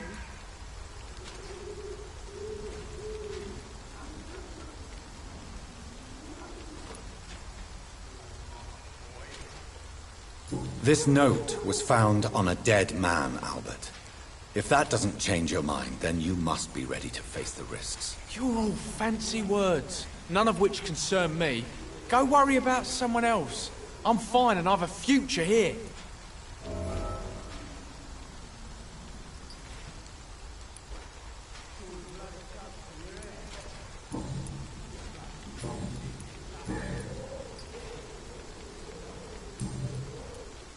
Do you know Nurse Dorothy Crane from the Pembroke Hospital? If you know anything about her, I'd appreciate it. Never heard of her. She's pretty, I'll keep an eye out. Goodbye, young man.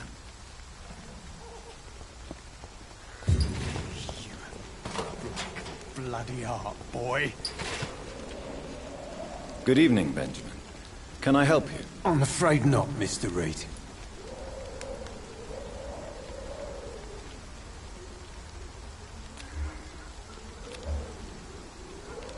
You don't seem well, Benjamin. Do you need any help? I always feel ill, sir. It's like I'm never right. I will see you later. What can you tell me about this place? Nothing to say, really. This is where I used to live, and this is where I live now. You mean you used to have a better life? Yeah, I had a wife, a home, and a job. I even used to have a name. And now I'm just Ben. Ben the Tramp.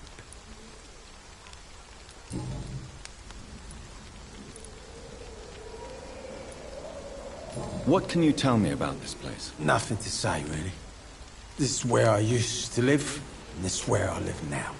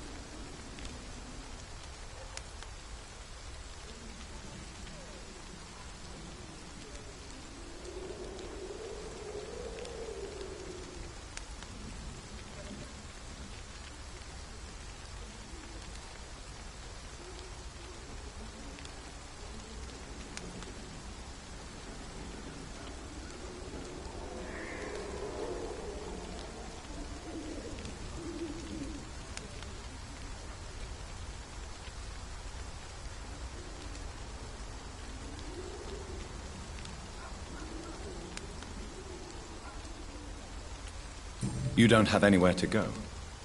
No family that would welcome you? Not since the death of my wife, Albert's mother. She was sick, you see. Long before the flu and all this shit.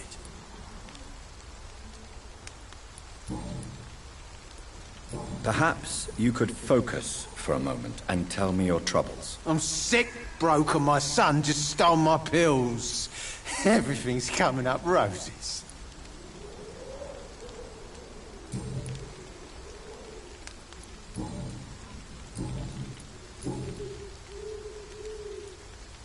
Whatever the boy did, I'm sure he didn't deserve a public execution. I swear I didn't want to hit him. It's just that I'm sick in the head, you see, and the boy just frayed me last nerve.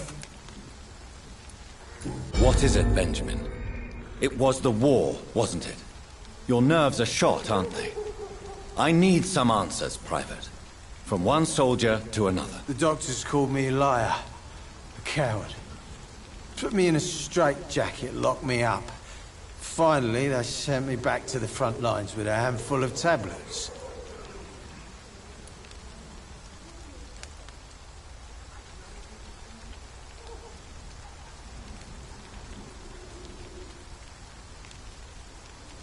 It's a pity that doctors still practice such barbaric methods. It's a dishonor to our profession. Now only the pills stop me thinking about this shit. To not hear the explosions. I'm even scared of the dark these days.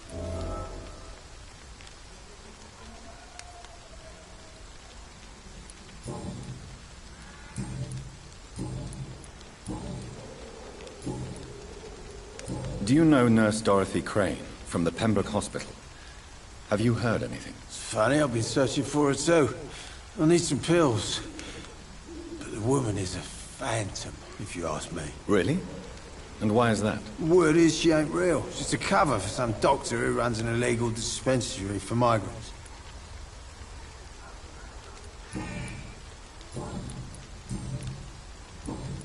A gun, alcohol, and a bad temper make a terrible cocktail, sir. Goodbye for now.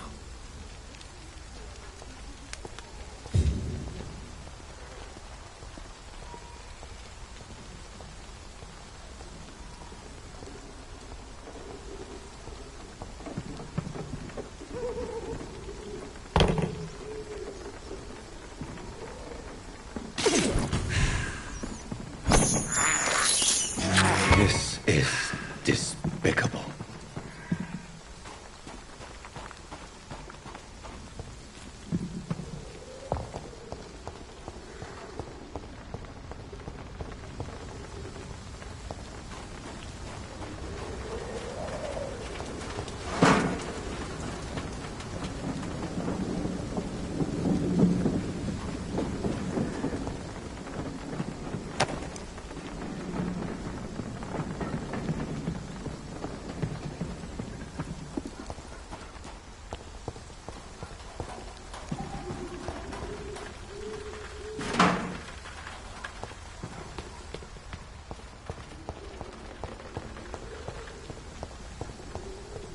Swanborough cordial can be the answer to all your problems. As long as you have Good the evening, money. miss. Good evening, sir. Are you interested in a miraculous cure for this unknown and deadly epidemic? Actually, I am. Then you have come to the right place. The famous Swanborough cordial is all you need to help keep you in perfect health. Oh, really? Why didn't I hear about it during my studies? I'm Jonathan Reed, by the way. Dr. Jonathan Reed. Ah, my brother has spoken of your research, sir. I'm Loretta Swanborough, and it's always a pleasure to meet a fellow healer.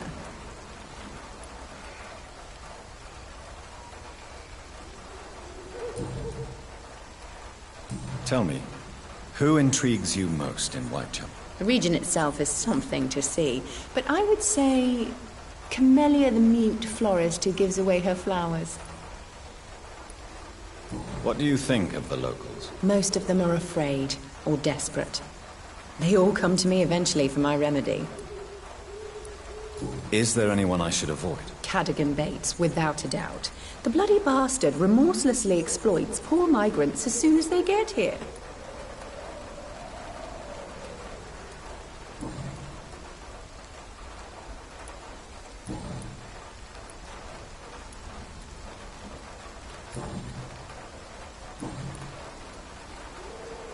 Do you know Nurse Dorothy Crane from the Pembroke Hospital? I'd like to know more about her. I don't like to talk about competition. Competition, you say? Never met her, but it seems she provides some sort of medical care to the poor. The whole thing has to be some sort of scam, if you ask me. I'd like to see what kind of medicine you're selling.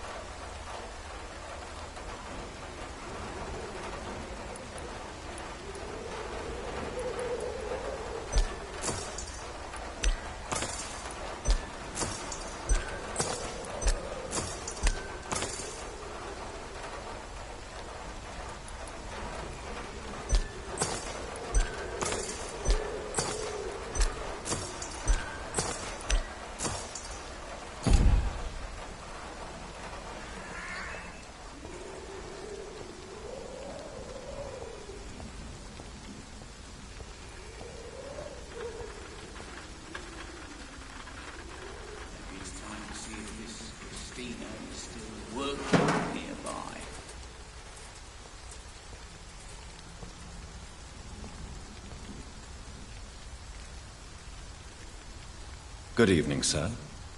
Do you remember me? If you're here for a reward, you'll be sorely disappointed. But I'll gladly shake the hand of a fellow countryman. I'm not here for a bounty. I'm a doctor. Dr. Reed from the Pembroke. A doctor? In Whitechapel? What an opportunity. My name's Bates. Cadogan Bates. Do you require assistance, Mr. Bates? Not me, but your skills could help a lot of people round here. That would help my business, because I say, a live tenant's a paying tenant.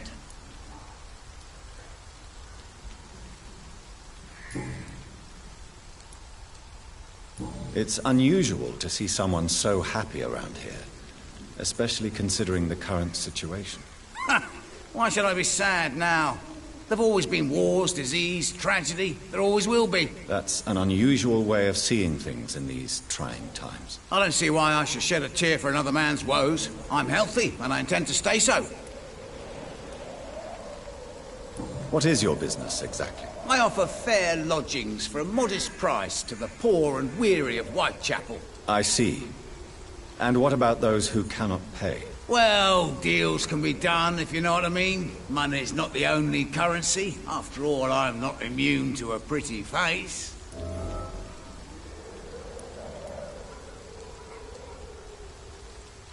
I don't approve of your actions, but I know very little about this borough, other than its reputation.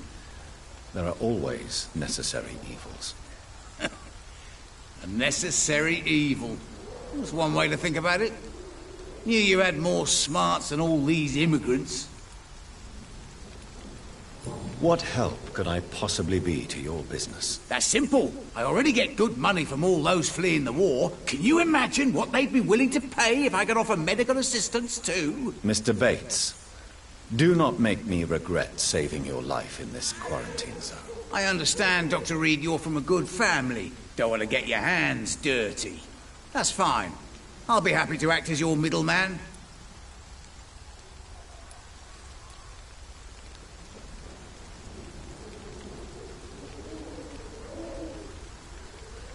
I've no interest in money. Perhaps one night I will visit you and take what I require. If that should happen, there will be no need for a middleman. So it's a no, then. That's too bad.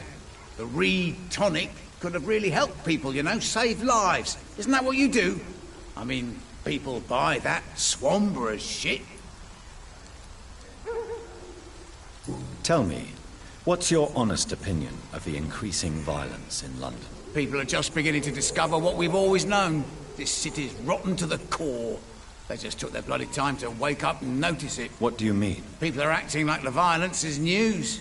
But it's always been savage down here. It just bubbles to the surface every now and again.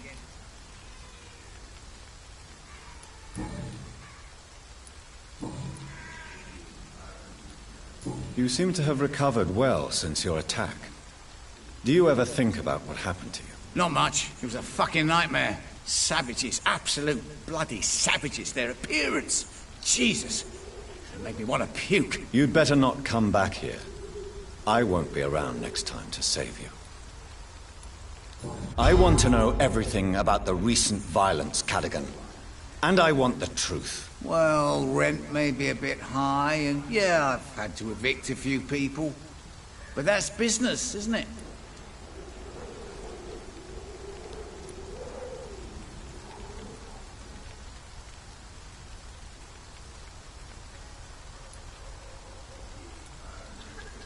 Take this as my final warning. You will not profit from the misery of others. Business is one thing, but what you do is quite another. Really? What you gonna do? You ain't from here. You ain't Whitechapel, Doctor. You wouldn't know the first thing about playing dirty, even if you wanted to.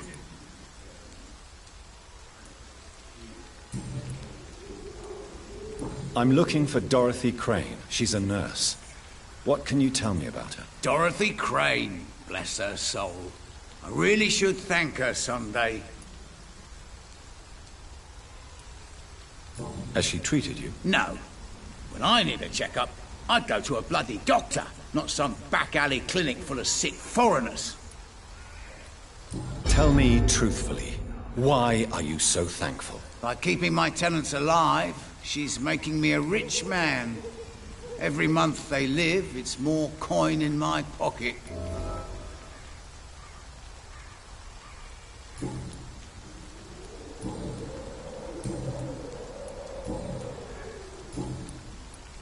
I'm looking for Dorothy Crane. She's a nurse. What can you tell me about her? Dorothy Crane, bless her soul.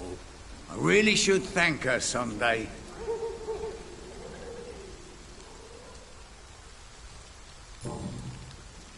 Goodbye, Mr. Bates.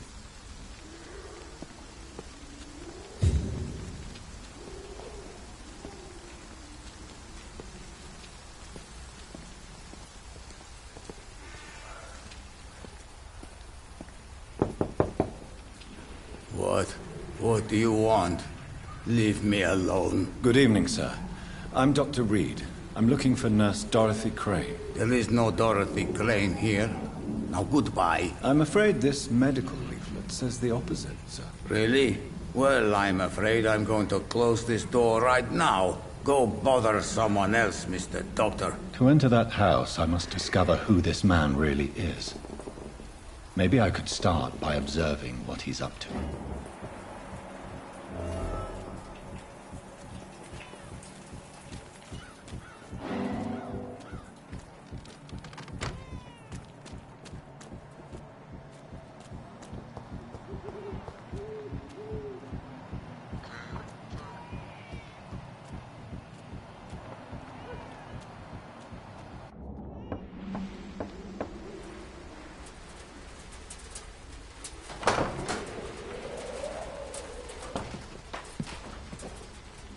A strange man was at the door with a pass for our medical facility. I refused him entry. Darius, how could you know he didn't need our help? His clothes were too finely tailored to be from Whitechapel. Perhaps just a friend of that stray poet who is always about. Richard Nithercott? No, not of the same cloth, this man. I suspect some machination from that journalist. Clayton Darby. Is he still asking questions? Yes. I saw him drifting around St. Mary's Church. I swear he is tracking me just downwind.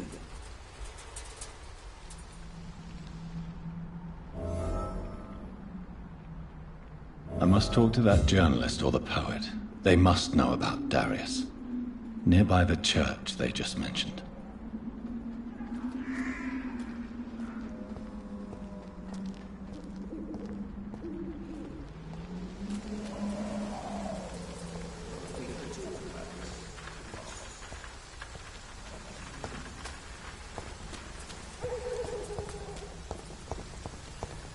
Maybe it's time to see if this Christina is still working nearby.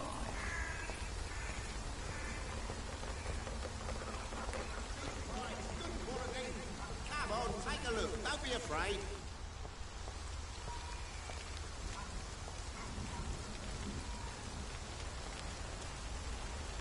Welcome, sir.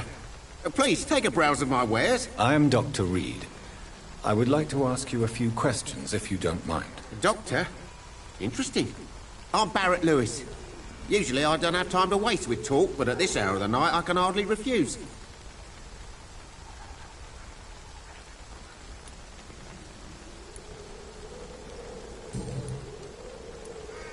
How is business around here? Business?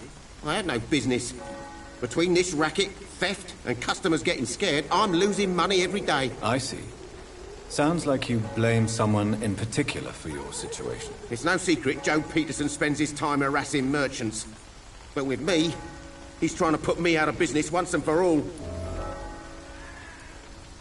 As a merchant, you see Whitechapel every day. Have you noticed anything out of the ordinary recently? What you mean, besides the epidemic, the war, and all the usual crap?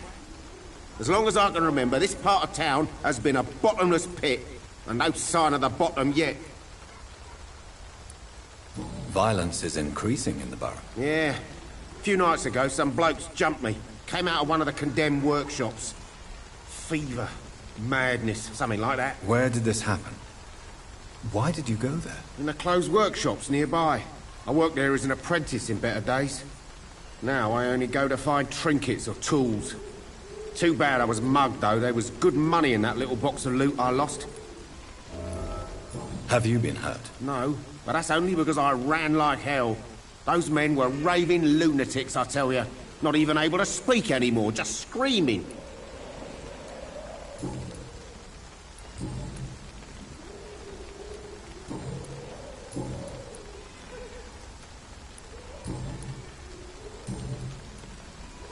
Have you heard of a nurse called Dorothy Crane? Nurse Crane? So the bitch really is a nurse, then? Always thought she was just some crafty foreigner, that one.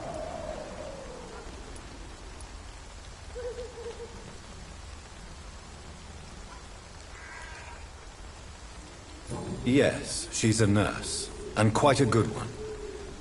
What did she do to gain such notoriety? Dorothy Crane ain't even a real name. Something like Dorothea Craniu. Something like that.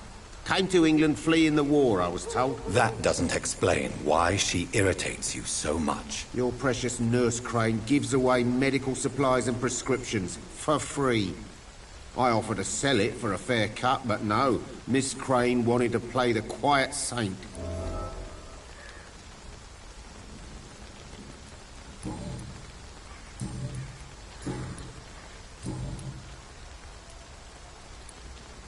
Right then. Show me what you have.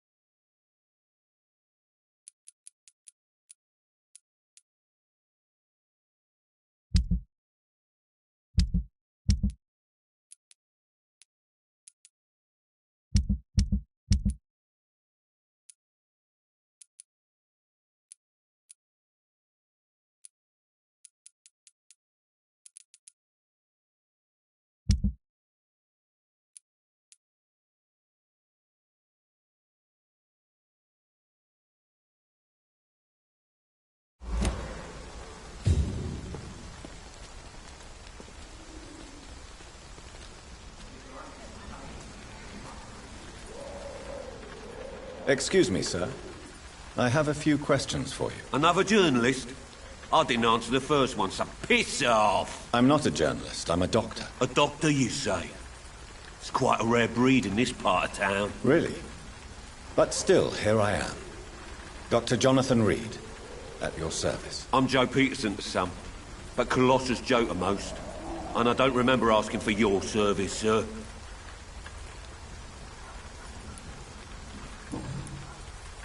May I ask what you do around here? I do whatever I want, and sometimes even more. Now sod off.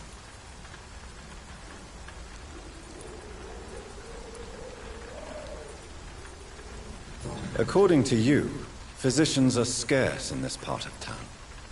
Why is that? Not familiar with this neighborhood, are you? I guess your fancy colleagues are too afraid of being stabbed in the back. This part of town does have quite a reputation. Would you say it's justified? Totally. Look at me, for instance. I always look my opponent in the eye before knocking him out. How did you become the local bully everyone is afraid of, Joe? There's no pride in roughing up poor bastards. But this is the only job I've found.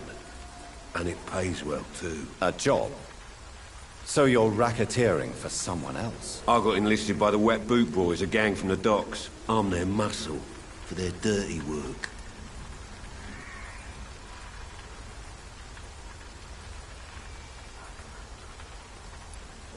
You survive at any cost, even at the expense of others.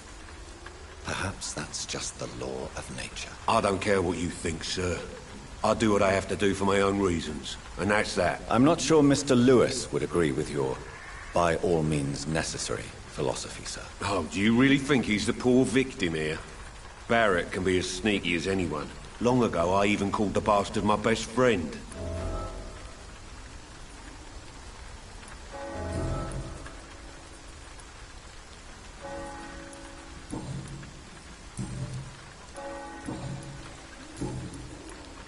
Have you heard of a nurse named Dorothy Crane?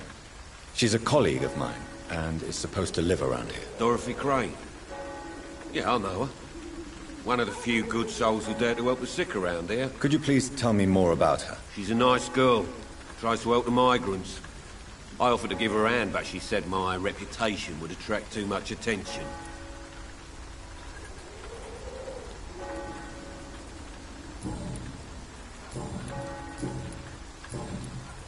Goodbye, Mr. Peterson.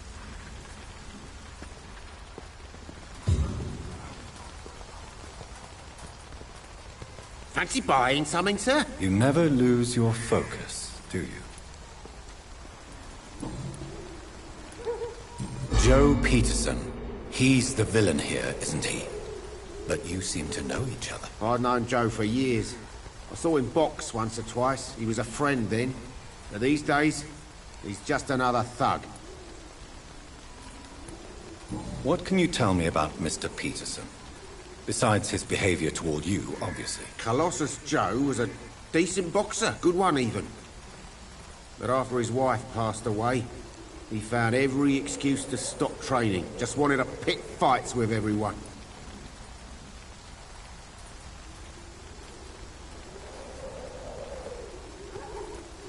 Without making excuses for him, it's safe to say that despair can poison even the sanest mind. We've all had some rough times, ain't we?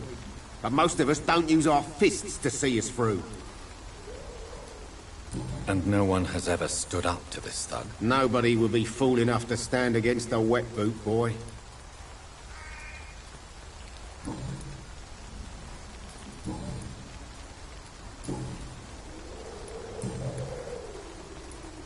Right then. Show me what you have.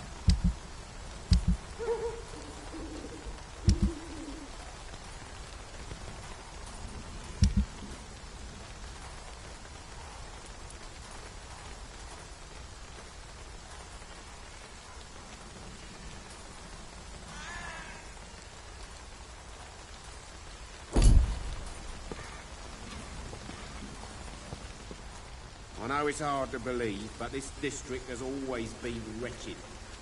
Don't let your guard down, sir. Hello, young man. I'm Dr. Reed, and I would like to ask you a few questions. May I enter, please? Sorry, no, sir. My father does not like people entering our house, you see. Your father is worried about you, boy. He asked me to look for you. So my father actually worries about me then? Okay then. Come on in. I'm Harry, by the way. Even my dreams are soaked with gloom.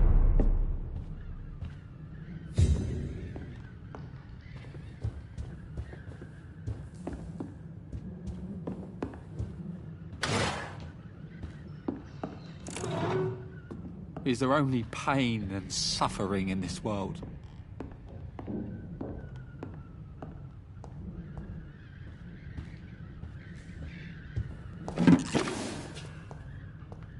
Even my dreams are soaked with gloom.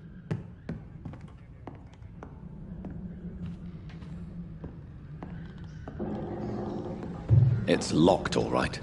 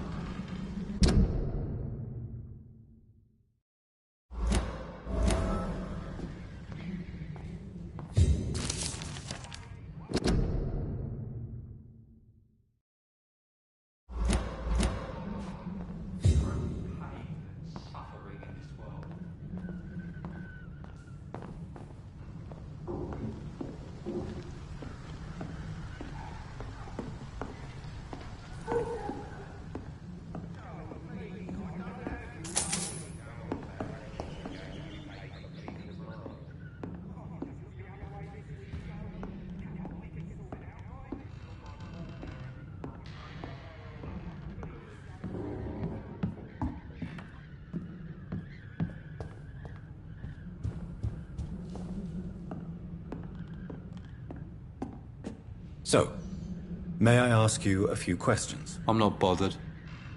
What could be worse? How do you feel? I'm fine. I mean, it's not easy every day, but I'm fine. I'm just tired of being sick all the time. If only I could be tough like... Well, you know.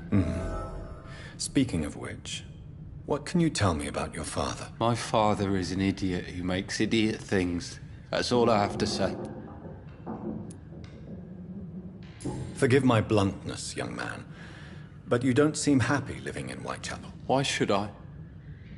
I never wanted to come here in the first place. It was my father's decision. And look around you. Does this look like a nice place to live?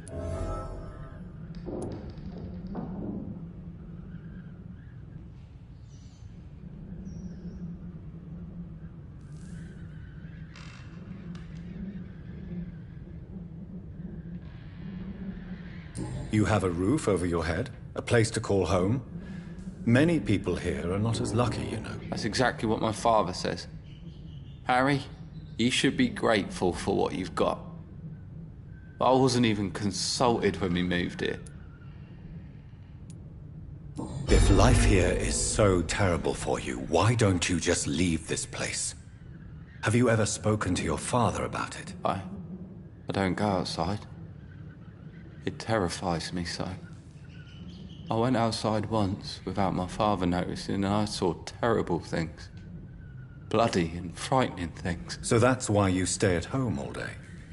For fear of the epidemic? I'm not afraid of disease or death, Dr. Reed. It's the living I'm afraid of.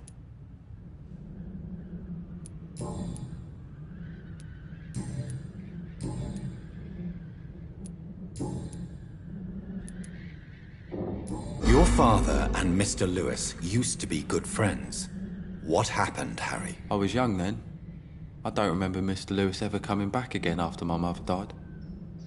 Or was it after my father started bullying him? I don't know. Have you tried speaking to Mr. Lewis about it? I don't go out often, but yes. And he scolded me and told me to leave him alone. I guess my father frightens him too much. But you are not responsible for your father's actions. Am I not? Dad always says that he joined that gang for my safety. So if I wasn't born, people wouldn't be worrying about Colossus Joe. Would it ease tensions with your father if he got an honest job? Because he tried, you know. I can't say. I'd be glad if he dropped his thuggish activities, but I'm not sure it would be enough. Why is that? Sometimes I suspect it's me, Dr. Reed. Or it's this life. It's like I can't find my place.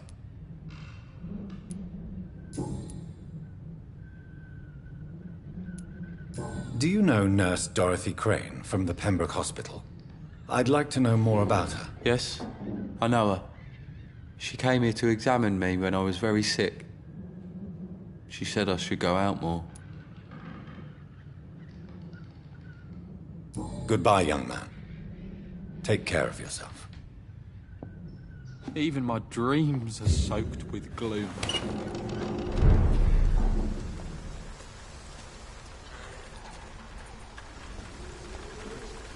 You again? What do you want this time?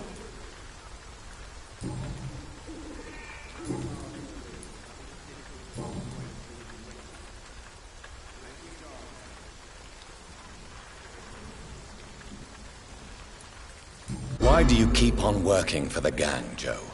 You know it doesn't suit you. It's true, I hate this job. And I know I made some bad choices, but I'm a wet boot boy now, and people won't forget it. You could leave tomorrow. Start another life in another town. That's easy for you to say, Doctor. We are poor. My son's weak, and there's no way he'll endure another disappointment. Harry doesn't seem happy living in Whitechapel. Why did you make him come here? I've always put my son's interests above everything else, whatever he may think. Our house is small but affordable. The walls are thin, but the door is solid. You really love your son, don't you, Mr. Peterson? He's my pride and joy. Even if he hates me for the choices I make and pushes me buttons more than he should. Do you have any regrets? Only one. Not to have my beloved wife by my side. She died when Harry was little. My sweet Jane. She gave the boy confidence.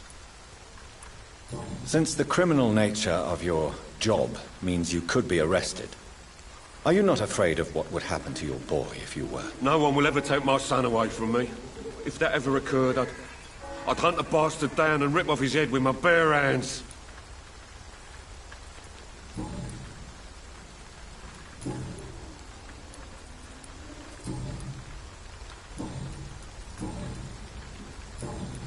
Goodbye, Mr. Peterson.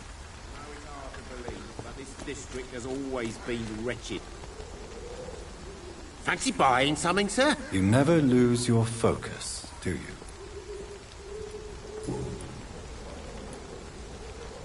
What do you know of Harry Peterson? The boy seems so fragile.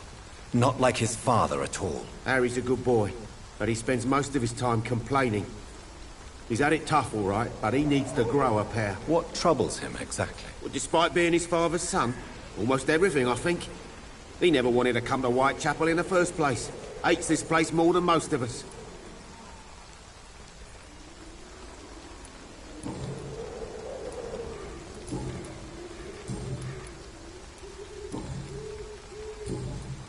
Goodbye for now, Mr. Lewis. Cheap price, good quality. Come on, take a look. Don't be afraid. Cheap price, good quality. Come on, take a look. Don't be afraid.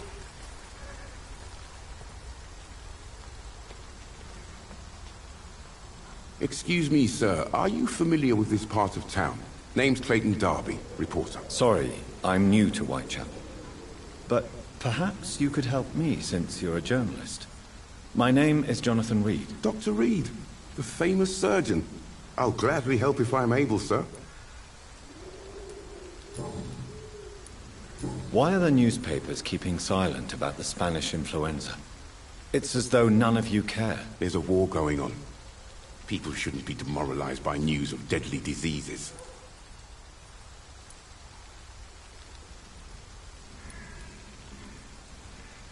If no one stops it, this epidemic could turn into a scourge. It may kill more people than the war itself. Yes. This is another kind of war, but just as deadly. History will judge us all for what we did and what we did not. Have you any idea of the danger you face in these streets at night? I've had to run and hide more than once from frenzied mobs incensed by the fever. Do you think the flu is really responsible for this, Doctor?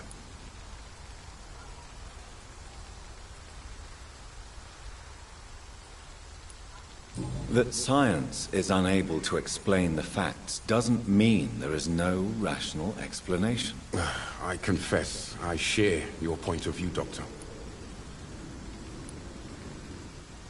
What is a journalist doing in this borough after sunset? He goes where none of his colleagues would dare to go, to inform the country.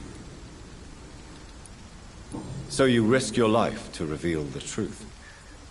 I saw many reporters do the same during the war. Whitechapel is the crucible of so many untold stories and tragedies. I want people to know them. That's quite honorable of you. But is the public interested? Not at all, sir. And that's why I'm an independent journalist, hoping to sell some stories.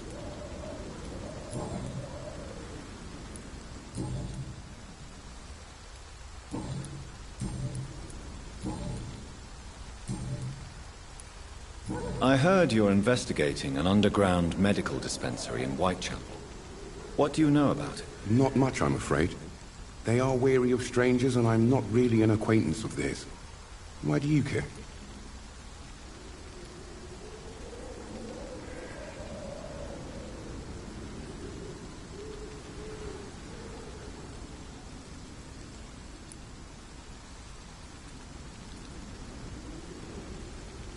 It's confidential.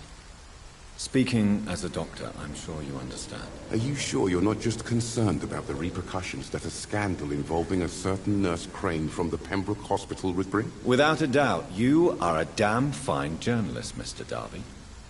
What do you know of her accomplice, a man named Darius? I don't know much about the man. He's very cautious. Never goes out. Doesn't seem to have any friends or family. He has no relatives at all? No. Except for that strange man, a poet named Richard Nethercott, who sometimes comes by. Darius would never let him in. Where can I find this Mr. Nethercott? He spends most of his time lurking around Whitechapel, talking to himself or declaring verses. These days, you can usually find him behind the church. He never goes out? No. A few days ago, he unexpectedly did. I followed him, but it was just a ruse to keep me away from his house. Really? How do you know? He went to the nearest mailbox, but just before posting his letter, he ripped it up and threw it away.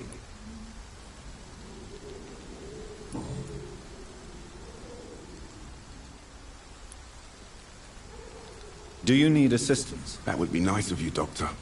Who knows what I may have caught during my investigation. I will see you later. Goodbye, Mr. Darby. Farewell. Pay me a glass and I'll be gentle. Pay me a bottle and I'll... Forgive my interruption. Do not apologize, my son. Father Tobias Whitaker is always happy to teach mortals about the incoming Armageddon. I am Dr. Jonathan Reed, and I just have a few questions. A scientist? You are much more lost than I thought, my son.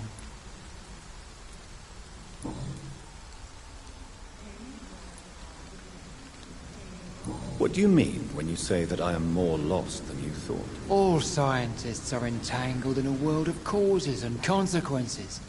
And most of them can't see the plain truth. Quite a judgmental opinion, if you ask me. But what do I know? Blinded by science as I am. But you are seeking answers, aren't you? Answers about the Armageddon about to strike the city. Answers about the hidden truth. I am. But the answers I seek are based on facts, not superstition.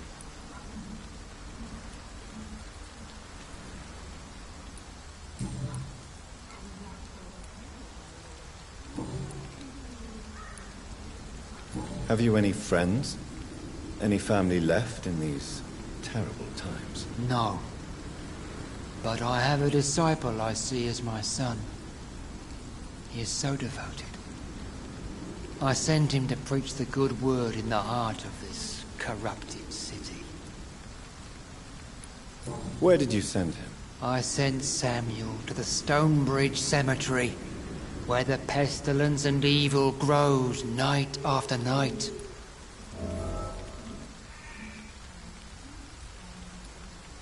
You sent him on some preaching crusade during the epidemic. As a true believer, Samuel will fear no evil while he walks through the valley of the shadow of death.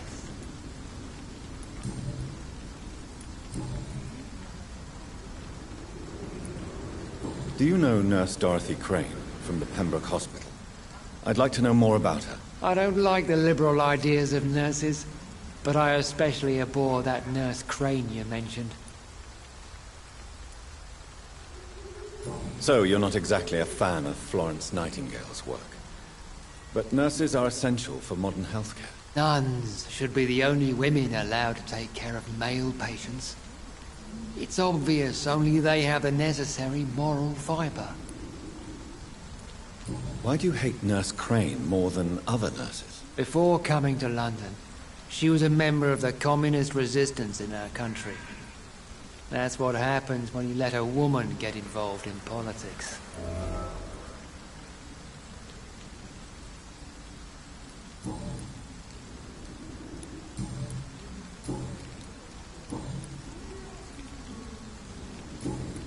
I have heard enough for tonight. Goodbye. I'm cheap and I'm pleased, I promise.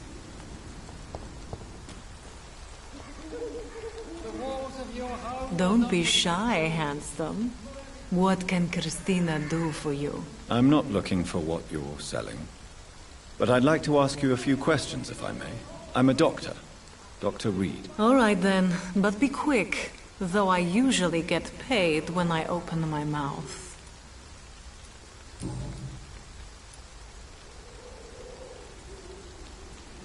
Christina, have you been examined? The epidemic is spreading fast in London, and you could be exposed. Or expose others. I don't like doctors or hospitals, but I don't like you asking questions. Considering your line of work, I assure you it is only a matter of time before you have health issues. If it is going to happen, it will happen. Right now, I need money. That's what's important.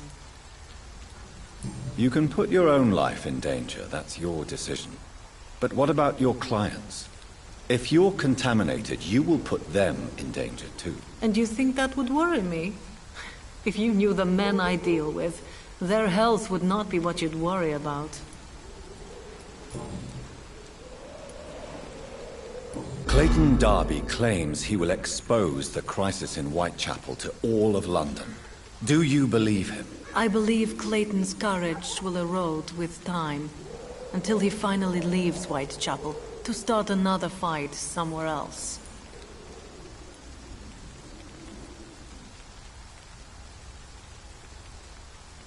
Why this skepticism? How can you speak about starvation if you've never been hungry? Or about poverty? Or anything else you have never suffered from? Are you talking from experience? I've seen your type come here to get a good fuck in a cheap room or a dark alley before going back to their fancy houses in the West End.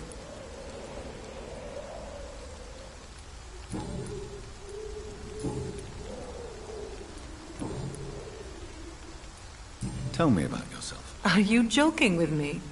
People don't usually come to see me for conversation. I have no interest in your work. I am, however, curious as to what led you into this career.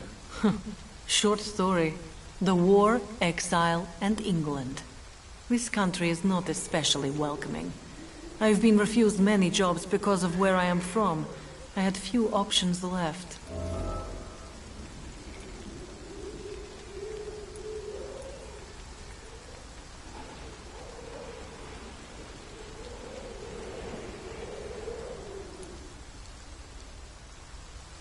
Many people must deal with poverty. But not all choose to sell their bodies. That was your decision. And when exactly was the last time you looked for a job? Or worried about the rent, or what or when you were going to eat?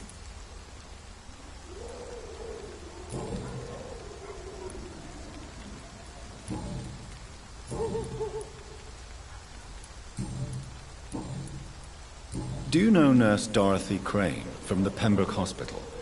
Anything you can tell me about her would be helpful. I don't know her, but I know her name is Dorothea Crăciunescu. She came from Romania like me and many others. You seem to respect her. Dorothea helps the sick people of Whitechapel. Everyone should respect that. Goodbye, miss. Take care of yourself as best you can.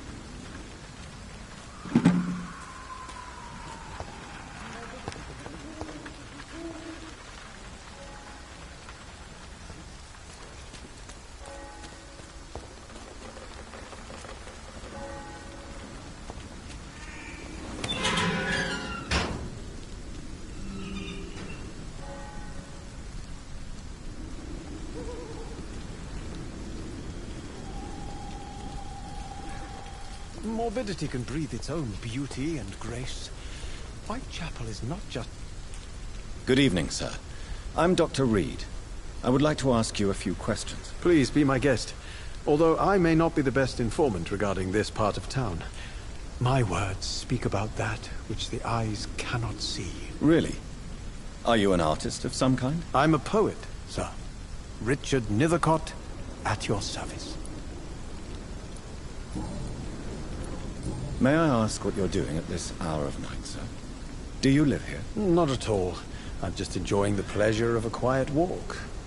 Though night talks are always preferable, if you ask me. Especially with strangers. But are you not afraid of the epidemic? Oh, why should I? I see some equity in the Spanish flu. No flesh should be saved, say the scriptures. Good or evil, rich or poor, all are equal in the eyes of the flu. If you say so. But as a physician in a time of epidemic, I must caution you to avoid unnecessary exposure, sir. Thank you, Doctor. But we both know the seeker of truth has to go boldly where the weak dare not.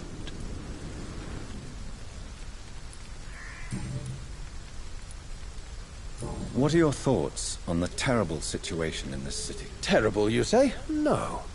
Of course, the death of so many innocents is a tragedy. But the scourge has not been all bad for the city. Oh, no, sir. What are you talking about? Do you remember London before the flu? Noisy, cacophonic, quiet nowhere to be found. And now, listen to this oddly peaceful silence.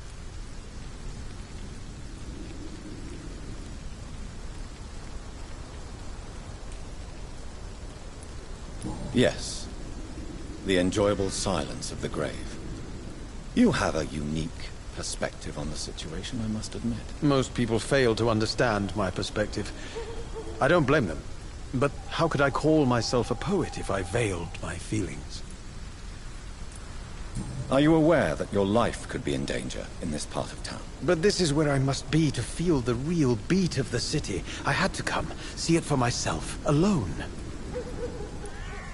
I understand your need for solitude, but it's not safe around here. I don't care. I don't have many friends, Doctor, and my family despises me.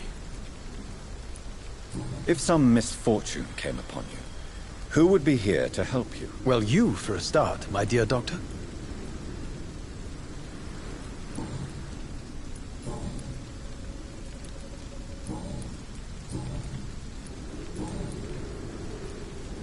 Tell me, Mr. Nethercott, why seek inspiration in Whitechapel? The place is not beautiful per se, but how to explain it? Stirring and challenging. Do you not think it a little morbid? On the contrary, sir. Whitechapel is full of life, full of beauty. Just like my dear muse, the wonderful Camellia. What can you tell me about Camellia? Not much. And that's the beauty of it. She can't speak, you know. She's a locked mystery who exhales kindness and sweetness.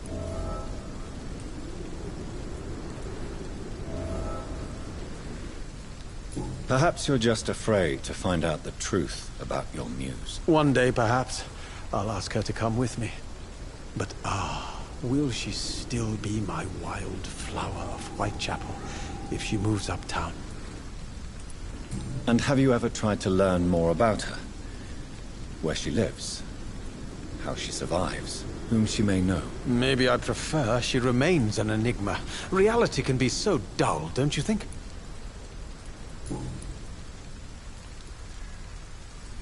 In what way, exactly? The struggle by gaslight, the barren smiles and the arid hunger under the rain. If you say so. Such vibrant antagonism and vivid paradox. The stripped humanity raged across each street. Vivid, of course, yes. And what about the poignant distress? Oh yes, the poignant distress. You see what I mean, don't you?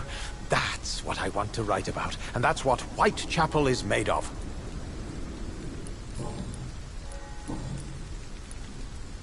May I ask you a few questions about the district? Extraordinary part of town, is it not?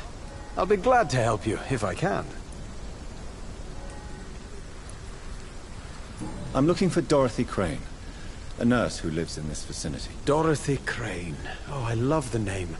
The Crane of Whitechapel. Sounds very mysterious. But, sorry, no, never heard of her. What can you tell me about an old man called Darius? Darius Petrescu? Yes, I know him. At first, I thought he was only a small publisher.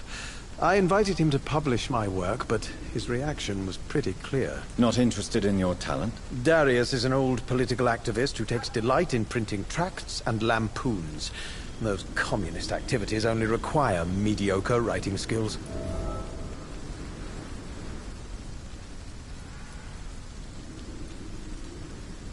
Do you need medical attention, sir? It may be wise to let you prescribe me something.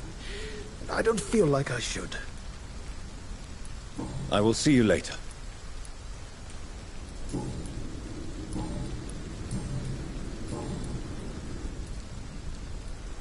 May I ask you a few questions about the district? Extraordinary part of town, is it not?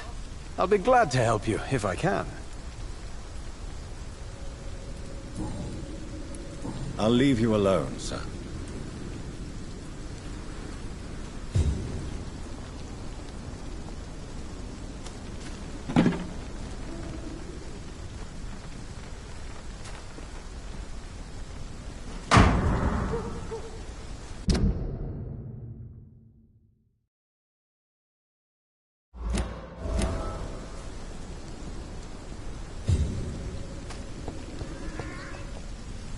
Good evening, Mr. Nethercott. And good evening to you too, my good sir. Can I be of any help? You don't really make a living from your scribblings, do you, Richard? No, sir, I don't. I work so hard. I put all my time, my energy, my devotion into the precise carving of words.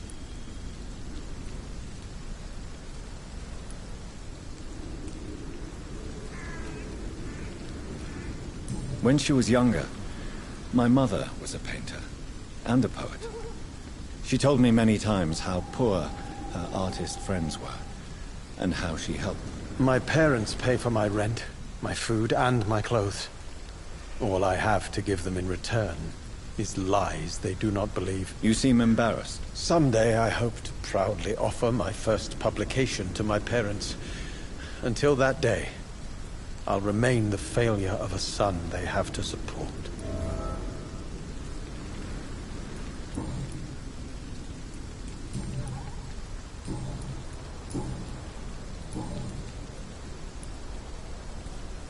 I'll leave you alone, sir.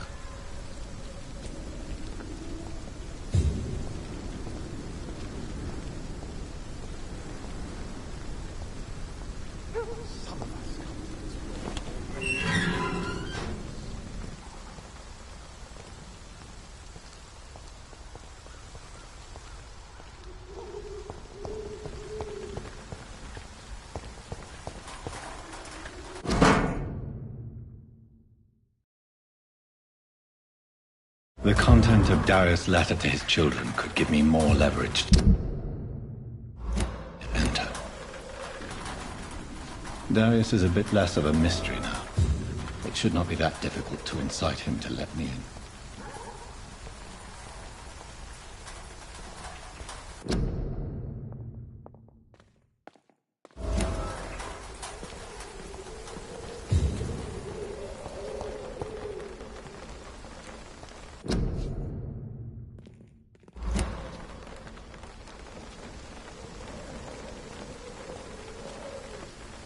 Good evening, miss. I'm Dr. Reed. I'd like to ask you a few questions. I know what you're thinking. A tall stranger who meets a girl in the street at night. It reeks of the penny dreadfuls. But I mean you no harm, truly.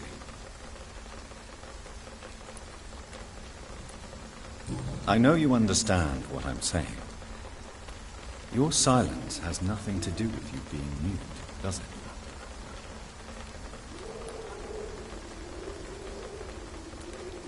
Tell me about Richard Nithercott. I understand he is quite fond of you, Camellia.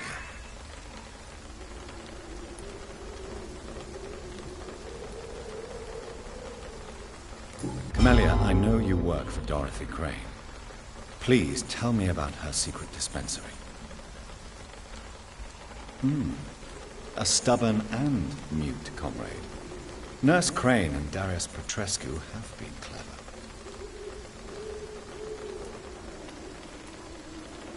Very well. Goodbye, then.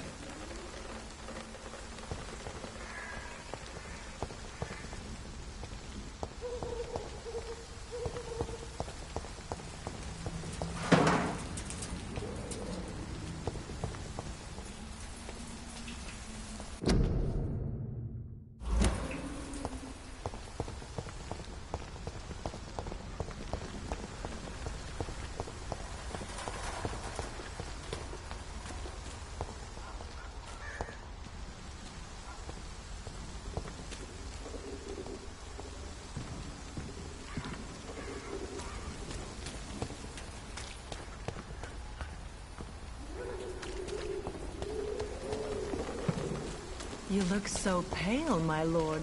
Would you like me to revive you?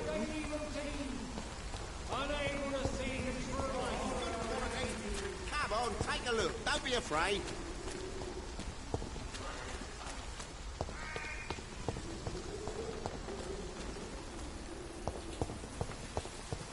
Who distributes flowers at this hour of night? Mr. Petrescu, just 1 minute, please. You again. Go away.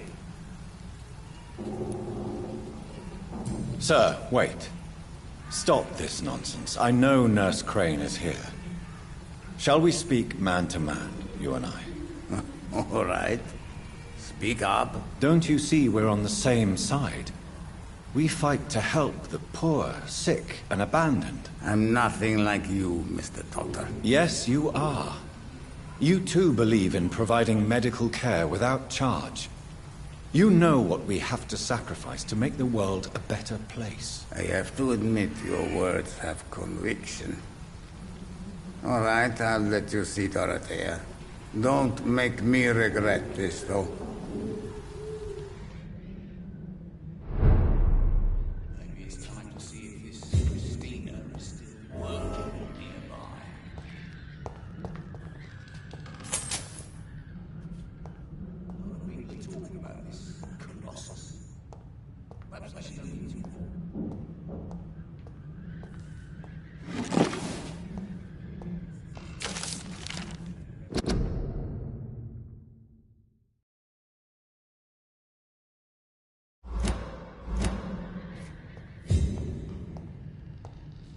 It's locked.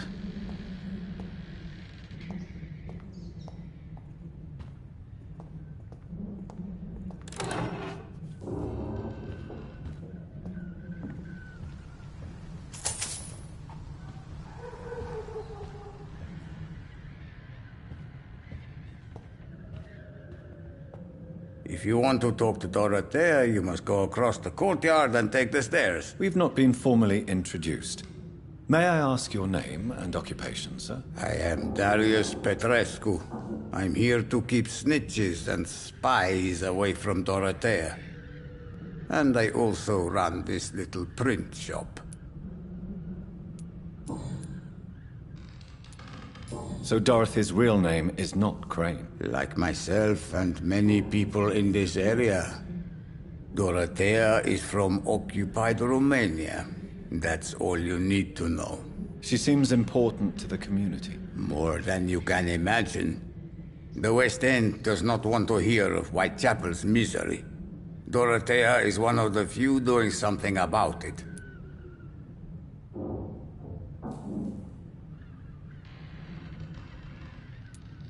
Tell me everything you know about Camellia, the mute florist. I do not believe in the afterlife, Doctor, but I'm almost convinced Camellia is an angel. She volunteered to give out our medical leaflets. Are you not worried for her safety? She is as brave as she is tough, and clever, too.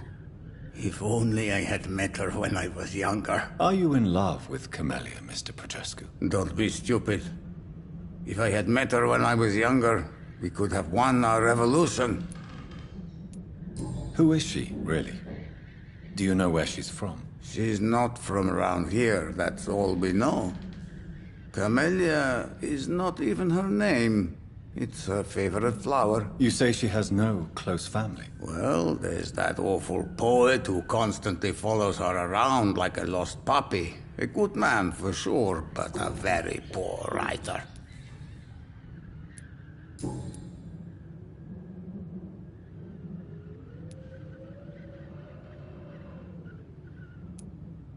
Did you refuse to publish Richard Nethercott's previous works, Darius? Yes. His manuscript is as pompous as he is starched. Now there's a man who loves the sound of his own voice. You could have told him so. As a great writer recently said, politeness is the most acceptable hypocrisy.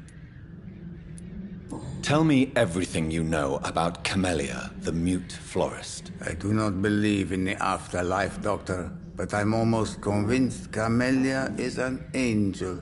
She volunteered to give out our medical leaflets.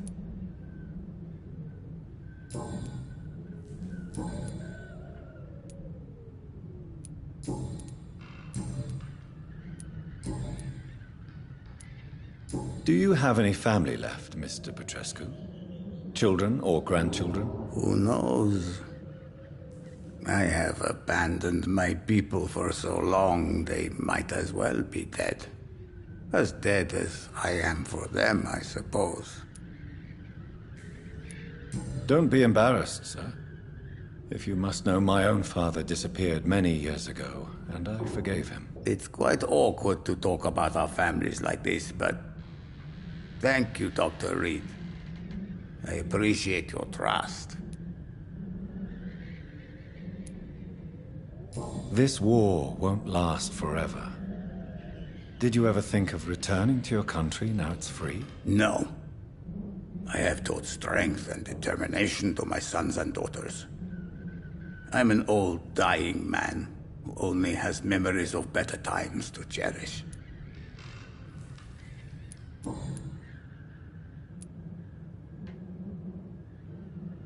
How did you meet Nurse Crane, Darius? Why does she trust you? I'm her oldest friend in England. Dorothea and I share many ideas about this country and about the country we left. You mean occupied Romania, don't you? Even if not directly, I fought against your enemies. Really? Then perhaps you have more in common with Dorothea than meets the eye, Dr. Reed. I know you fought for your country when it was occupied, Darius. Tell me more about it. I know my days are numbered, and I know I won't see my homeland again. But I fought for Romania all my life, and I will until my last breath. But Romania escaped the grasp of the Austro-Hungarian Empire. It's a free country again. But it's not the country I fought for. My homeland is not appeased, Doctor. And I still see a dark future ahead for my people. Goodbye, Mr. Petrescu.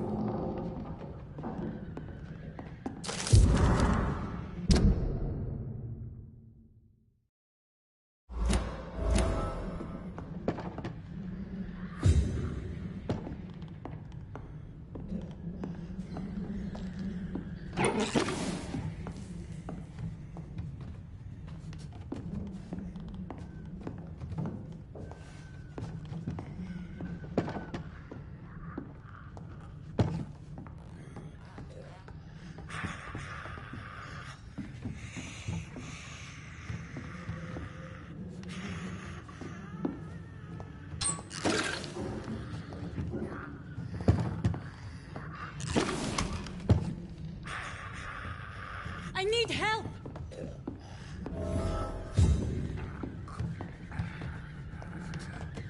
What do we have here, nurse? Patient Razvan Vasily. High fever running on 3 days. Complaints of dizziness, muscle aches, and head pain. Diagnosed with influenza. Treatment? Aspirin and salicin for the fever and discomfort. Liquids for dehydration, but he's having trouble keeping even water down.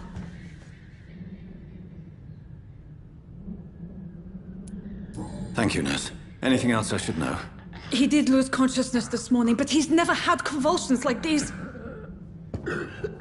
He's not convulsing, he's choking. He's not getting any air. Scalpel! Hand me that scalpel! What can I do, Doctor?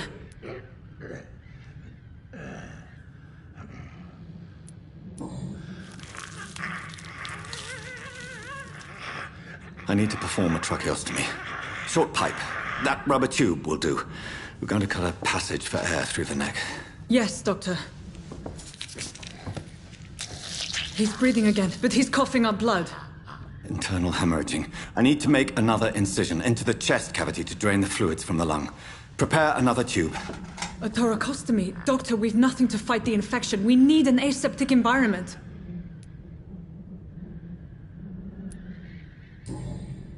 Right then, Nurse Crane. What do you suggest we do? I've no idea. I'm not the doctor. Time is of the essence. We need to perform a thoracic drain. Yes, Doctor.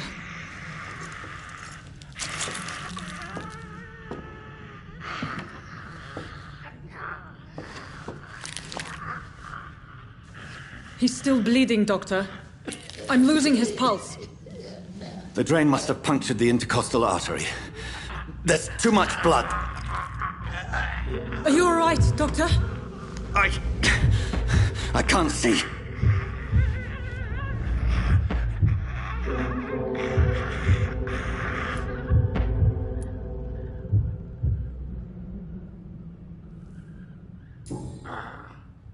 I must first suture the artery. Find the wound. The source of the blood. Needle and thread, Doctor.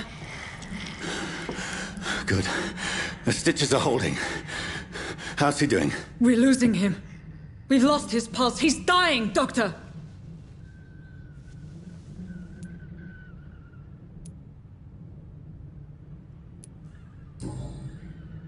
Cardiac massage, now. Cardiac... What? Are you making this up as you go along?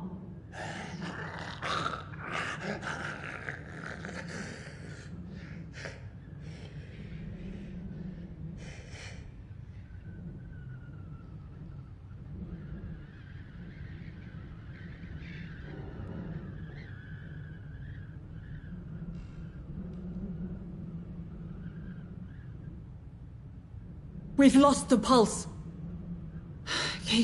He's gone, Doctor. Nurse, we did everything we could. Truly? Everything you could. Is that how you'll report this in your log? Is this how the war went? Piling up one poor corpse beside the next? This was not an influenza-induced seizure. I've never seen symptoms like these on the continent. Neither have I. But the previous symptoms leading up to this attack were the same, indistinguishable from the epidemic. No. There was something more vile in these reactions. Something primitive. There have been numerous reports of mental breakdowns caused by the fever that accompanies the flu itself, Doctor. Yes, but... I'd best take some samples of the blood for analysis.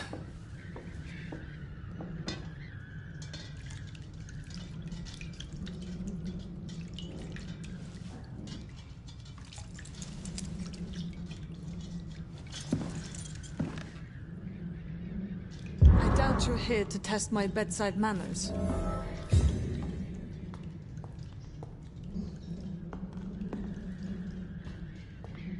To what do I owe this courtesy?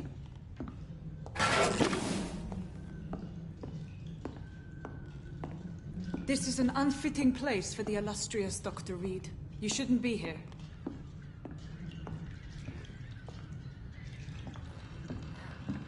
It's locked, all right. Razvan was getting better with this treatment. I don't understand.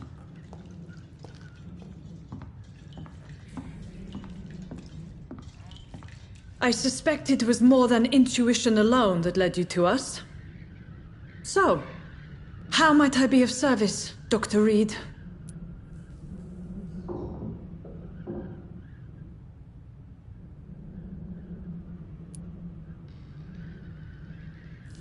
I've come to put an end to this insufferable blackmailing, Dorothy. Doctor, you think your warnings scare me? I've stolen and plied, blackmailed and lied, but what else am I to do? I'm all these people have.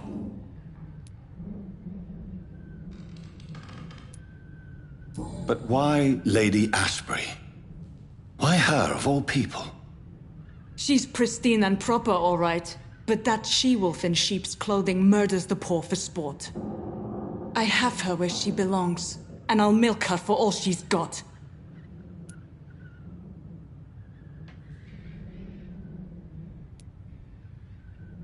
Dr. Swansea is a sensible and honest man. He wouldn't have refused your friend's care at Pembroke. It's easy for you to say, Doctor. These people cannot go to the police, nor to the hospital. They don't even speak English. They depend on me for everything. So, the end justifies the means. Is that your defense? I know you're kind, Doctor. Just another fine-heeled, silver-spooned gentleman who was given the world on a platter. You know nothing of poverty. Nothing of the shame, the hunger, the loneliness. You've convinced me of the sincerity of your actions and their noble justifications. But all the same, blackmail is a crime, and it will stop, Nurse Crane. So, are you going to turn me over to the authorities?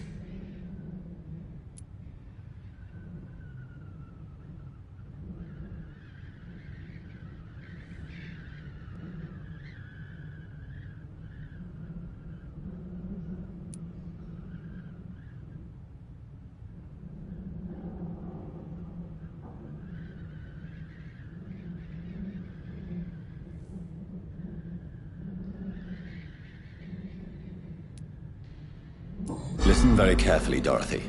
You will erase from your memory everything you pretend to know about Lady Ashbury and Pembroke Hospital. Let that rich bitch off the hook over my dead Nurse body. Crane, enough. Listen as if your life depended on every word. I know you've a generous heart who gives freely to those in need, but you shall walk away from the shadier streets of your business. I will never abandon... Dorothy, the discussion has come to a close. Your clandestine activities in the Resistance are over. Let it go. I'll let it go. Yes. All gone.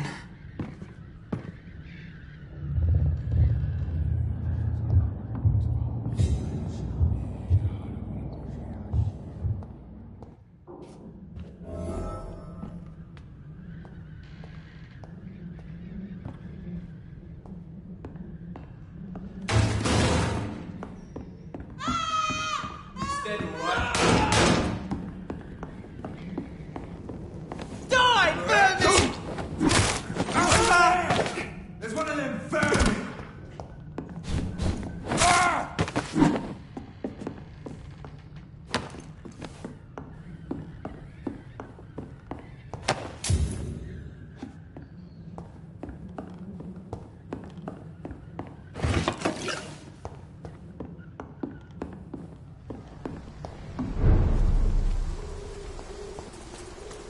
Crush the leech, boys!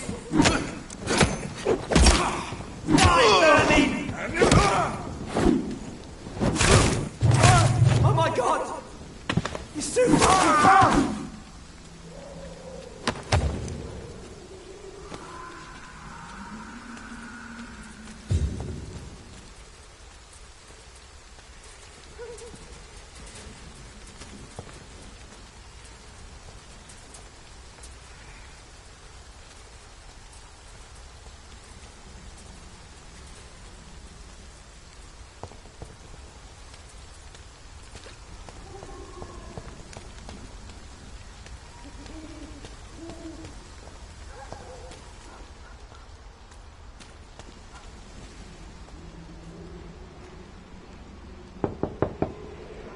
Hello, Mr. Petrescu. Hello, Dr. Reed.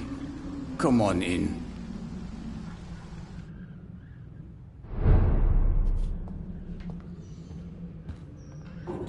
Yes?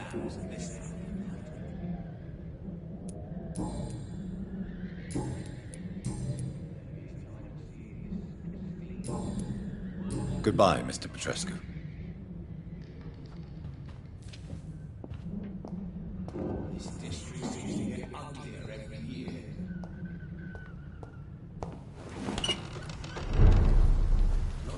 talking about, this Colossus? Perhaps I should look into it.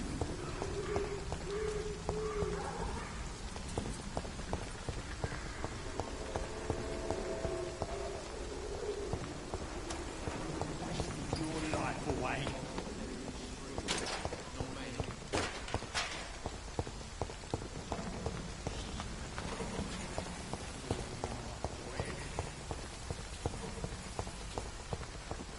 The wet boots will be proud of me.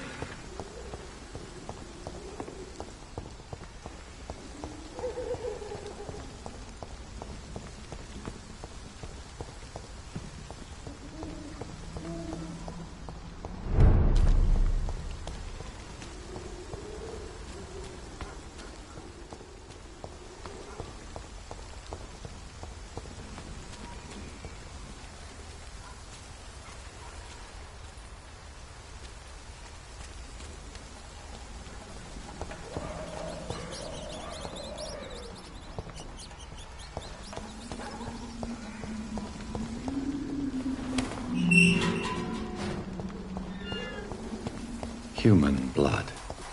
Whoever left these marks did so deliberately.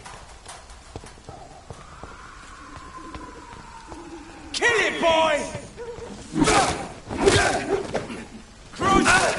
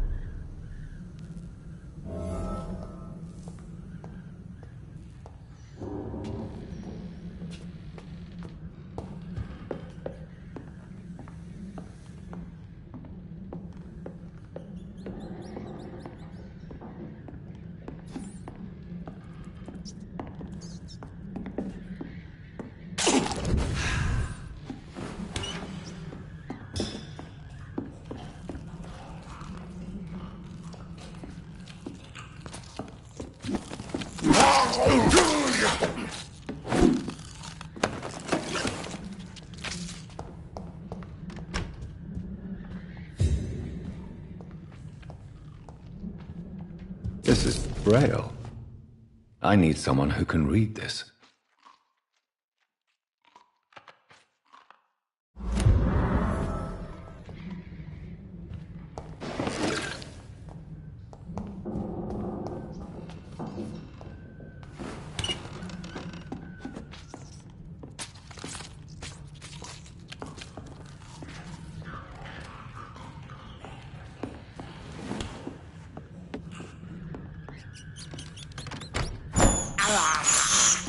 I have this thirst for blood.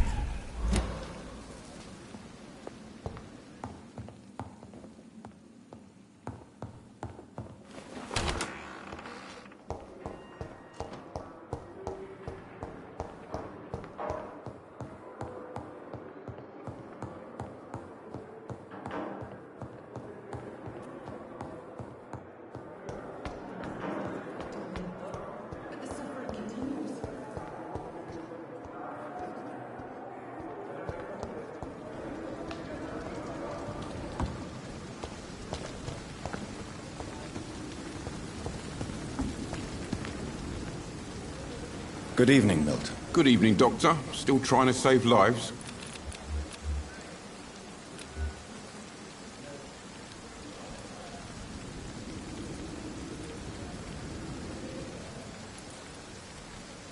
I'd like to see your goods. Wise choice, Dr. Reed. A reliable gun is what everybody needs these days.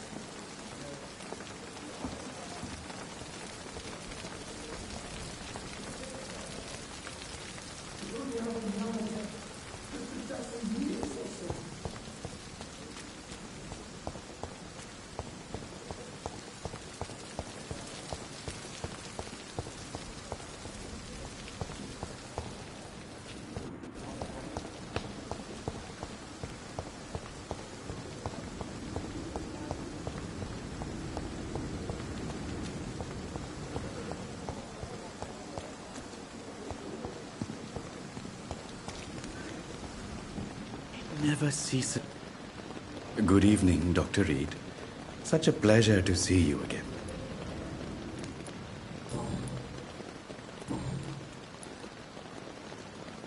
Please show me what you have to sell. Of course. It's just trinkets and curios, really. But I'm sure they can be useful.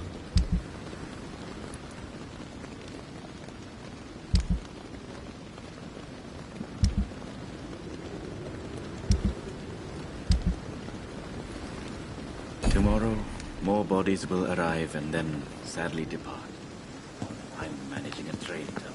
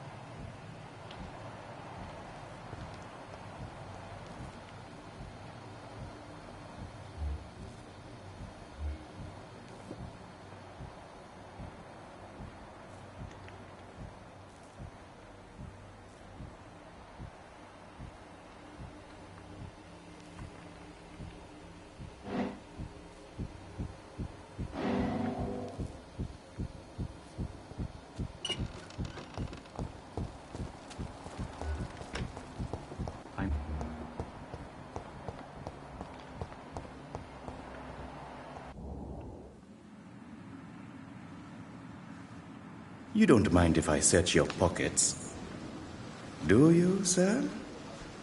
You won't need any of these anyway. I'm not stealing from you, mister. I'm only redistributing your belongings to people who need them more than you.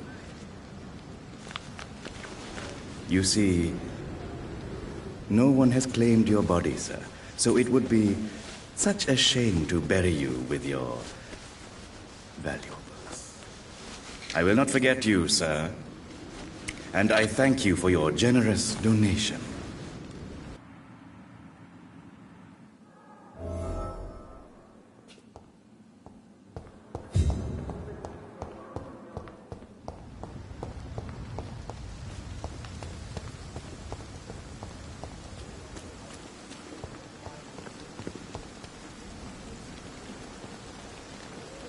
Good evening, Dr. Reed. Such a pleasure to see you again.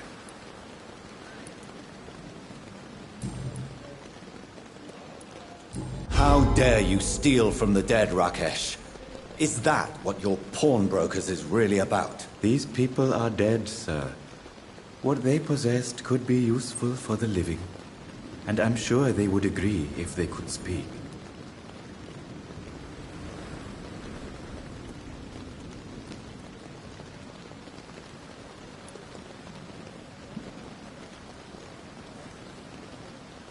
Whatever your motives, you're making money by stealing from the dead. Dr. Swansea should be informed. No offense, sir, but Dr. Swansea is one of my customers. As I told you, I like to help people, and everybody needs help from time to time.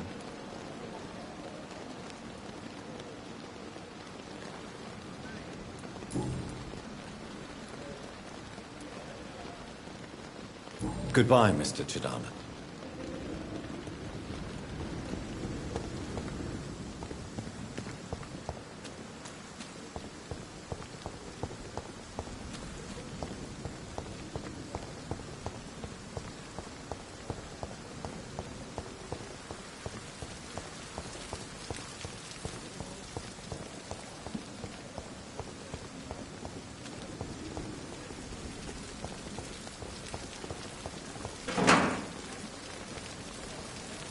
The Pembroke is so lucky to have Dr. Reed, you know. I met him in New York. If only there were more, less resignation, and more determination. I know I can count on him. I wish I could say the same for the others. You look exhausted. You're pushing yourself too hard. Don't have to bear the burdens of this hospital.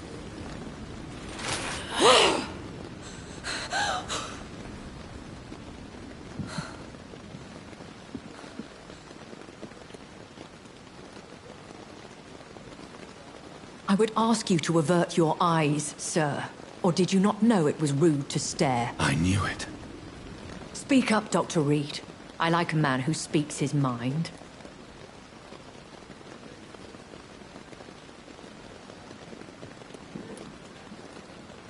Hiding your true appetites behind a facade of compassion. Bravo. Very clever indeed. Spare me your sarcasm, Jonathan. You are but newly born in this world.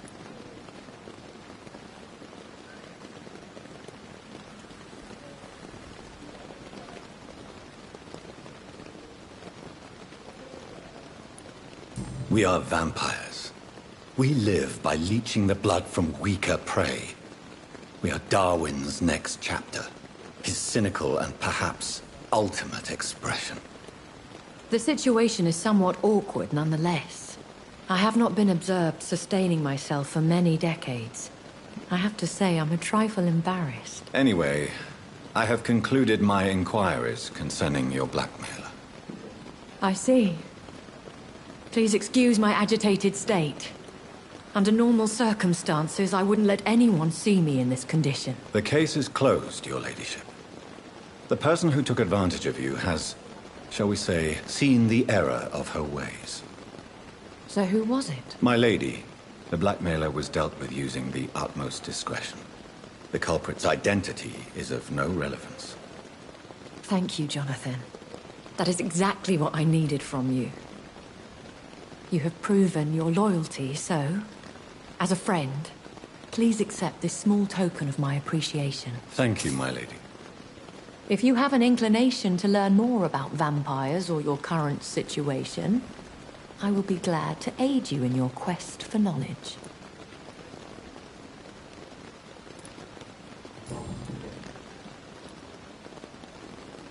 Why does Dr. Swansea allow you to feed on the patients of the hospital? Dr. Swansea is a good and compassionate man. He is trying to find a solution for our hunger. Until that happens, he is clever enough to understand that I only feed upon the dying. What do you know about this Brotherhood of St. Paul's Stole? The Brotherhood is well known amongst London vampire society. As long as our kind is discreet, and as long as they do not interfere, we have come to a mutual understanding. And no one suspected you of the murders? As you well know, suspicion has recently fallen on me of killing for pleasure. But you have my word, Jonathan. I take no pleasure in taking a life.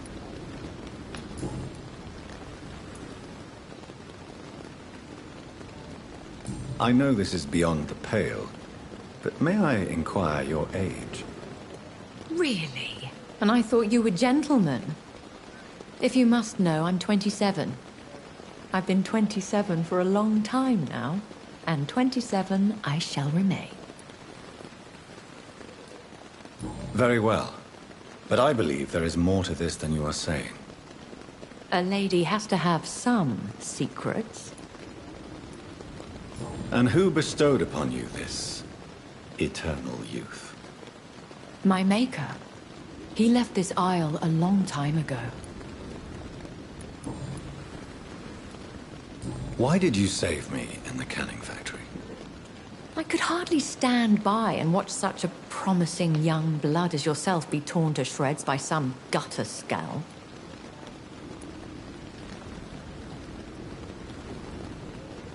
William Bishop wasn't the vampire that created me then? No, Jonathan. Whatever their strength and demeanor, scowls are the progeny of careless vampires. It cannot be the other way round. What type of vampire is a skull? Not a true vampire. The deformed offspring of lesser vampires. It is a shame these creatures run wild, slaves to their baser instincts.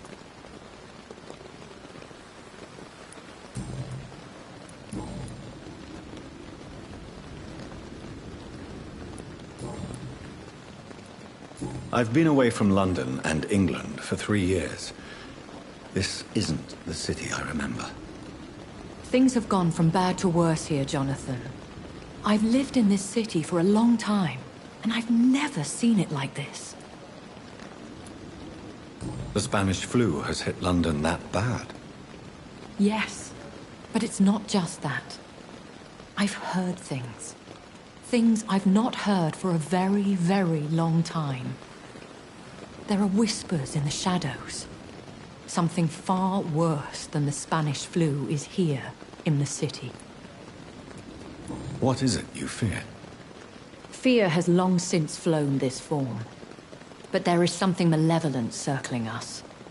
I feel fear is merely waiting in the wings.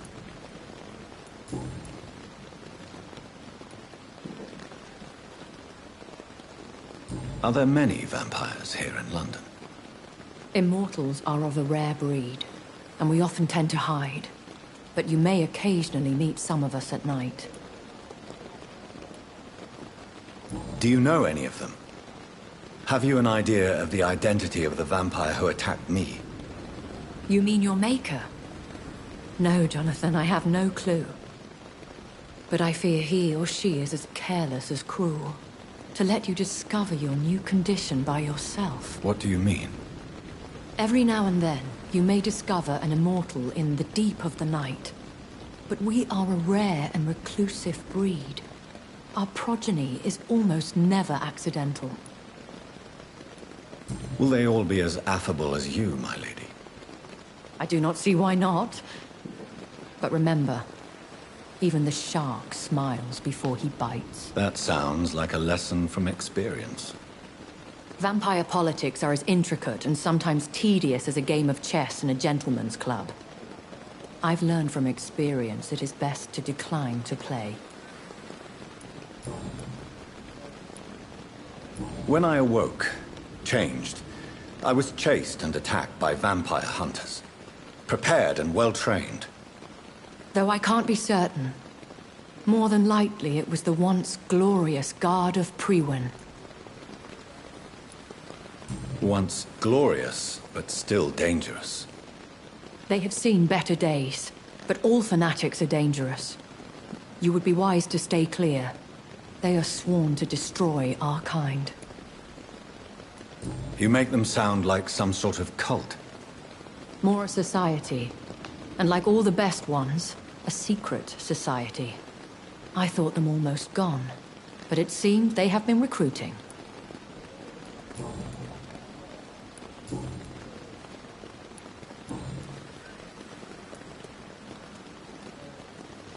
I've been hearing a voice talking in my head. Is this some kind of insanity? It feels like the voice of the vampire that created me. Hush. Tell no one this. It would be unwise to talk of such things amongst British immortals. Speak no more of your maker. How could this cause offense? Only the powerful immortals can mentally call to their progeny.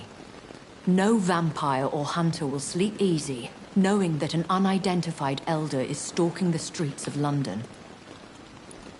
Excuse my forwardness, but... are you my maker? Me? Goodness, no. Only a foolish immortal would create a progeny without taking precaution, and I'm no fool.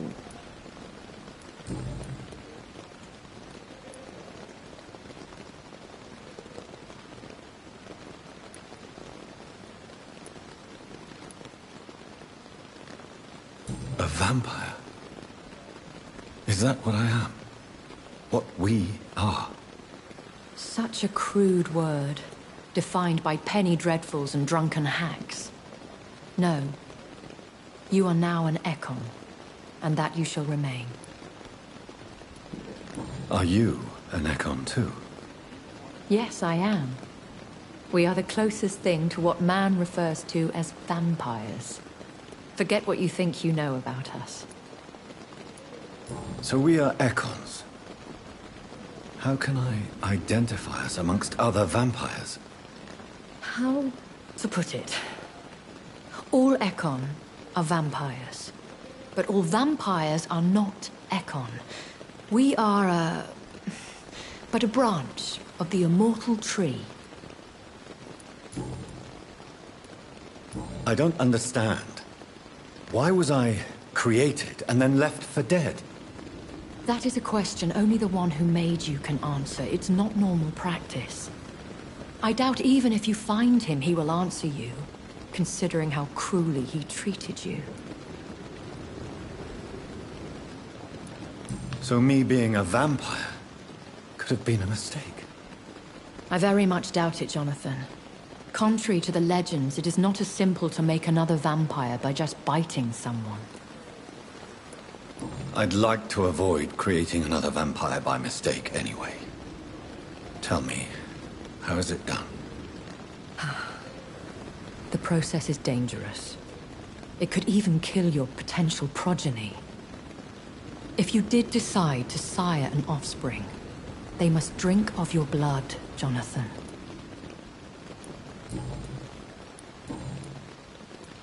I bid you farewell. For now, my lady. I must quickly analyze the blood I took from Nurse Crane's patient.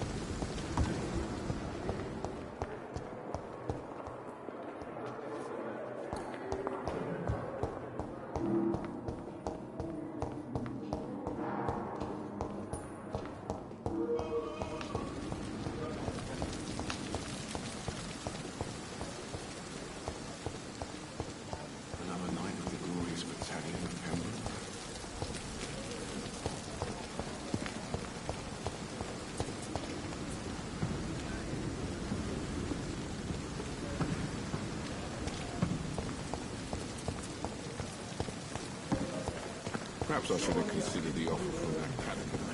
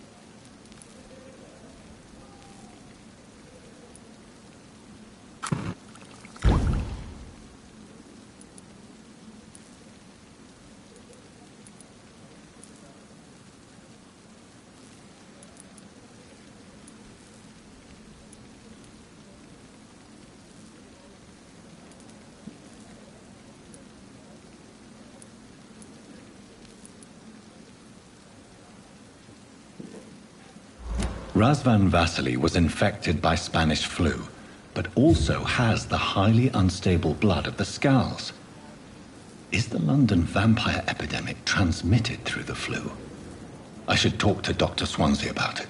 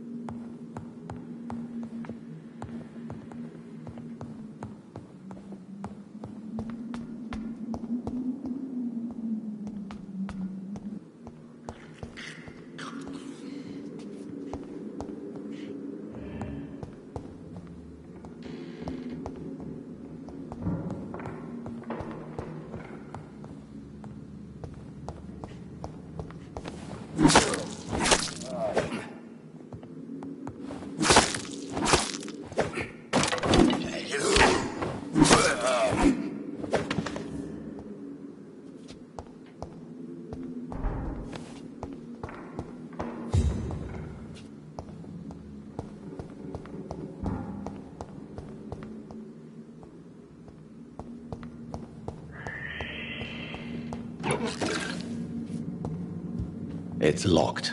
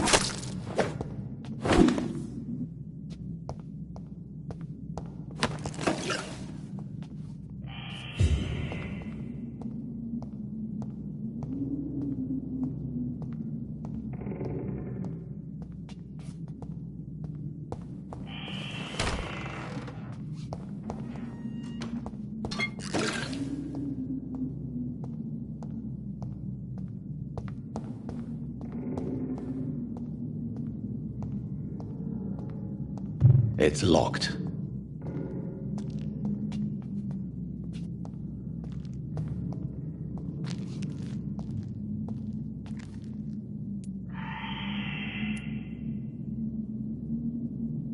Traces of a pinkish foam at the corner of the lips. Some sort of drug overdose, perhaps?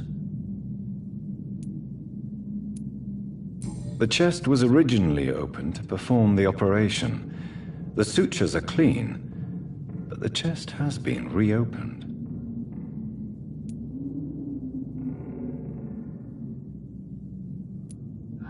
A puncture over the left lung, possibly a chest tube insertion. Not the cleanest work, but I think it was successful. Multiple abrasions and scarring on the arms and legs. Old and distinctive injuries of a sailor or a fisherman. Signs of internal bleeding. So, Dr. Tippett's anesthetics were incorrectly dosed, causing the patient's death. And then he tried to operate on him again. Tippett has made an egregious error. It's time we talked. Tippett has made an egregious error. It's time we talked.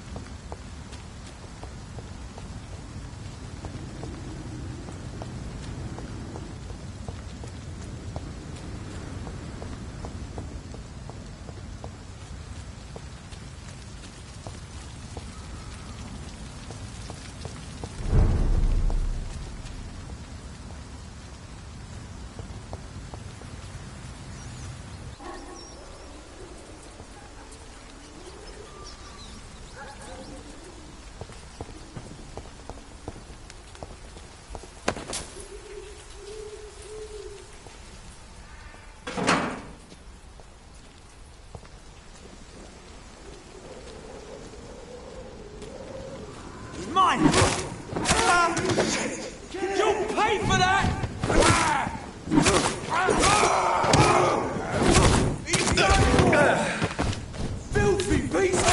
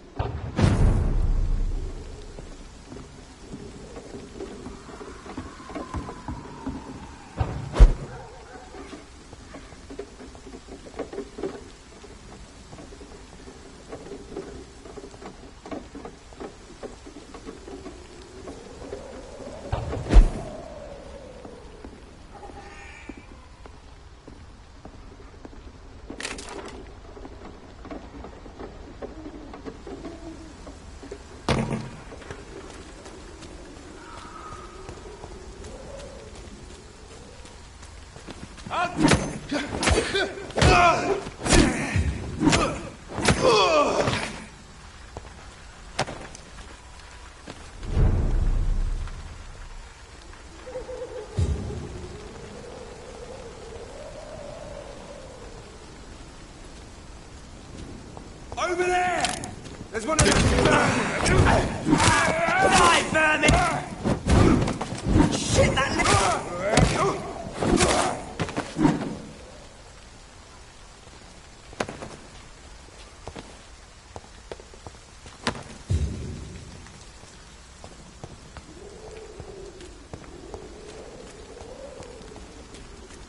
Over there!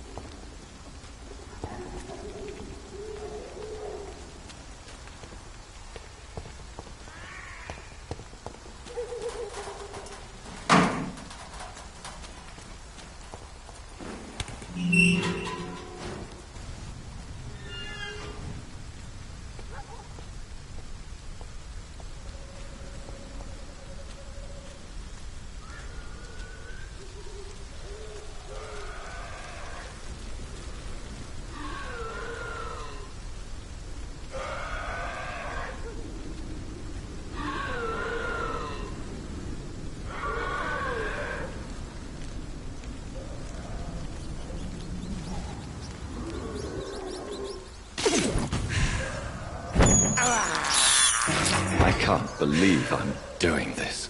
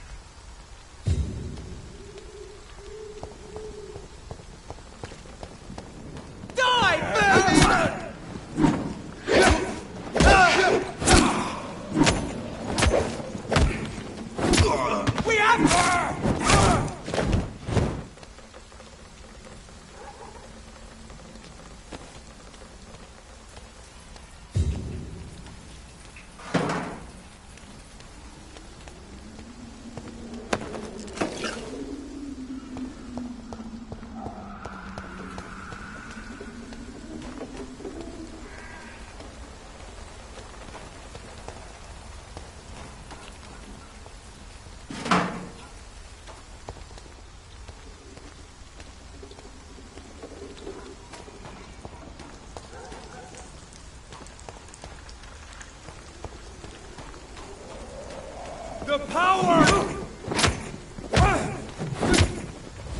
Crawl! See them fancy clothes? This man stung me with his faith.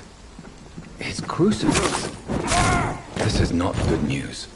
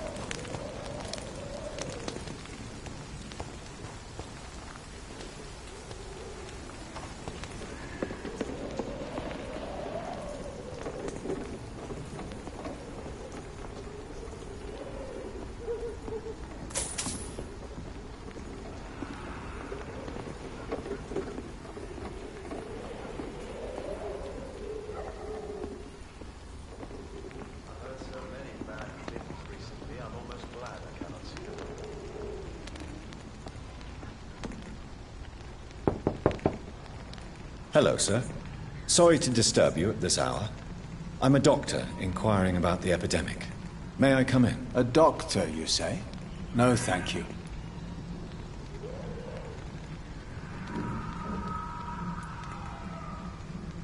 All right. I shan't insist. Goodbye for now, sir.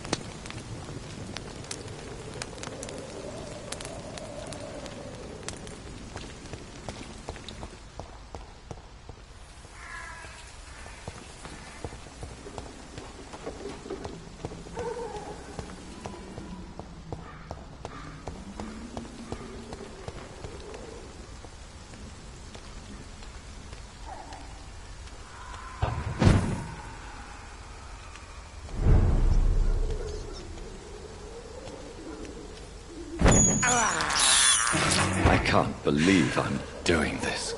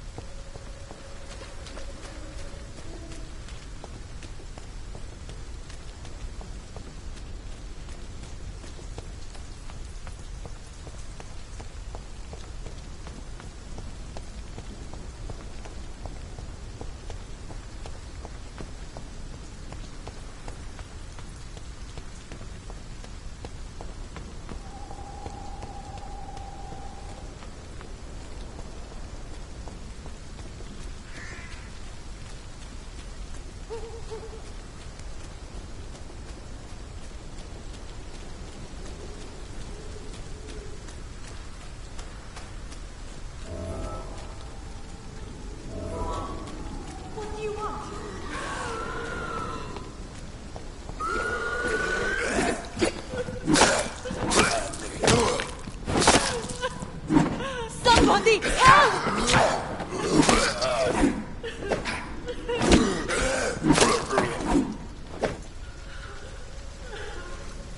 Who are you? What do you want?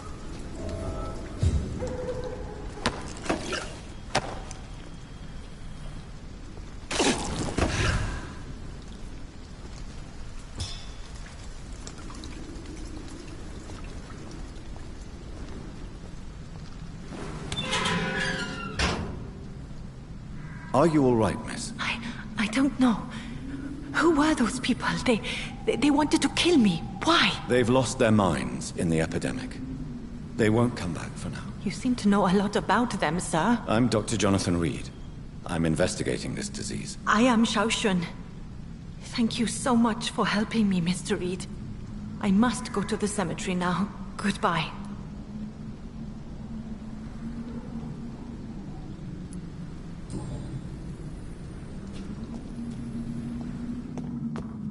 Carnage. Is Father Whitaker's disciple among the bodies, I wonder? This man's far too old to be Samuel. No. By the look of his clothes, this man's a docker.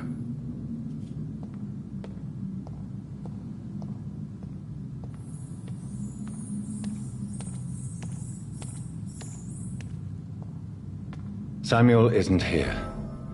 I had better follow the blood trail.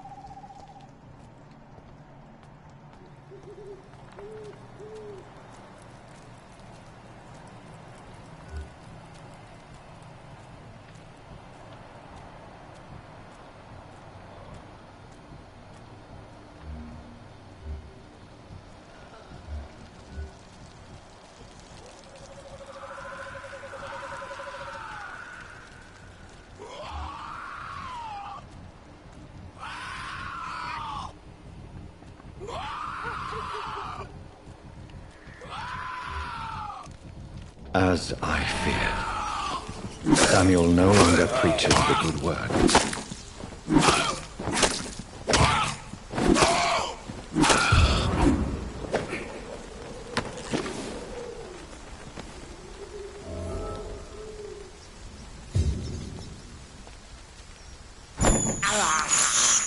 I have this thirst for blood.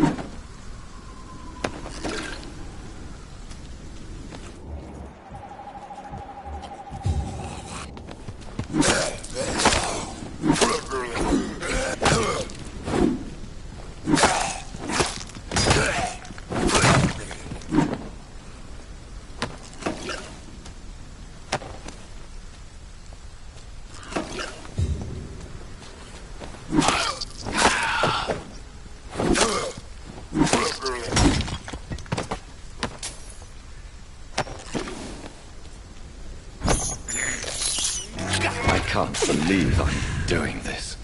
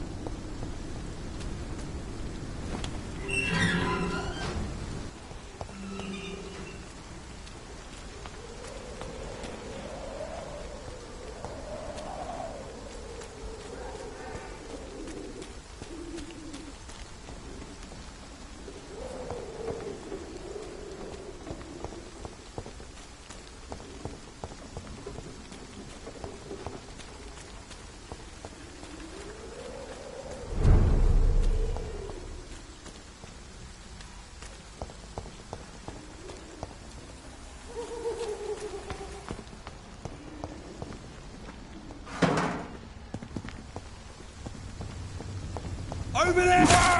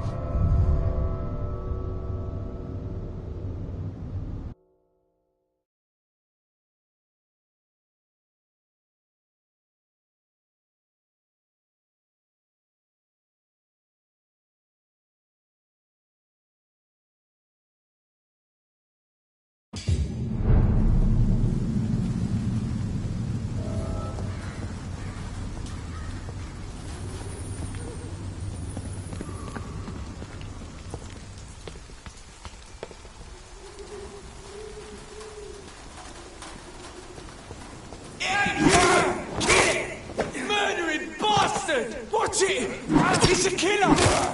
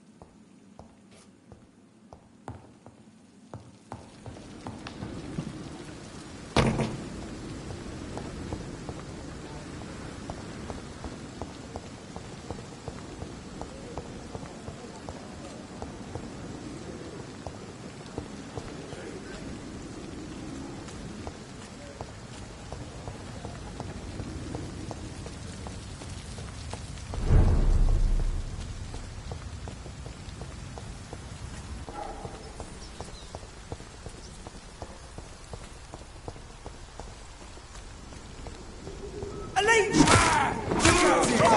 Vicious bugger!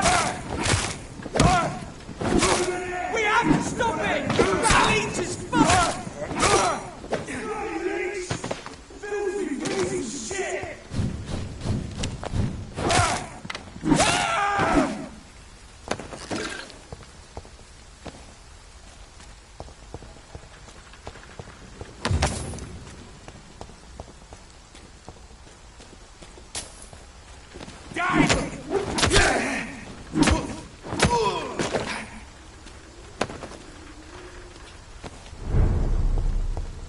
Get them weapons ready! Bad one!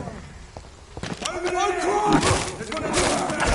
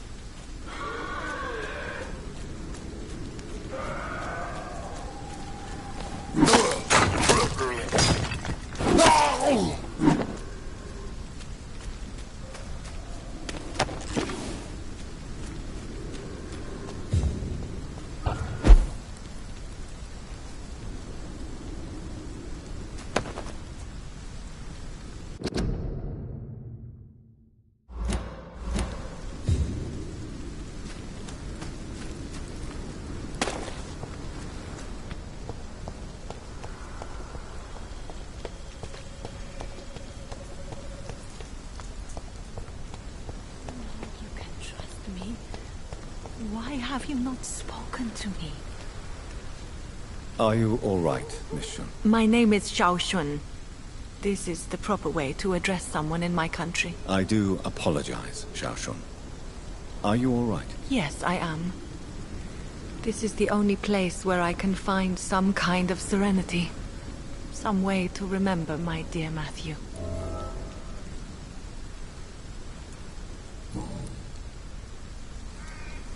Are you on your own? Do you have any friends or family who you could be with? I have family and friends, but I need to be here alone. One day maybe I'll go back to them, but not now. I need silence, and I need sadness.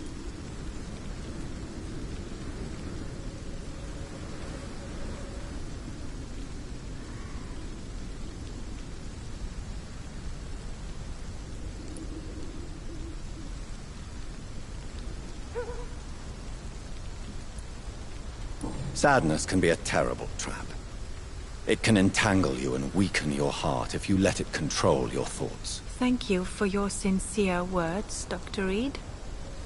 I sense you trying to help me, even if I don't quite understand why.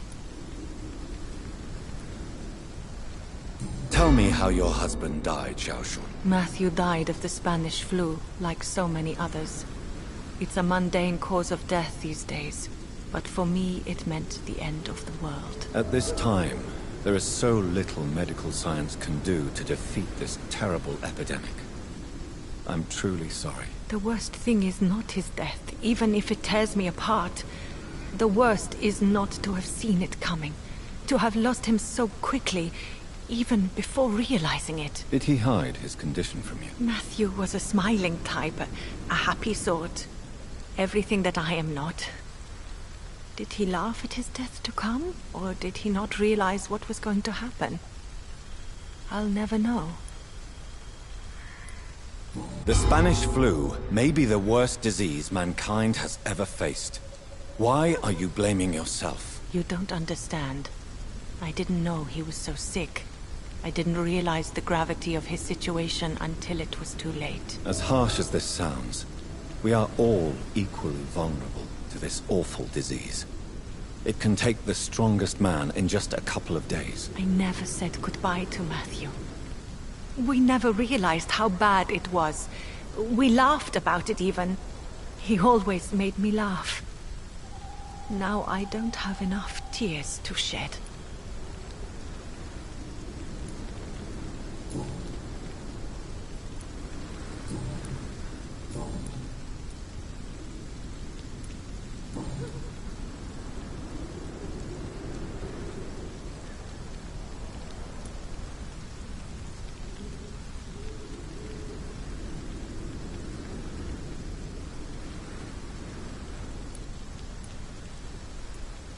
You realize you can't stay here forever, don't you?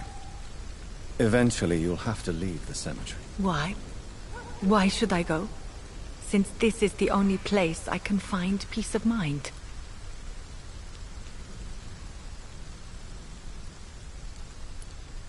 But you're not dead. There is a difference between visiting the dead and staying with them. You sound like you're no stranger to the pain I feel. Let's just say, I too have a good reason to visit cemeteries at night. Please accept my condolences for your loss then, Dr. Reed.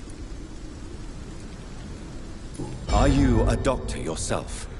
Is this why you feel so guilty for not saving your sick husband? No, I am not. But I still need to blame someone for Matthew's death. And who else, if not his wife, who did not see it coming? I'm a physician, one of the best in the country. But I was unable to save my own sister, Mary. She died in my arms. Why tell me this? Is it supposed to make me feel better? No. But I wanted you to know that you have done nothing wrong. Unlike me. May I ask what caused the death of your sister? You could say she was also killed by a terrible disease. A disease I have sworn to fight and cure, no matter how long it takes. Thank you for sharing that with me, Dr. Reed. Maybe it's time we start to rebuild our lives, you and I. You should go home now. I think you're right. Cemeteries are for the dead, for they need silence too. Thank you for your honesty and your wisdom, Dr. Reed. Thank you for your company, Xiaoshun. Take care on the way home. Maybe I'll see you again in Whitechapel. Goodbye for now.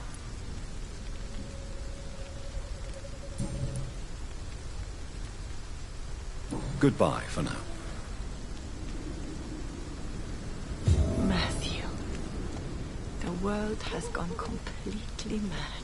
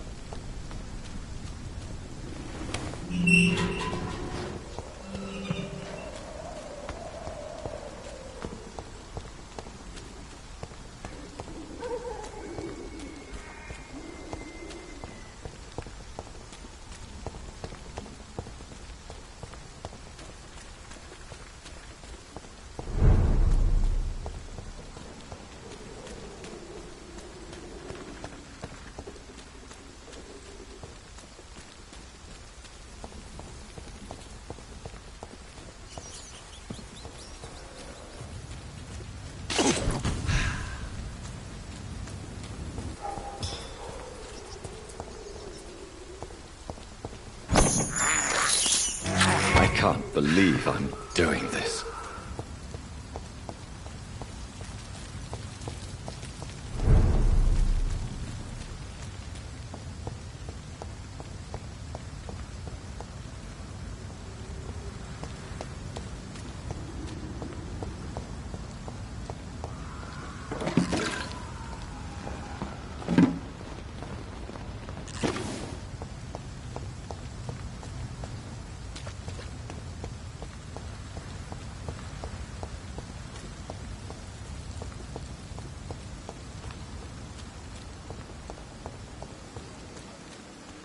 It never ceases to amaze me how you, the dead...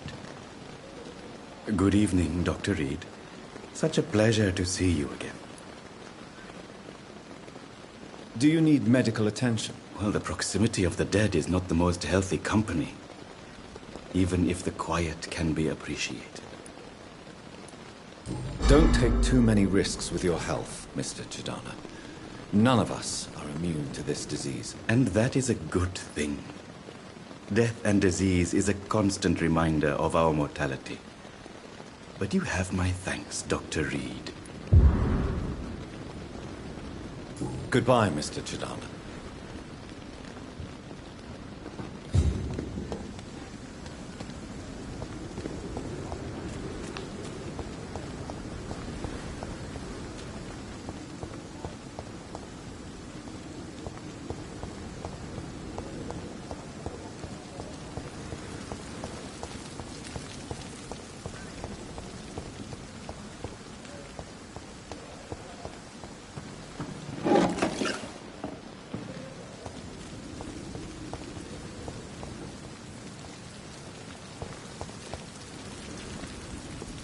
Good evening, Dr. Tippett. Dr. Reed, any good news to share?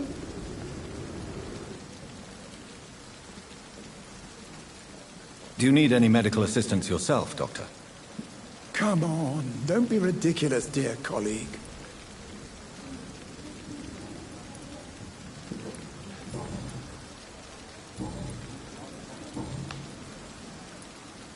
Corcoran, I want you to tell me about Mr. Connor. How did he die? What happened? He was my patient. He died because of my mistake. That's the blunt truth. What was the nature of the mistake? It was a twofold error. My diagnosis was wrong, and the administered dosage was too strong. Who was this patient? I don't know. Some sick man from the docks, maybe a fisherman. I had no time to talk with him. No one claimed a body. Why not stop practicing? Are you mad? I killed that man, I admit it, and it won't happen again. I have saved so many lives since then.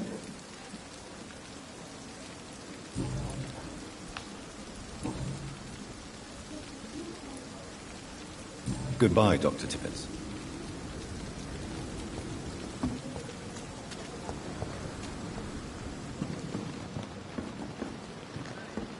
Good evening, Nurse Brannigan. Good evening, Doctor.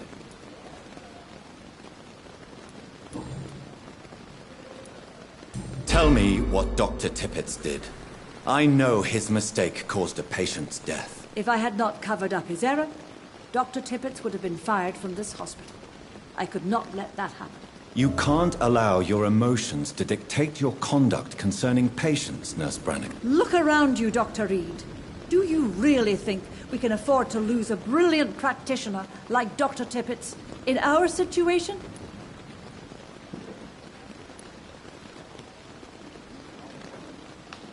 I can't say I approve of what you did. But as a field surgeon, I know that some situations require you to bend the rules. I'm not proud of what I've done, but to contain the epidemic must be our priority, so we can't afford to lose Dr. Tippett. Do you require medical assistance, nurse? I will be fine, as soon as I can get some sleep. Nurse, you won't be able to help people if you're sick. Take this, and do try to get some rest. I'll try, Dr. Reed. Thank you. I've decided that I won't reveal Dr. Tippett's, shall we say, misdemeanor. I'm so glad you share my point of view. Dr. Tippett is a brilliant practitioner. We most definitely need his know-how. I hope you're right. This is a huge risk we're taking. Dr. Tippett must regain his confidence. Please, keep this decision between you and me. He doesn't need to know you've found out.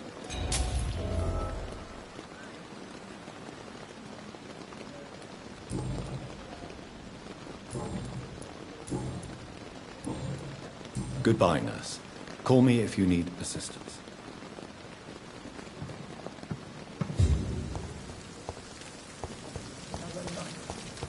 Surely I can endure.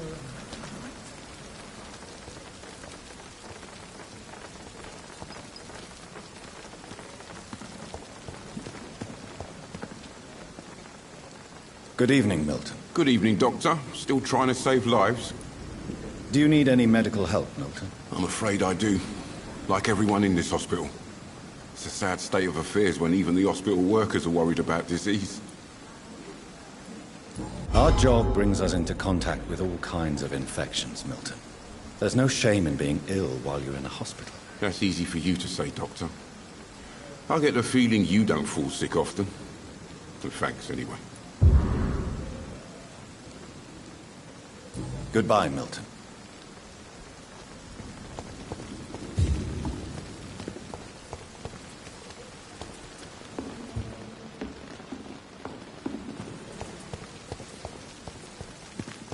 Perhaps I should have considered the offer from that Cadogan fellow.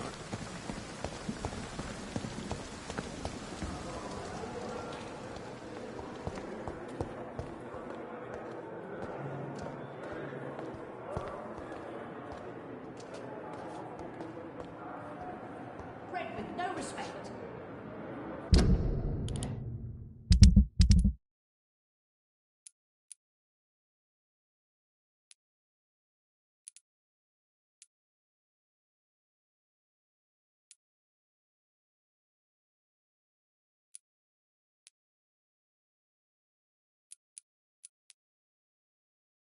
Time has lost its effect on me, but the suffering continues. Good evening, Miss Howcroft. How are you doing? Oh, I'm thirsty, Doctor. I feel decay rising in me. Do you require my services, Miss Howcroft? My condition cannot be understood by you, mortal. This curse is beyond your science.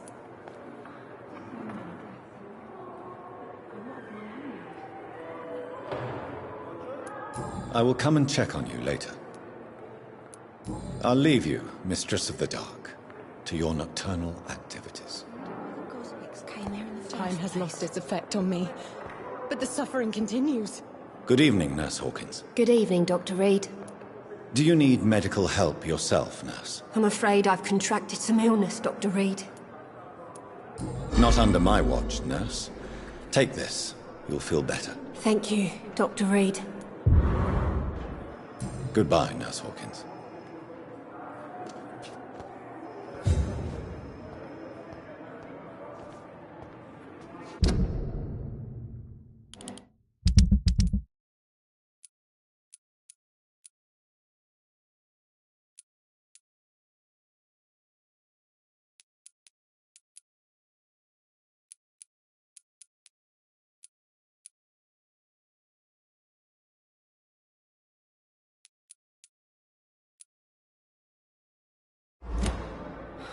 So many deaths.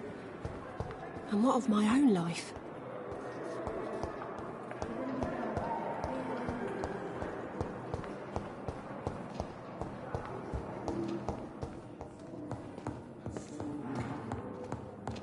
How can we be sure we're making... Good evening, Doctor. How is my son doing? Do you require medical attention as well, Mrs. Goswick? Do you know you're the only one who's asked me this? No. I don't feel well, actually. Despite what you think about this place, I can tell you with absolute certainty, taking this will help you recover. Well, at least your reputation seems well deserved. Unfortunately, I can't say the same for this hospital.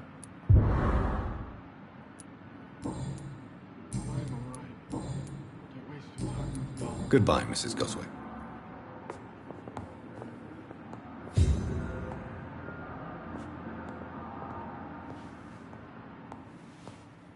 How can we be sure we're making a difference? Good evening, sir. Doctor.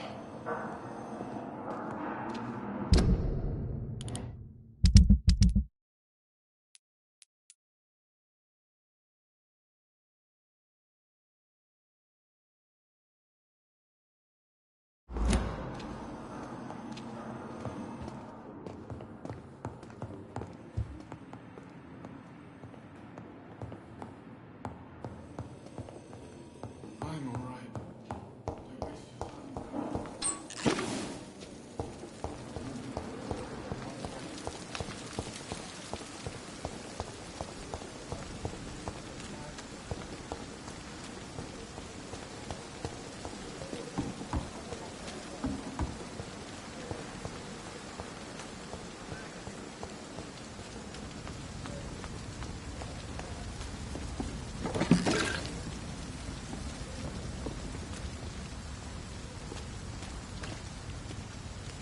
We fought for England, but England won't fight for us. Hello again, Mr. Blight.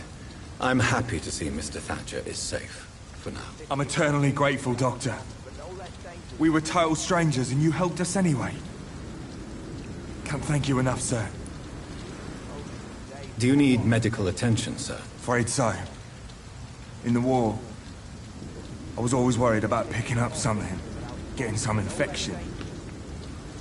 Unfortunately, I've got that fear in London now. Throughout history, some diseases have done more damage to armies than any weapon created by man. You were wise to be careful. You're working at the Pembroke Hospital, aren't you? That's a good enough reason for me and Oswald to go there.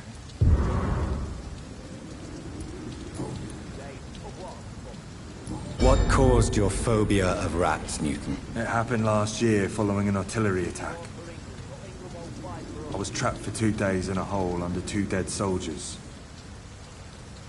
And there were rats. Go on. They started eating me as soon as I dozed. Gnawing at my ears, with fingers, lips. I couldn't move. Couldn't call for help. I see. No, you don't. You have no idea what it is to wake up buried under bodies. Fucking vermin eating your flesh. Oswald. He found me and saved me.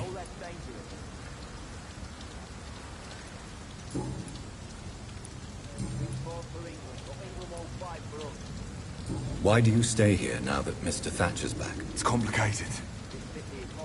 Since the war, Oswald's been really nervous with the idea of entering any hospital. And me, I've got my own issues. Can you speak about them? Rats, sir. Even seeing one, they turn me. Just want to run. It's that fear that stopped me from going after Oswald when he left. What can you tell me about the war, Mr. Blight? If you want to speak about it, of course. War was... well, you know, sir. The stench of death everywhere. Your mates lying bleeding in the mud. Just praying to make it through and get home. Bloody nightmare. I fought in France, too. I served as a field surgeon, but it was not uncommon to repel an assault, especially at night. Yeah. The first time I was wounded, I had to protect the infirmary from hostiles. Twice. Did you know Oswald Thatcher before the war? No. We met in the battlefield. I think we're in the same boat to France. We've stuck together ever since. You are always welcome at the Pembroke Hospital. As a former officer, I'll be honored to welcome a fellow veteran. I'm not giving up on bringing Oswald back to the hospital. I just need to convince him that he needs some help. Perhaps he needs to reach that decision by himself. Could you speak to him? He doesn't usually listen to doctors, but perhaps because you've been through it, you can talk him round. Goodbye, Mr. Blight. Take care of yourself. Hello again, Mr. Thatcher. Do you feel any better now? Yes. This neighborhood may stink of dog shit and reek of piss, but to me it smells like the purest mountain air. Do you need medical attention? Don't get me wrong, sir. I'm grateful for what you've done, but I've never felt comfortable with doctors. I will see you later.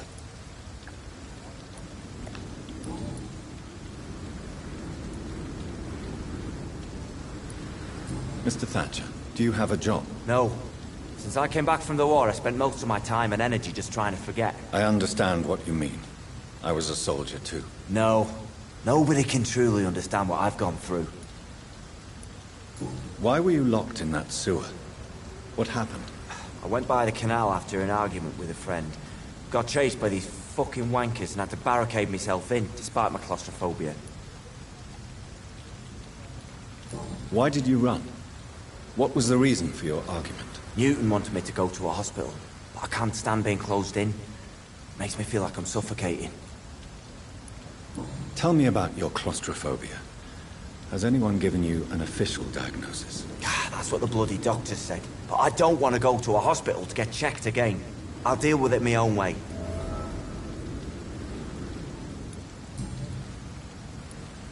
Oswald, why did you not go to the Pembroke Hospital to seek medical help? I don't trust doctors. All they care about was their careers and processes.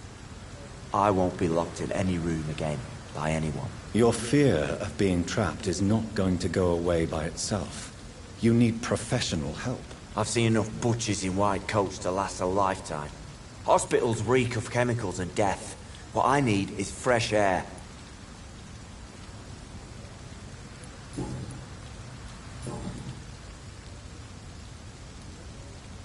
Do you want to talk about why you have this fear of being enclosed, Mr. Thatcher? No, I really don't. An irrational fear like yours is usually rooted in a specific event. Perhaps it would help to talk about it.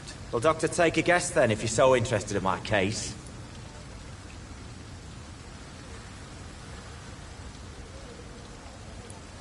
When I rescued you, you expressed joy at seeing the sky again.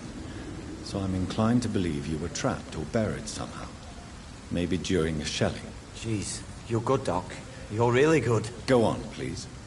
Tell me more about it. Newton and I were trapped in a circulation tunnel after an artillery attack. We were buried alive for several days, without ever knowing if we'd be found.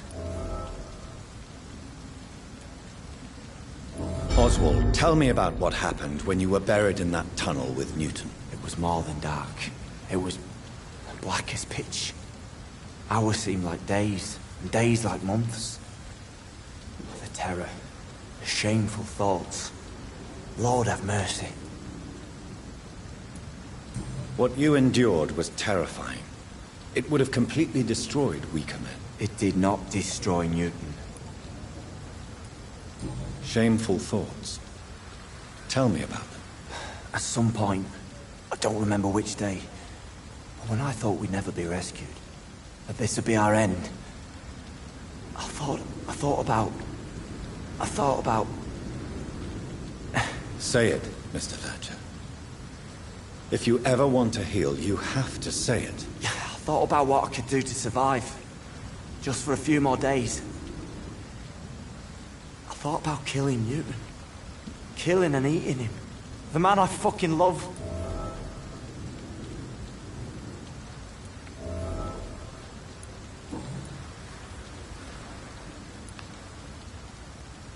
Tell me about your true feelings for Newton. I love him. I'm not ashamed to say it. He's the best thing that ever happened to me. I can't imagine life without him. Why should you be ashamed? I'm not, I said. But Newton sees it differently. I admire your honesty. It takes courage to stand up to society. The world needs people like you to create change. Courage is what we needed in the trenches, looking death in the face every day. I speak plain. I speak my mind. Have you always been this straightforward? All I know is, before you saved me by the sewer, my only regret was I wouldn't be able to hold or kiss Newton again. I love him, that's all.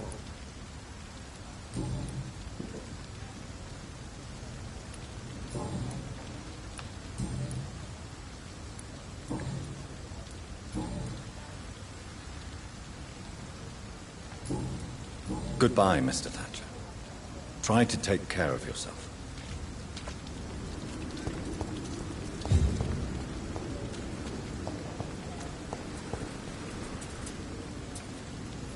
It's locked, all right.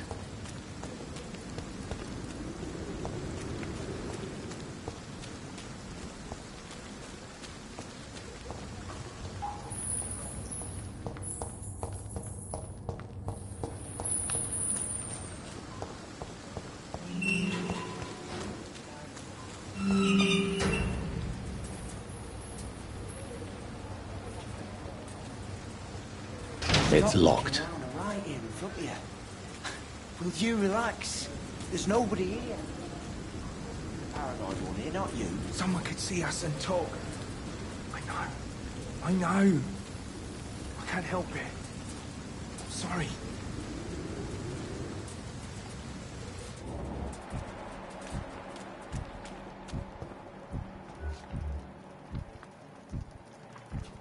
Can't understand why you still care for this bloody city. We're still alive and healthy. Can't you be satisfied with that? I have not survived this. I don't feel it anymore. How do we get from here? Anyways.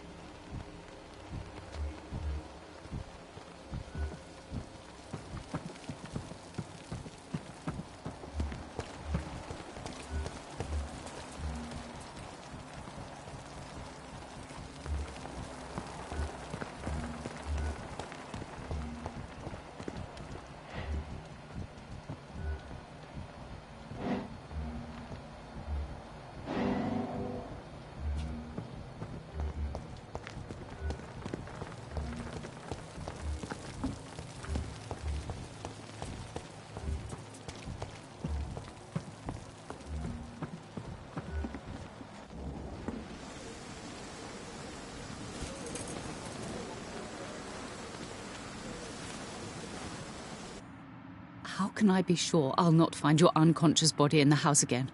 I promise you, you'll not find my unconscious body. For God's sake, how can you say such a thing? How can you refuse to listen? I tried to warn you for so long. No, I won't let my only son die. You promised me you'll stay alive. Your son lied to you, like the whole world lies to us.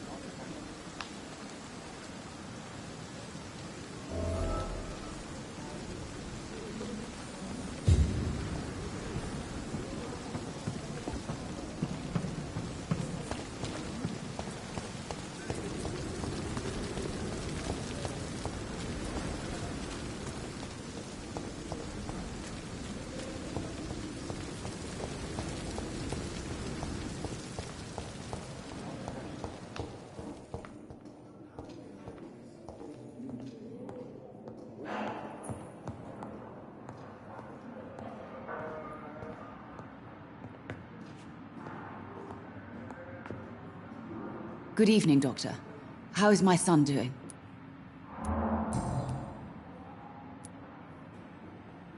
Your son wished to die, Beatrice. Why did you hide such crucial information? Are you not aware suicide is a crime? Mortimer could be thrown in jail. I can't let that happen. I won't. I understand you fear the legal consequences, Mrs. Goswick. But don't you realize your silence significantly affects your son's case? All my son needs is help and comprehension. Not judgment and punishment for what he may or may not have done.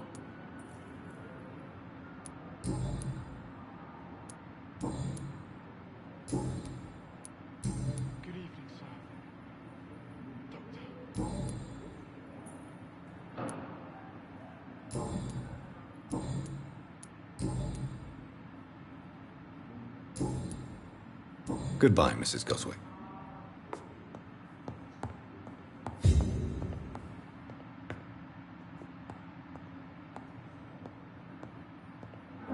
Good evening, Mr. Goswick. How are you? I'm okay.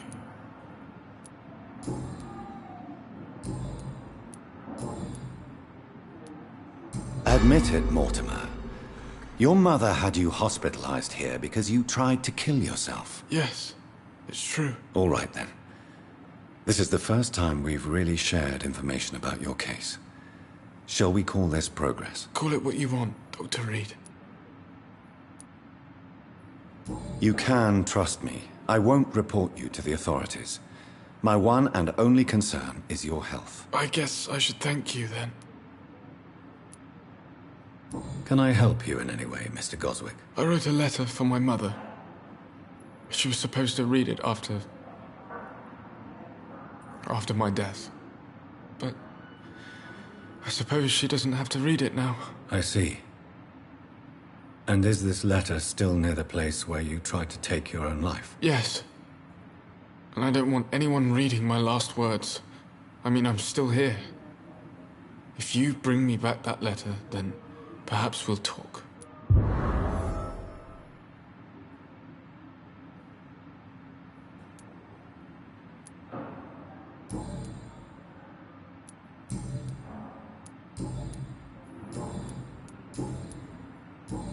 I have to go now, sir. But don't hesitate to contact me if you need any help. Good evening, sir. Doctor.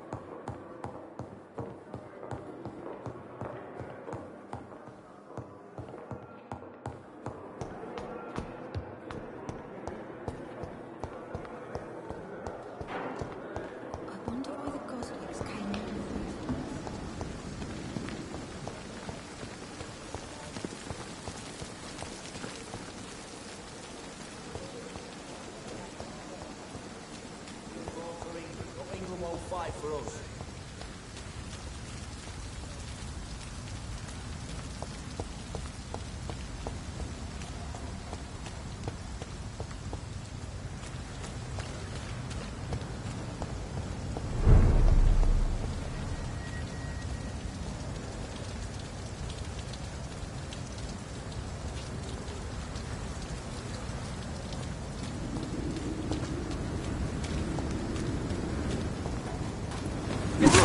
He's dead!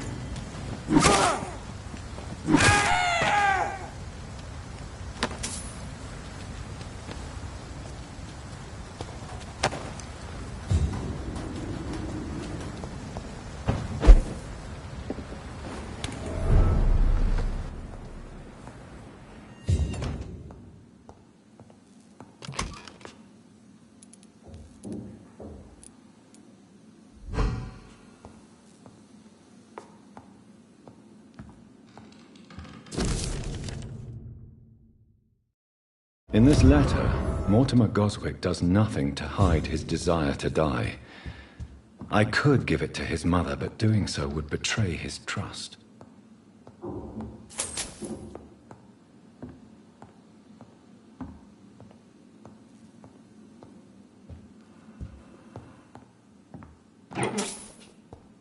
It's locked, all right.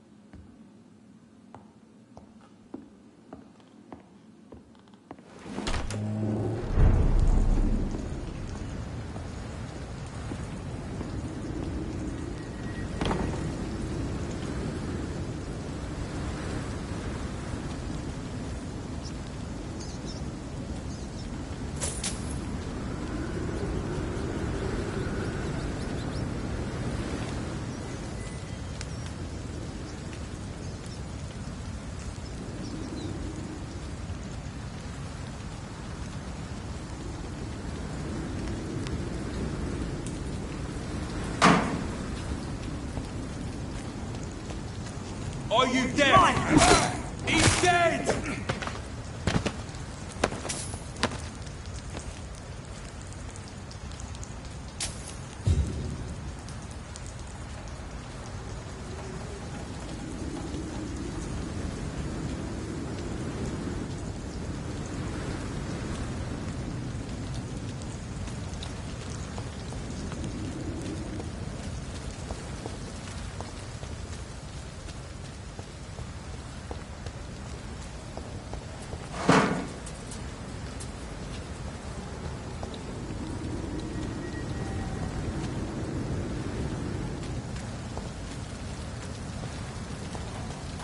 See them fancy clothes?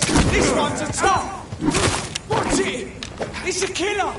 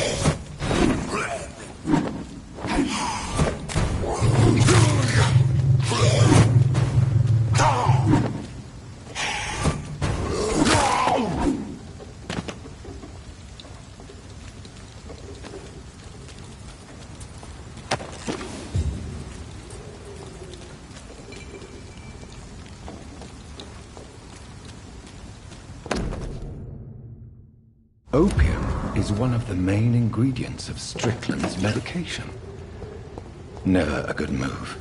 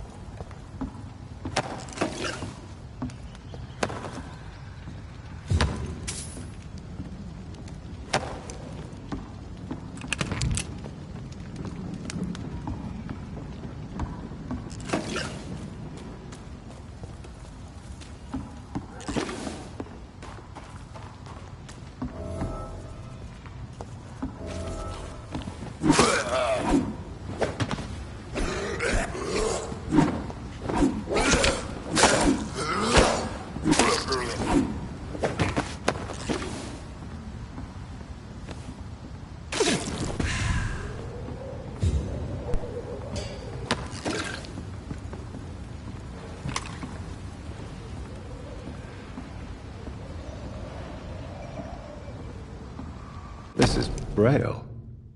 I need someone who can read this.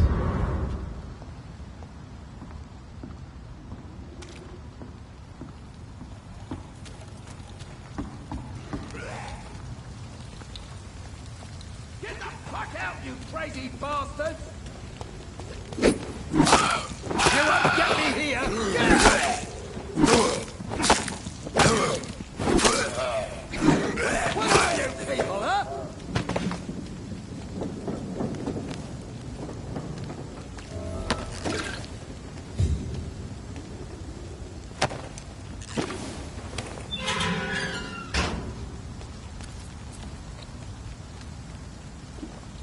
Are you all right, sir?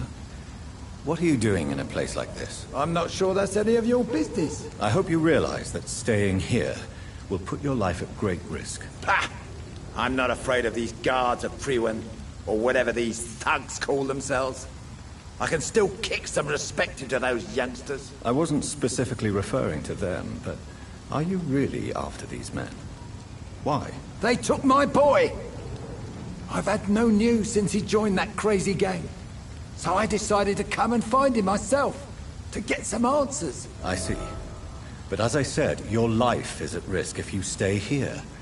And I'm not referring to the gangs either.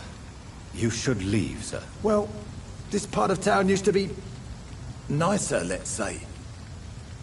Perhaps you're right. This isn't the best way to save Andrew.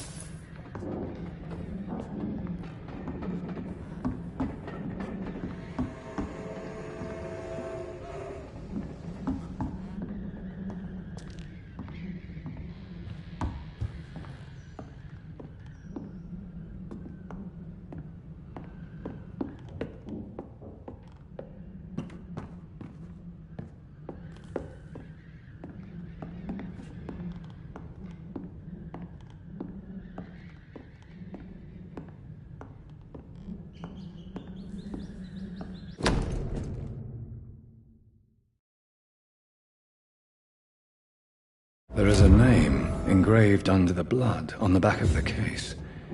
Jack Gillingham. Maybe I should return this watch to his family.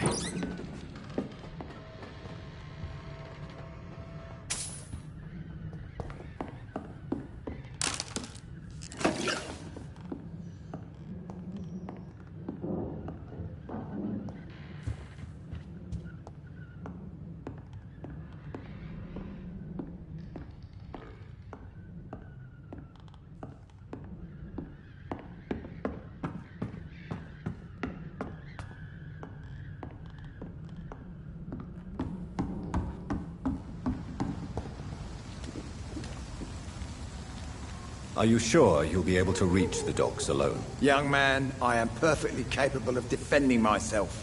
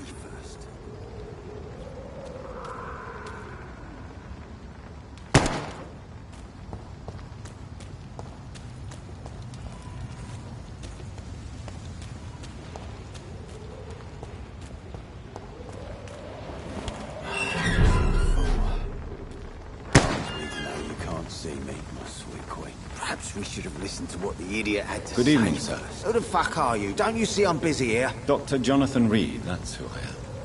And who are you? Ah, some fancy gentleman we've got here. Clear off. We don't want strangers on our streets. So you won't tell me your name, then? The name is Booth Digby. Maybe I'll ask my boys to break one or two of your bones, just so you remember it.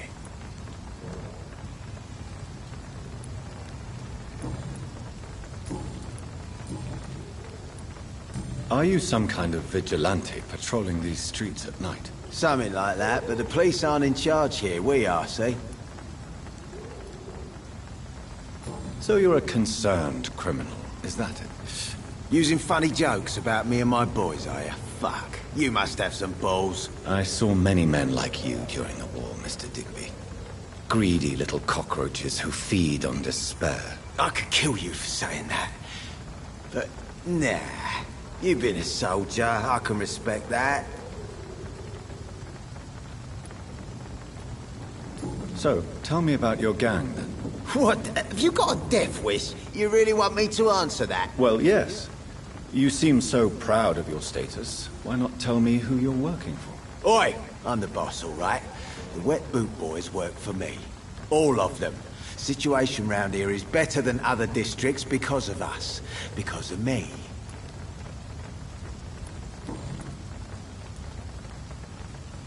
What can you tell me about this part of town?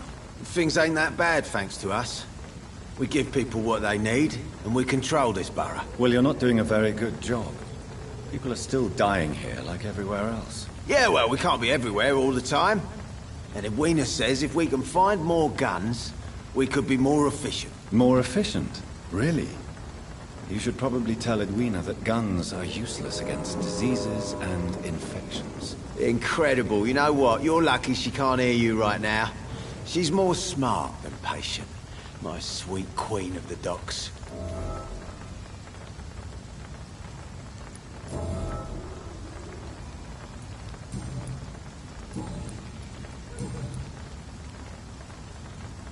Do you need medical help, sir? I feel fine, Dr. Reed.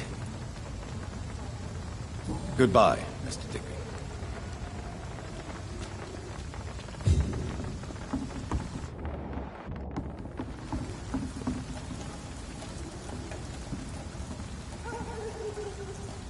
Good evening, miss. I am Dr. Reed. May I ask you a few questions? Who are you? What do you want? As I just told you, I'm a doctor. From the Pembroke Hospital, actually. The Pembroke Hospital, you say? I don't have any money for you leeches. I'm not here for charity, Miss... Miss Edwina Cox. So what do you want then? Fancy buying something from me, maybe?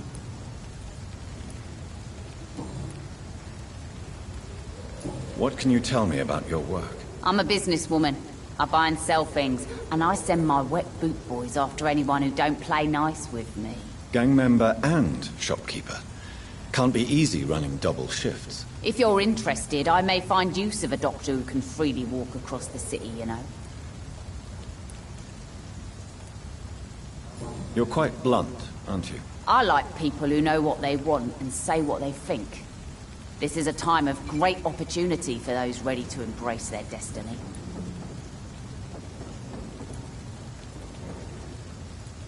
I'm not interested in a career in the criminal underworld, Miss Cox. Fair enough.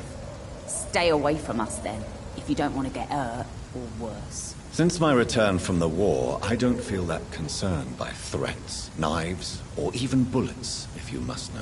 That's exactly what that stupid trade unionist claimed after he attacked one of us. Booth and I reminded him a bullet beats words every time.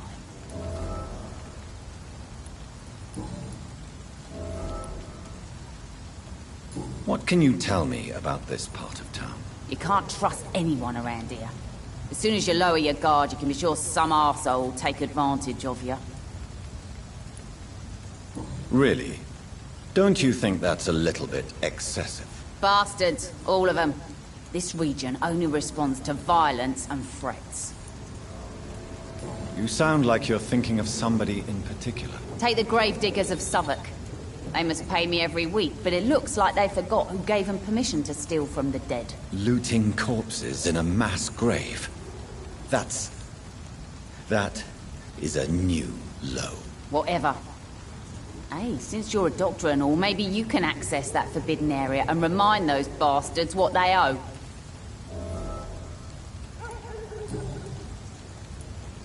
You still use your husband's name, Edwina.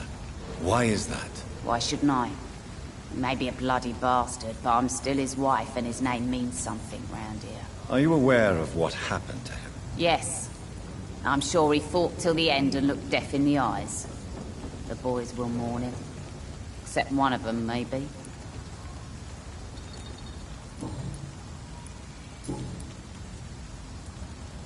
Booth Digby looks at you with love-struck eyes.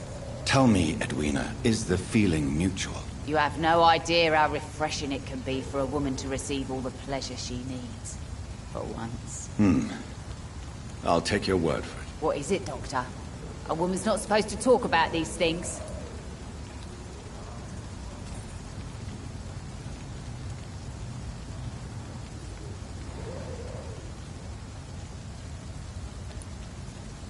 Behind all your crude words and your attitude, I sense romance and a soft heart, Miss Cox. Romance?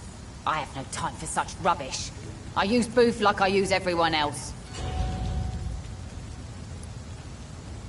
Tell me about the man you and Booth killed, Edwina. The bastard killed one of us and received retribution.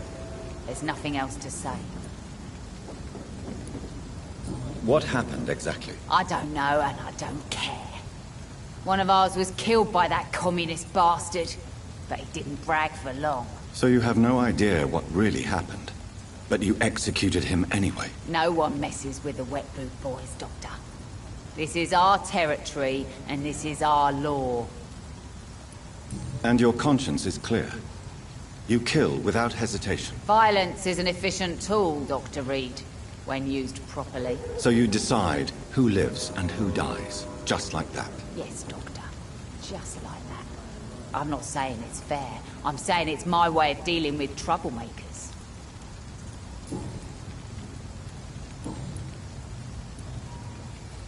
Can I see what you have to sell? As long as you have money, I'll show you all I have.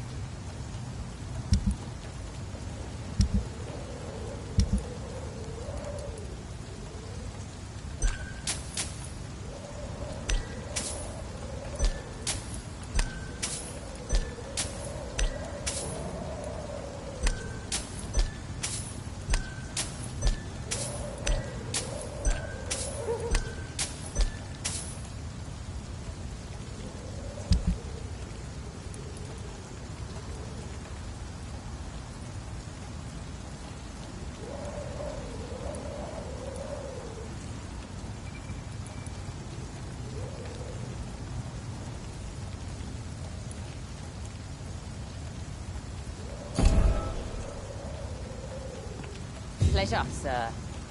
Been a while since we've seen any new faces round here.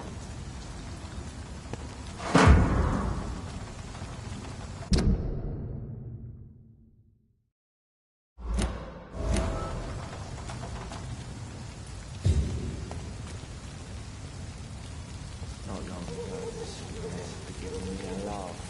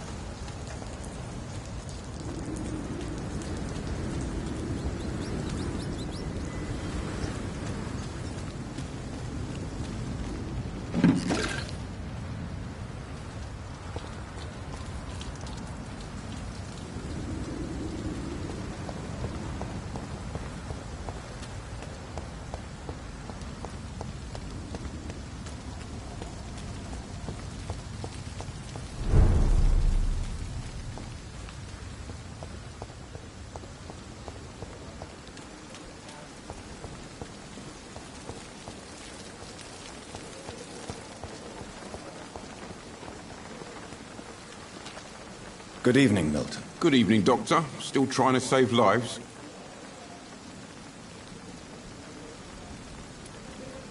I'd like to see your goods. Wise choice, Dr. Reed. A reliable gun is what everybody needs these days.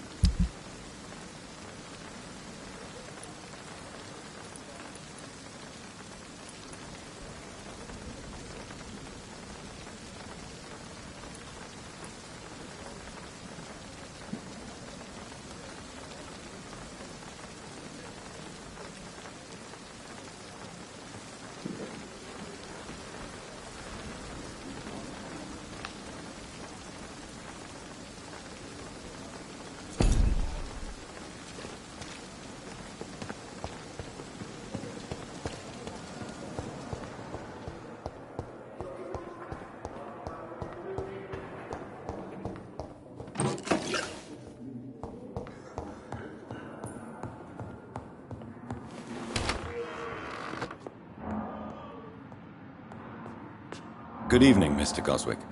How are you? I'm okay. I have retrieved your letter, Mr. Goswick. I can assure you that nobody read it but me. Thank you. This is for you, then. For your help. And for your silence. I think you should talk to your mother. It would be good for both of you. Thank you, Dr. Reed. I'll think about it. Now, please, let me be. I have to go now, sir. But don't hesitate to contact me if you need any help. I'm all right. Don't waste your time with me. Good evening, Doctor. How is my son doing?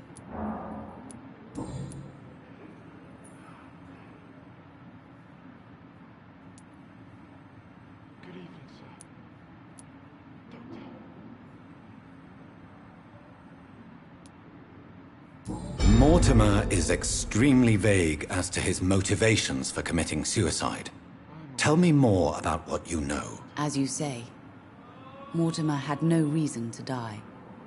All he said to me was that he wanted to make the world a better place, but couldn't. Why did your son feel so useless when facing the world? I think it was more that he could only see the melancholy facets of life. He couldn't help but dwell on such things. What do you think he meant by making the world a better place? Mortimer has always been a sensitive soul. He wouldn't talk to anyone for months after his father passed. It's like he carries everyone's sadness with him.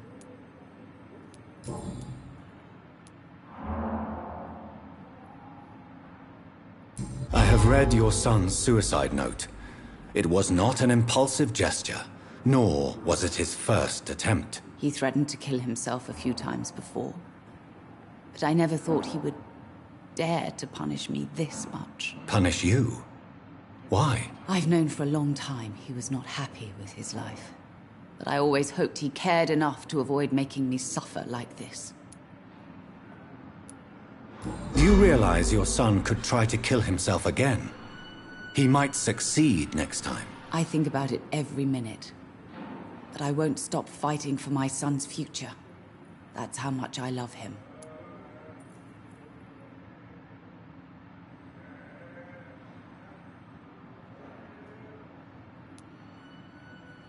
You're right. Your son's death was not fatal. And unlike many on their own, he is lucky to have you by his side. I can't give up on him. I just can't.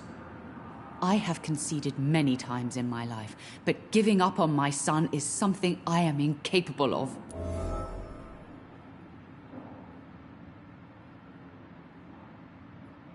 Do you require medical attention as well, Mrs. Goswick? I have other concerns right now, Doctor. But I'm fine, thank you.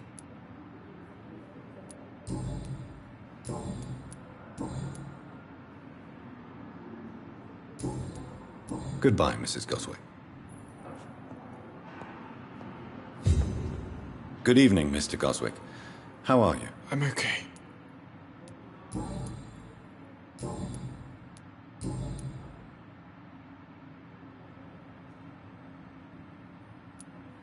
I've read your letter, Mortimer. You wrote about an unbearable feeling of despair while the world crumbles around you. Tell me more about it. There's nothing more to say, really. It's hurtful, it's unbearable, and I don't ask anyone to understand what I feel.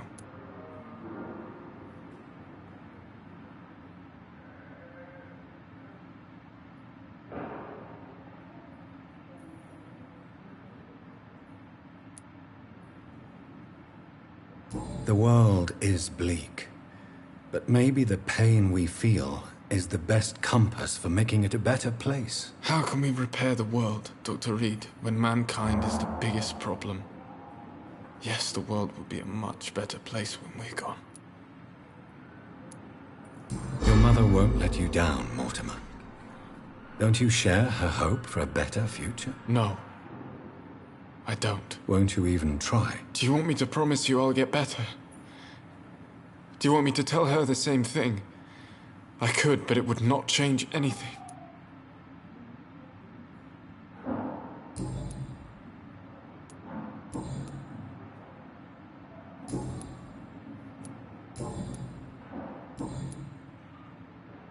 I have to go now, sir. But don't hesitate to contact me if you need any help. I'm all right. Don't waste your time with me.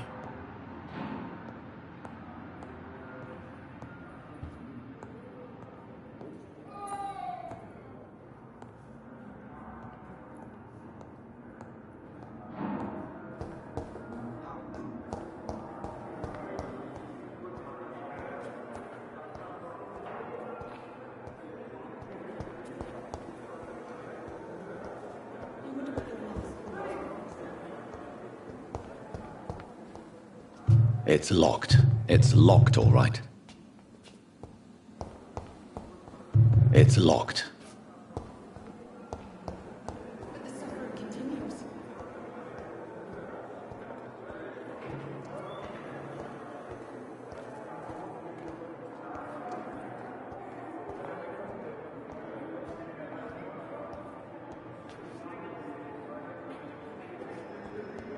I wish I could be sick again.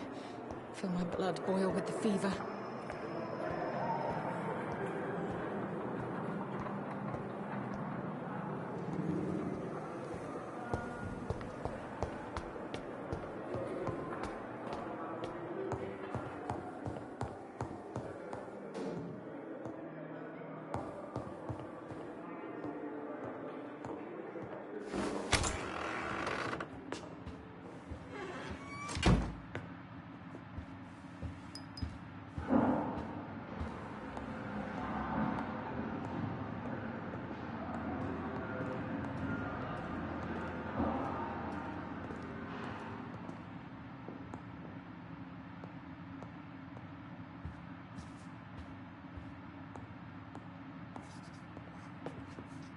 Evening, Edgar.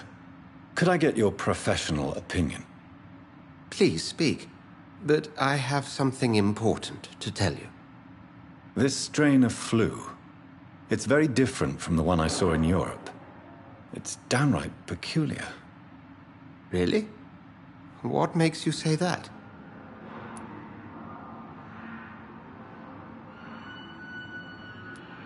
I've just looked at the blood of one of our recently deceased. I see. Do you have anything more to go on? This disease spreads and looks like the Spanish flu, but its effects differ greatly. The London strain is different from the continental one. This is very interesting. Did you find something else? Yes. Unlike the flu, the infected begin to show an increase in outwardly aggressive behavior. More than simple agitation. Once docile people become violent. You mean like rabies? Is there a chance we could create a vaccine, Jonathan, like Pasteur? By the stove, that would be smashing. There's a lot we're not seeing here. But it is spreading, and quickly. If we don't act, the whole city could be lost. But Jonathan, we've a fantastic opportunity sitting right here in front of us. A weapon of choice. What on earth do you mean? Why, you, my dear boy. With your expertise and your blood, we could isolate the properties that course through your veins. Think about the possibilities.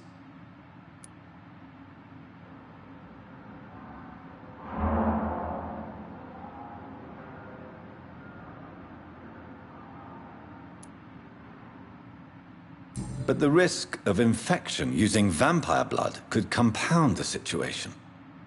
I know, but your blood now carries remarkable regenerative properties. With our minds and your blood, there's nothing we couldn't cure. We'll discuss this more later. Thank you for your time. No, thank you, Jonathan. But as I said, I needed to talk to you. I have some rather bad news. Yes? I'm afraid it's your sister. My sister? She's to be buried this evening at Whitechapel Cemetery. Your mother published the obituary this morning. I see. I'm sorry, Jonathan. Please accept my condolences.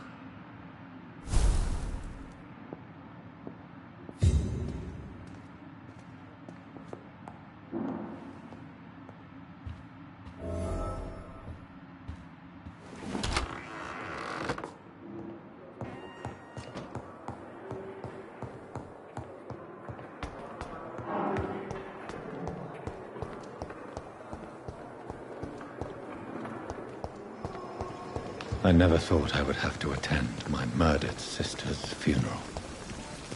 Mary, I can't forgive myself. I'll find the truth about what happened to us. I swear.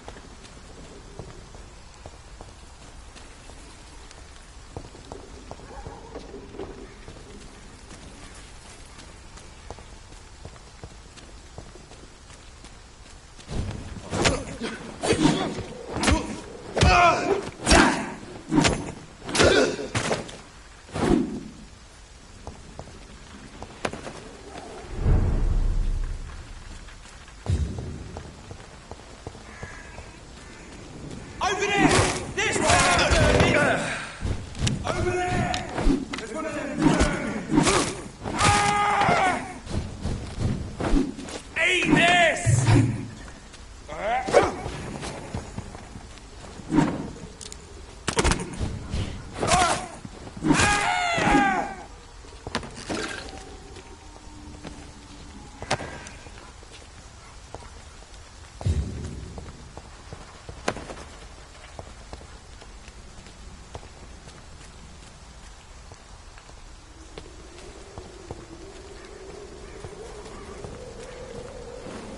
My dear sister, I don't know if I have the strength.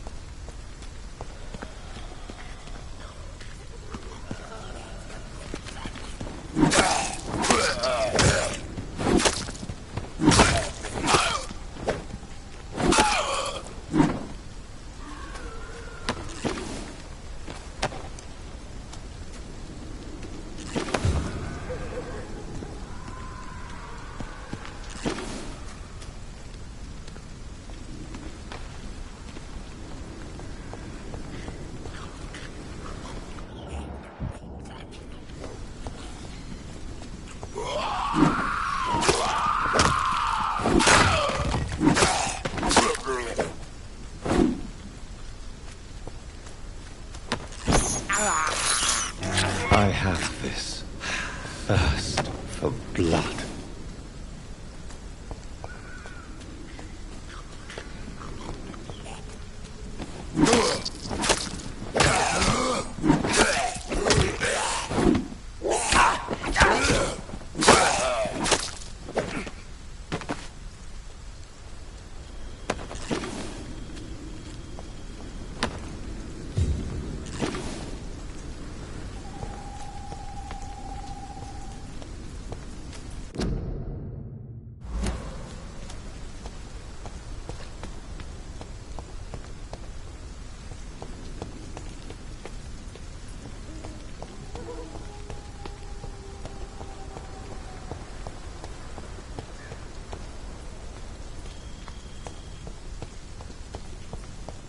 Since I can't reveal myself to my mother now, I must find a discreet spot to attend the ceremony.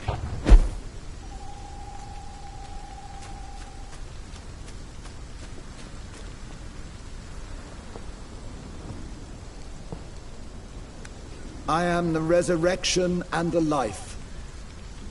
He that believeth in me, though he were dead, yet shall he live. And whosoever liveth and believeth in me shall never die. We commend unto thy hands of mercy, most merciful Father, the soul of our sister departed, and we commit her body to the ground. Earth to earth, ashes to ashes, dust to dust.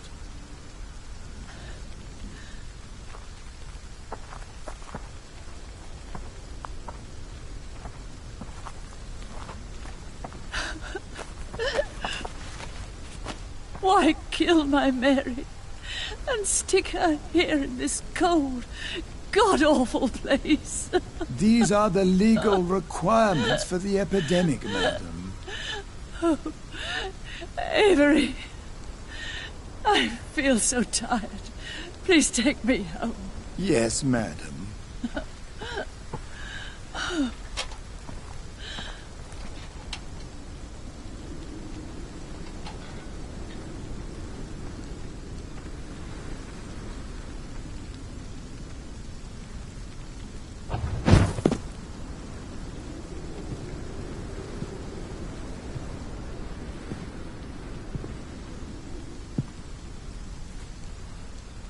Oh, Mary.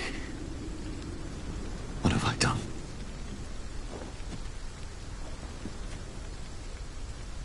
If I could only change one thing.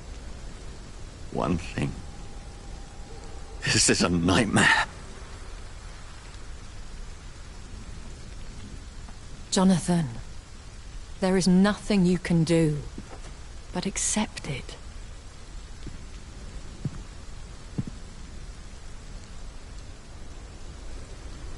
What brings you here? I thought you could use the company.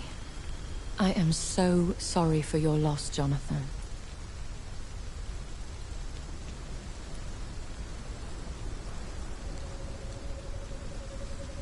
She was a good person. Vibrant, full of life. She was kindness incarnate, my Mary.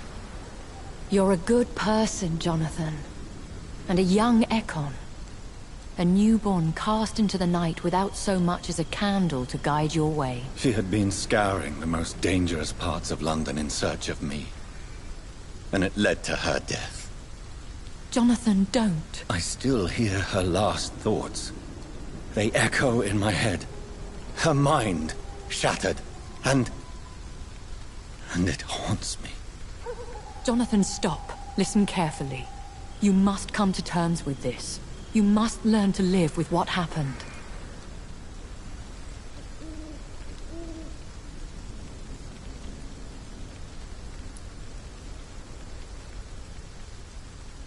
How is it possible?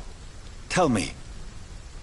Is it so easy to take a life every night, and then just smile and nod at those you spared? Don't you see? You're doing the work of our enemies, feeding your remorse. We are weakest when we grieve, and the guilt blurs our senses. And so this is why you're here. To warn me. You've felt this pain yourself. You too have endured this. I don't want to lose you, Jonathan. I've lost so many friends. Loved ones I cherished. Pray for Mary's forgiveness, if you must.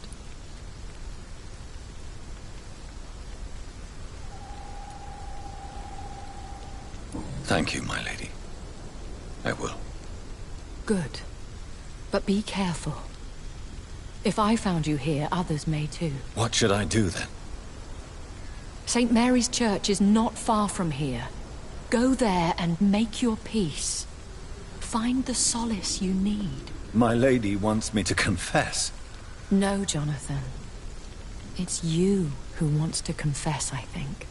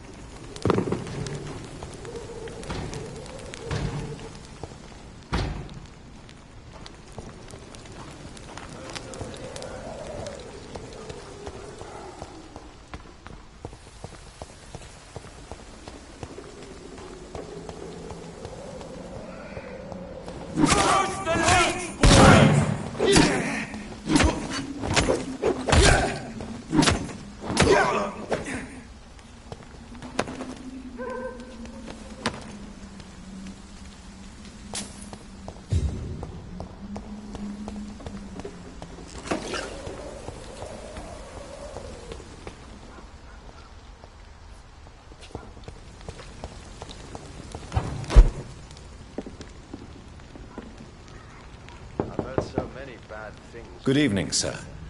It's me again. Leave me alone, I say, whoever you are. All right. I shan't insist. Goodbye for now, sir.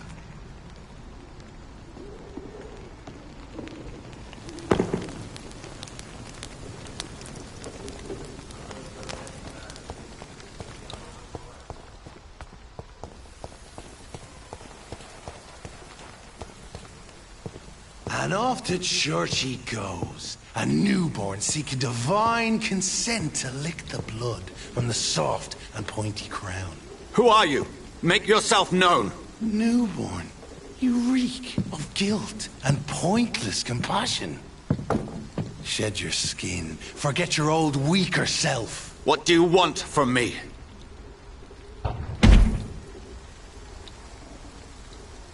Ascalon does not approve of lone wolves who bring unwanted eyes to our pastures. So your name is Ascalon? Ascalon's will is vampire law. Learn them, abide by them, or I shall return as your judge and jury.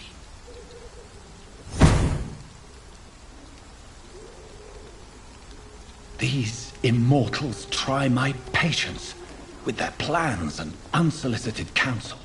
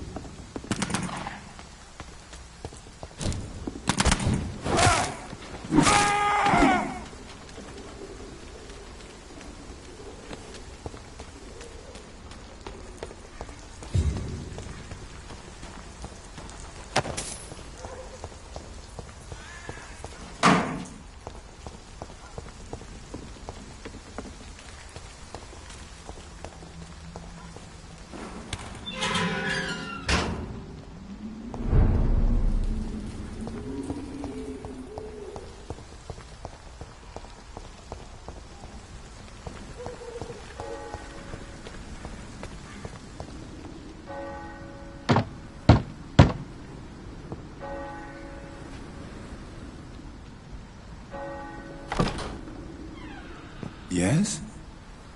What is it that you want? I'm sorry to disturb you at such a late hour. No worries, my son. I'm still quite awake, having just returned from a funeral. Yes, I know. I've forgotten what I wanted. I don't know.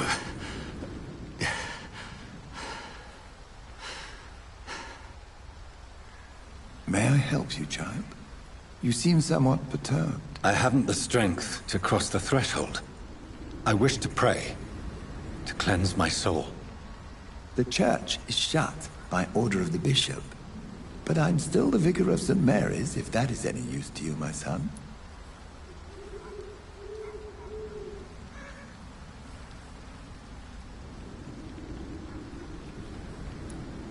You seem to me a good soul, Vicar. But this is a personal matter.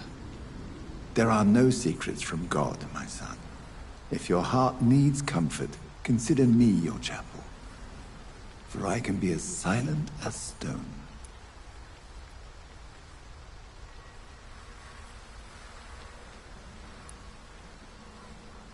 I've words for one departed. They're not for living ears to hear. Your eyes burn with rage, yet I see the pain that lies beyond. I am here to lighten the burden of all God's creatures. Whatever you tell me is between us and the Lord. Very well, priest. As you seem quite adamant. Open your heart, my son. Tell me what burdens you. With whom do you wish to speak? She was my sister. You seem so troubled by the loss of this girl. What happened to her?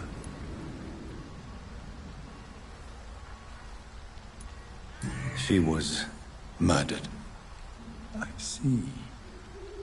And how are you feeling, my son? I feel responsible. The pain is consuming me. I have a final question for you, my son. This is of the utmost importance. Ask your question, Vicar. What words would you like to say to your poor sister?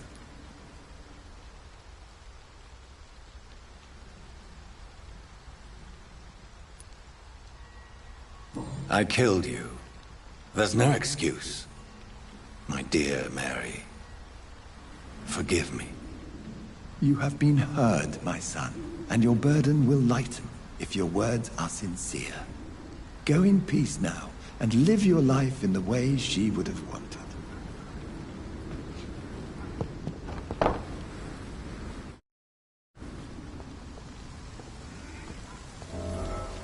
There. I confessed to that vicar. Do I feel better? Only time will tell.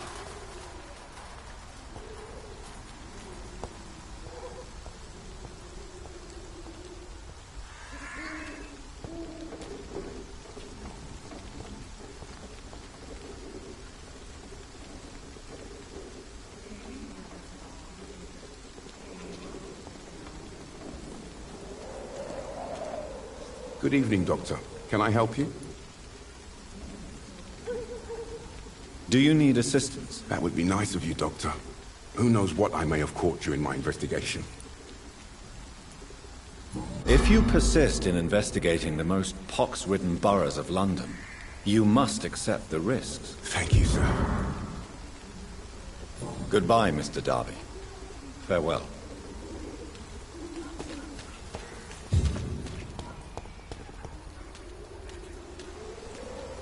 Good evening, Christina. Change your mind, Mr. Reed?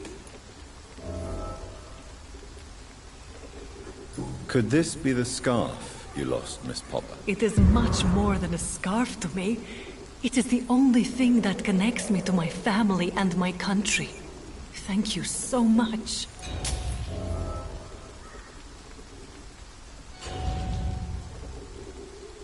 Do you need any assistance, Miss Popper? It depends on the price of your medicine.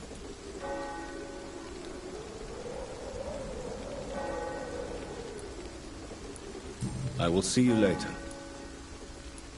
Goodbye, miss. Take care of yourself as best you can.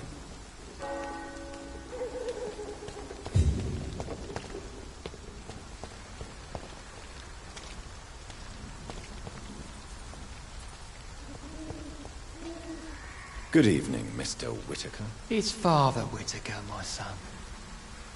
So, are you still lost in your rational delusions? I have found Samuel, your disciple.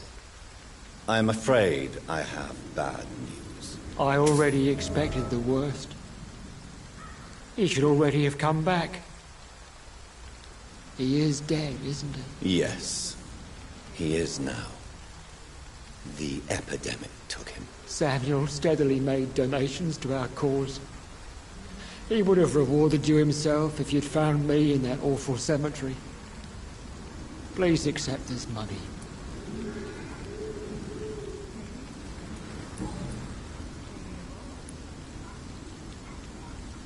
Your disciple, Samuel, stole from the dead in Stonebridge Cemetery. I have proof of his crime, and proof of his death. No! Samuel was the best of us. So devoted, so zealous. He gave all he had for the cause. He tirelessly preached the good word. He defiled the dead with his petty thefts. That's how he financed your misguided crusade. Think what you will. When this city is saved, he will be praised for his devoted fortitude. He walked boldly into the mouth of abomination. Your precious Samuel used you. He was an immoral crook.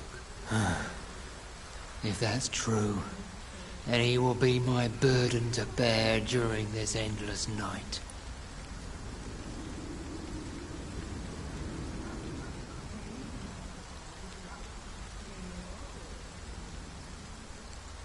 Don't you fear getting sick yourself? Faith gives me all I need, my son. If I must fall, then so be it.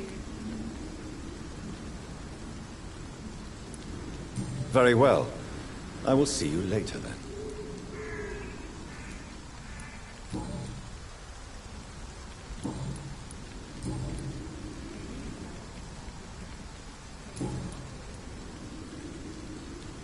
I have heard enough for tonight. Goodbye.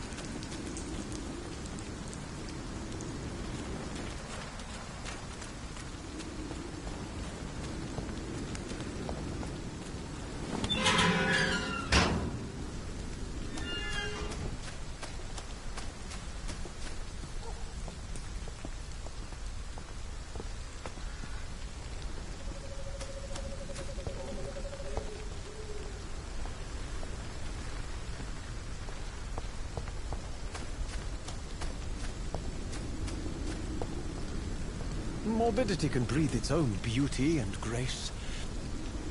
Good evening, Mr. Nithercott. And good evening to you too, my good sir. Can I be of any help?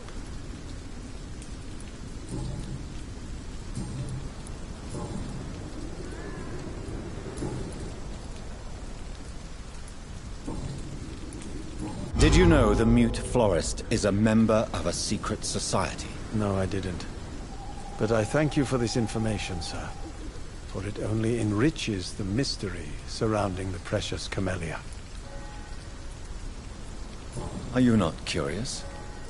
Is there not more you wish to know? That girl has not an ounce of malice in her. Whatever she may be hiding, it's certain to be for the benefit of most, if not all. I fear you are a hopeless romantic, Mr. Nithercott. Guilty as charged, Dr. Reed. Do you need medical attention, sir? It may be wise to let you prescribe me something. I don't feel like I should. I understand your appetite for words and macabre beauty, sir. But you should be more careful. The nutrition of my mind is more important than my physical health. But I appreciate your concern, sir.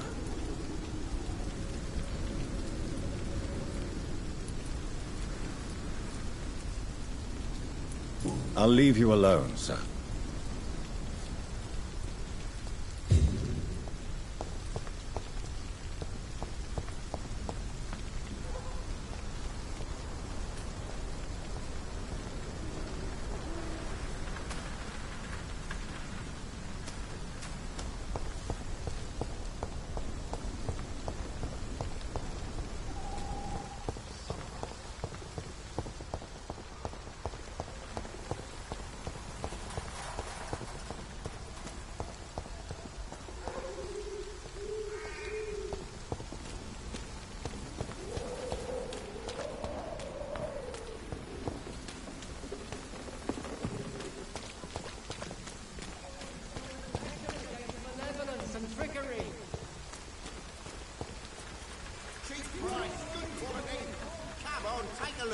Afraid.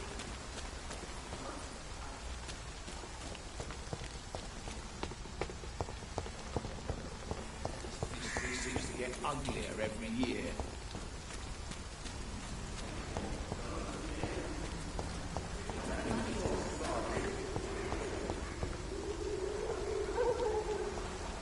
It's...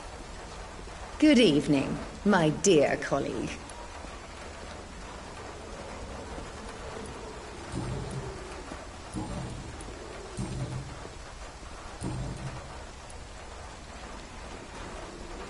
You look ill, Miss Swanborough. I wonder if your concoction will do the trick. I'm perfectly fine, thanks to my miraculous elixir. You, on the other hand, look pale and tired, Doctor. Goodbye, Miss Swanborough. Perhaps we'll talk again.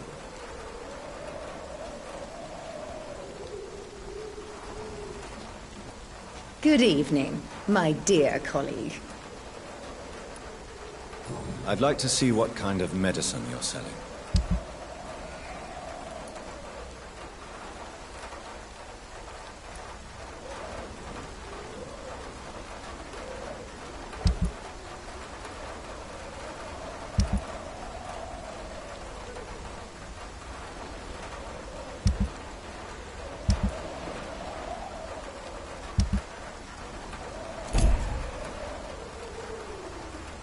Its effectiveness has been proven by many. Even the flu is no match for the Swanborough cordial.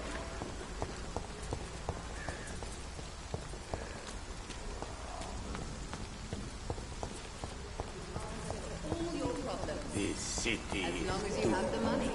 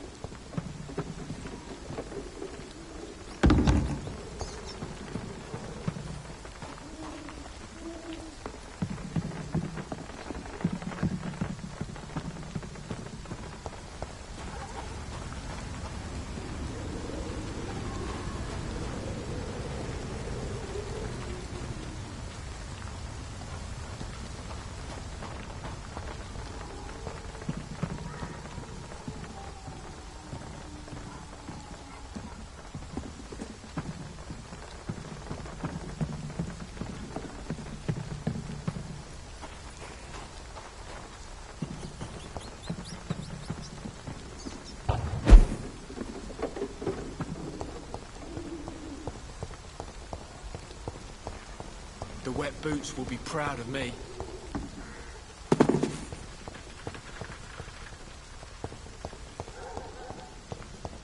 Pain has made me blind.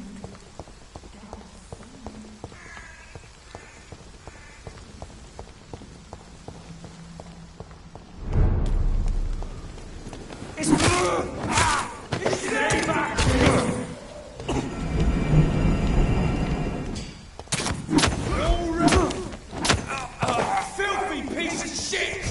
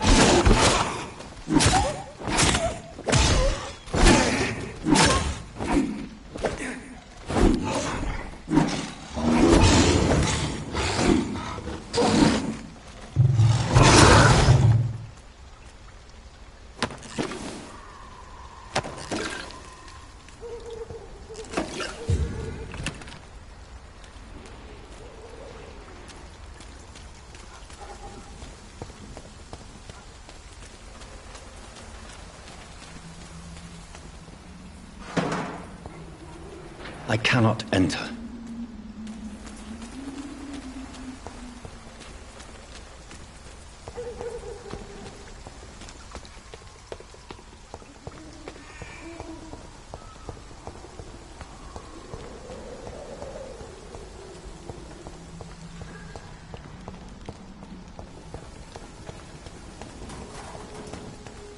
Over there!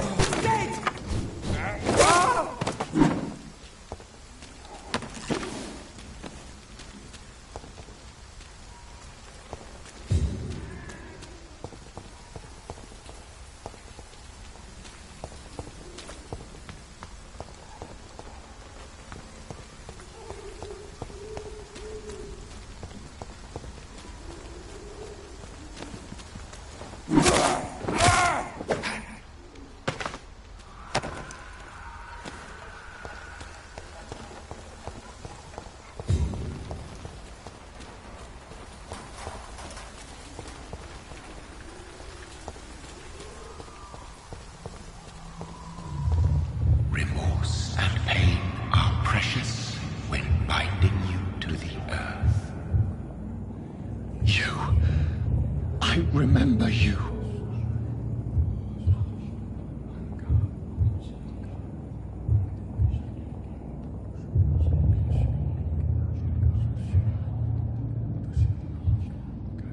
Fear be gone.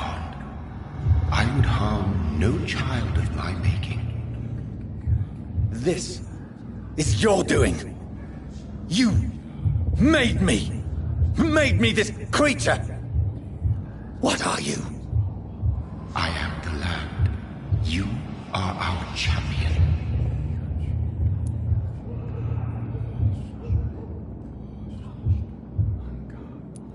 You selected me. Chose me. As shall my children yet to come. What is it you seek? This age is sickly. An ancient poison, an older rage, brewed in a cauldron newly forged. This has something to do with the epidemic. Seek truth, my champion. Defeat the serpent of knowing with iron spur.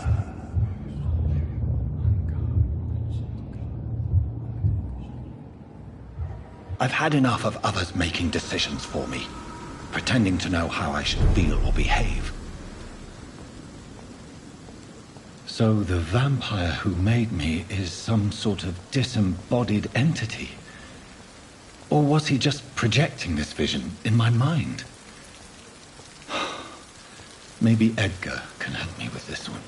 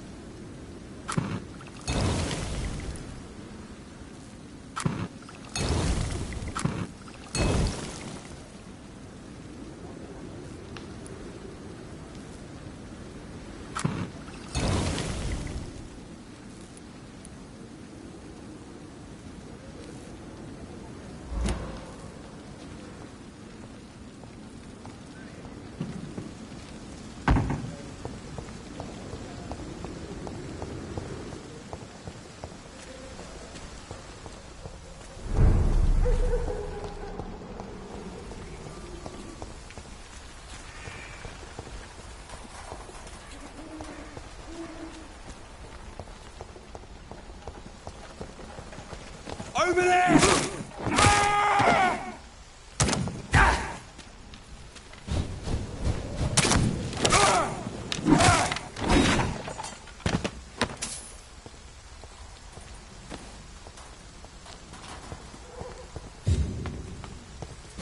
A leech! A leech!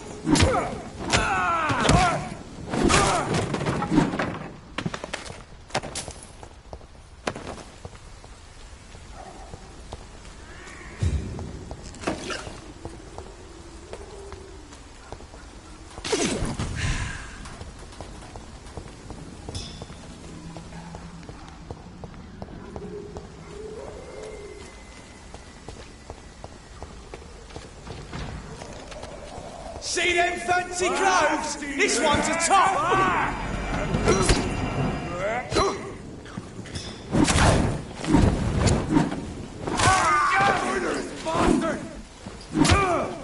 Remember your... Shit! You'll pay for that!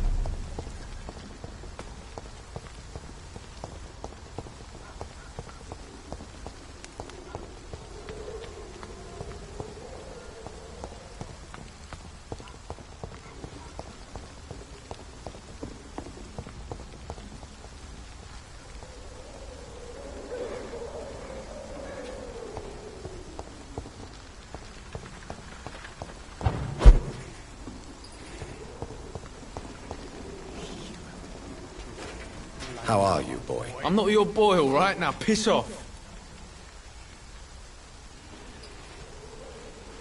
Do you need assistance? Please. Feeling tired these days. There you go. Let's hope nobody steals it from you. Very funny. Goodbye, young man.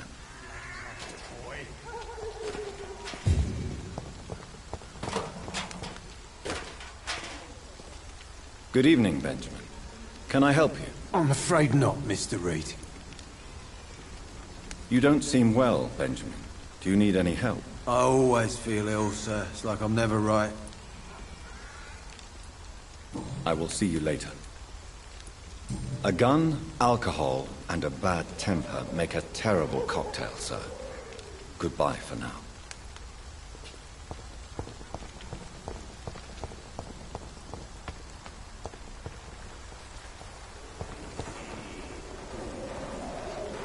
Good evening, my dear colleague. You look ill, Miss Swanborough. I wonder if your concoction will do the trick. I have no doubt it will.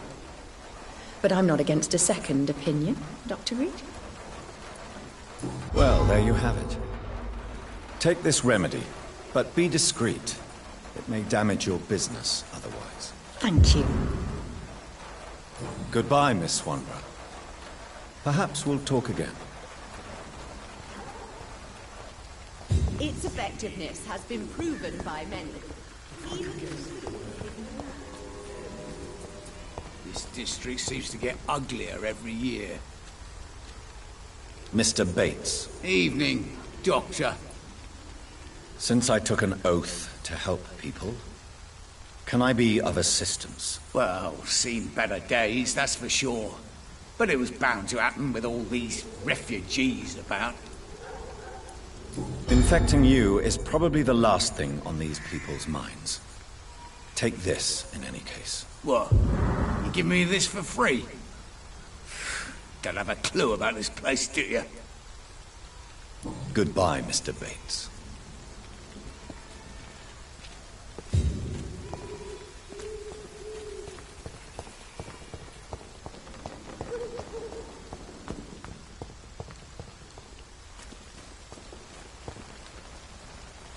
Fancy buying something, sir? You never lose your focus, do you?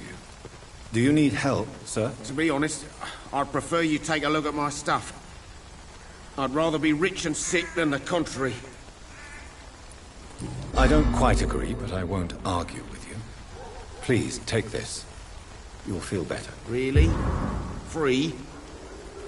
Don't take it personally, but charity usually comes at a price. Human nature being what it is.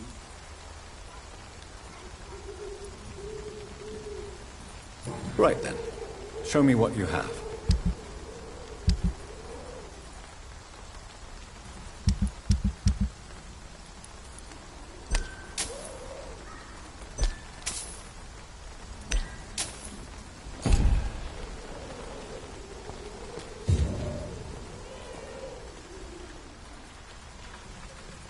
You again?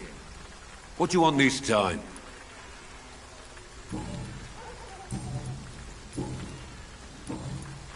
Can I offer you my medical expertise, Mr. Peterson? Keep your medicines for others. There is a thin line between pride and stupidity, sir. Please, take this medication. You'll feel better. All right. I'll take it then. It's not like I don't appreciate the gesture. Goodbye, Mr. Peterson.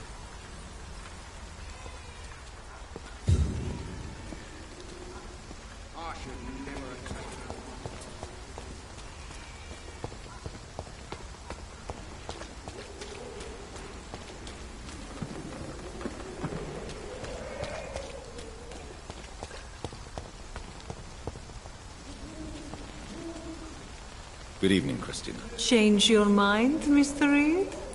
Do you need any assistance, Miss Popper? It depends on the price of your medicine. I am shocked that you would think I am that sort of man. Forgive my suspicion. I'm so used to liars with good manners. Thank you, sir. Goodbye, miss. Take care of yourself as best you can.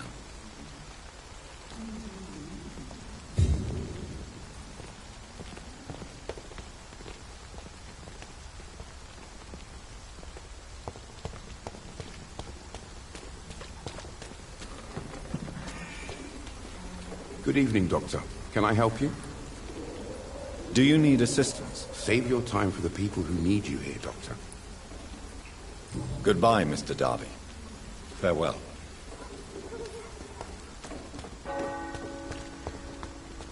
Pay me a glass of almond gin. Pay me a bottle and I'll... Good evening, Mr. Whitaker. It's Father Whitaker, my son. So, are you still lost in your rational delusions? Don't you fear getting sick yourself? Faith gives me all I need, my son. If I must fall, then so be it. No doubt your faith will prevail, but let me give you some extra protection against the devil's work.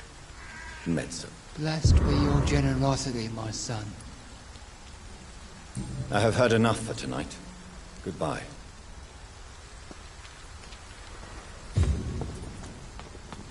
Cheap price, good quality.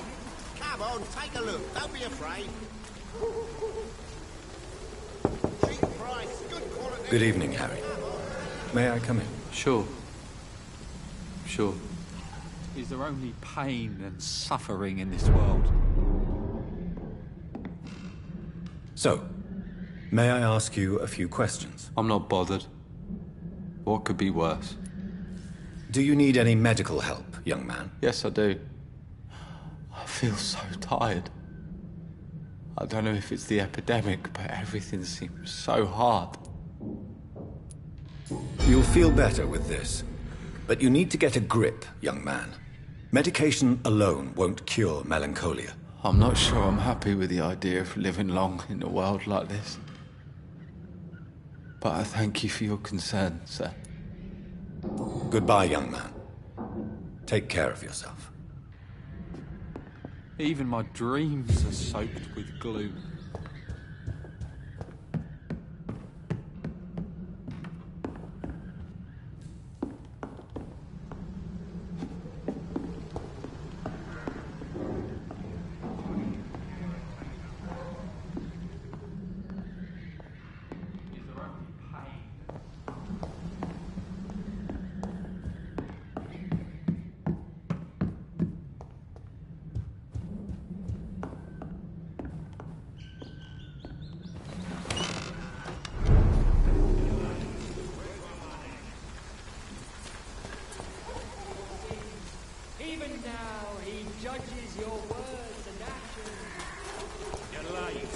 Where's my money?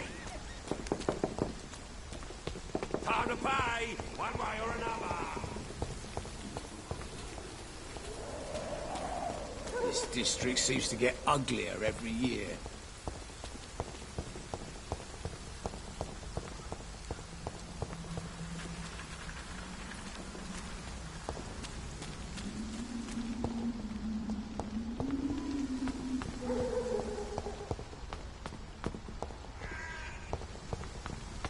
Better go home, sir.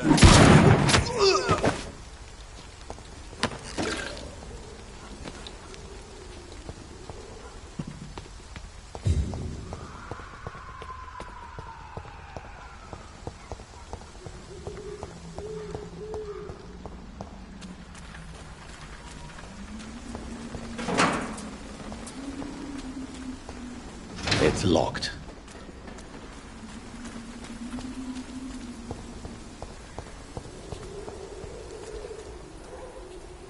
Who distribute flowers at this hour of night?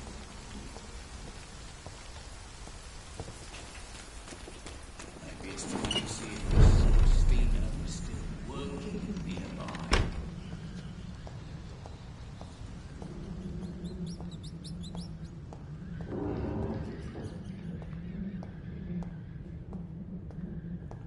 It's locked, all right.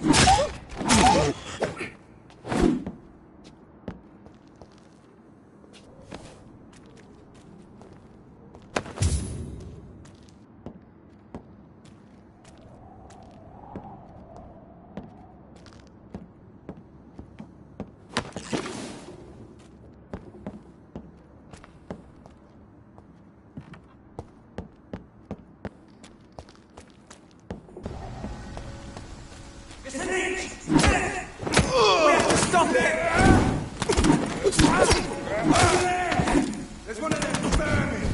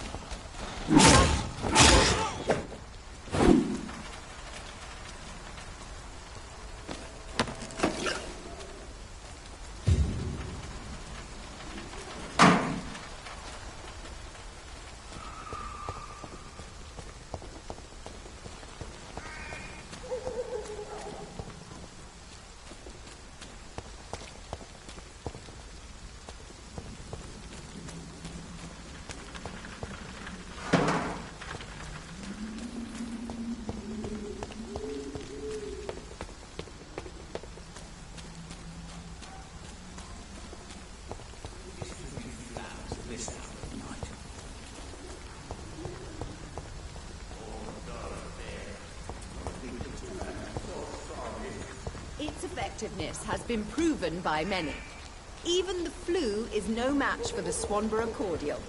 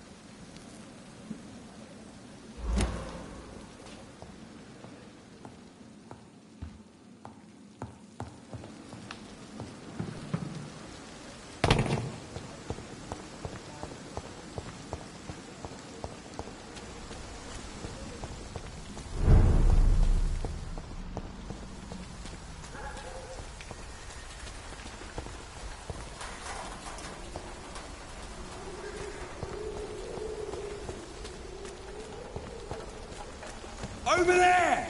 There's one of them!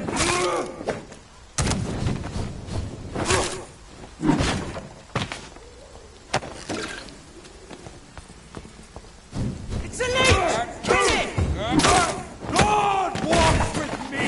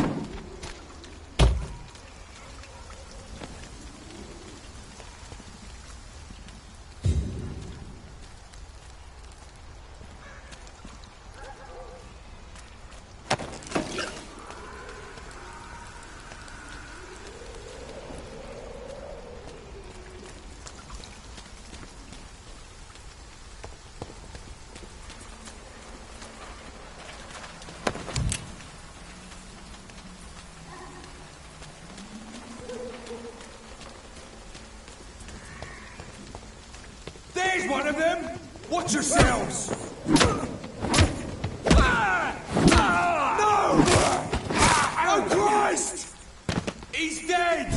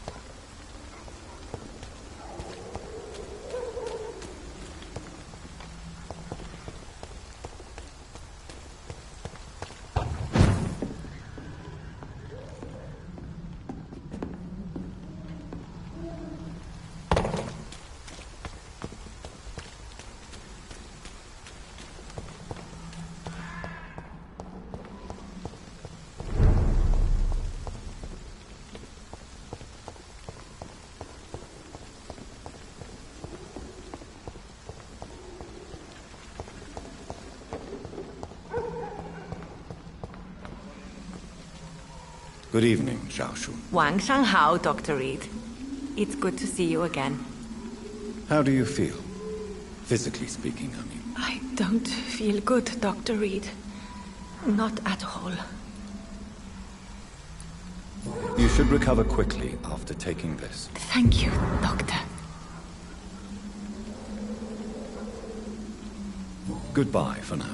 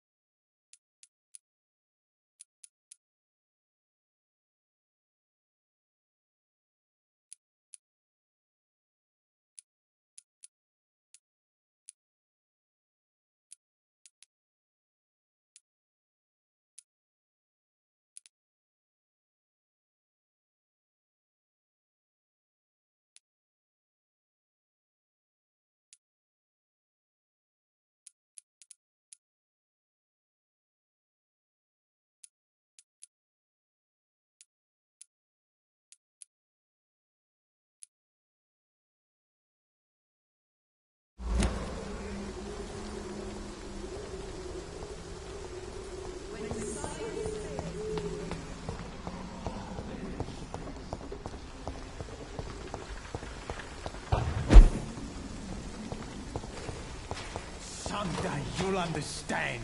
You've wasted your life away.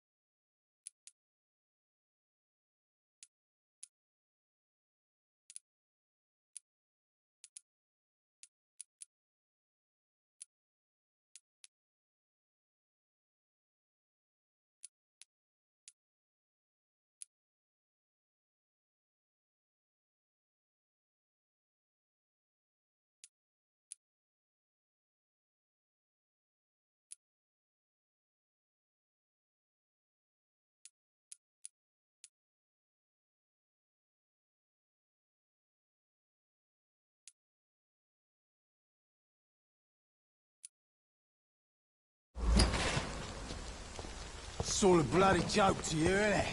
Stealing drugs from the city.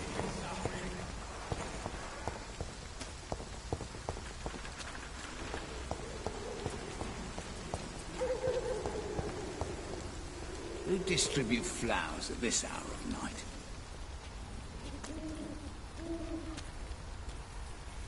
This district seems to get uglier every year.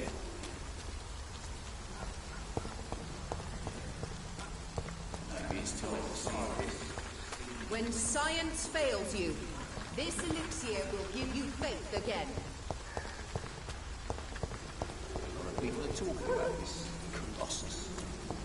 Perhaps I should look into it.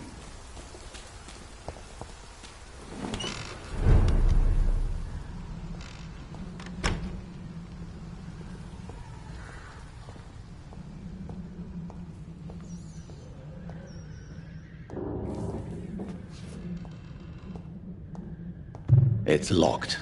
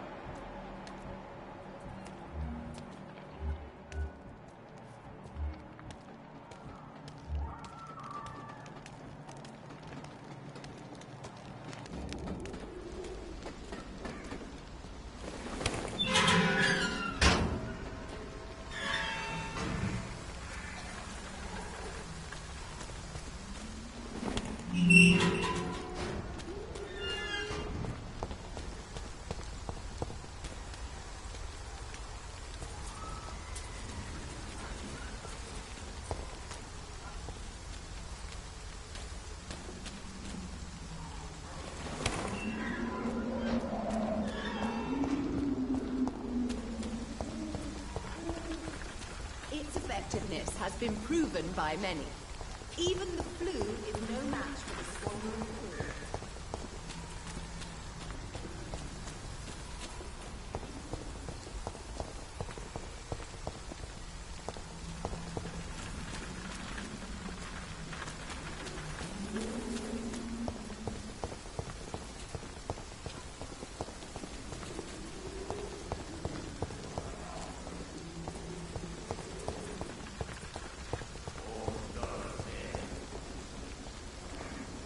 When science fails you, this elixir will give you faith again.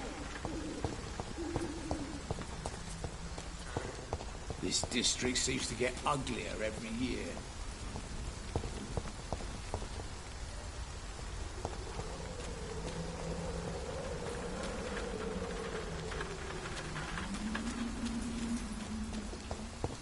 It's time to see if this Christina is still working nearby. Cheap price, good quality. Come on, take a look. Don't be afraid. Malevolence and trickery.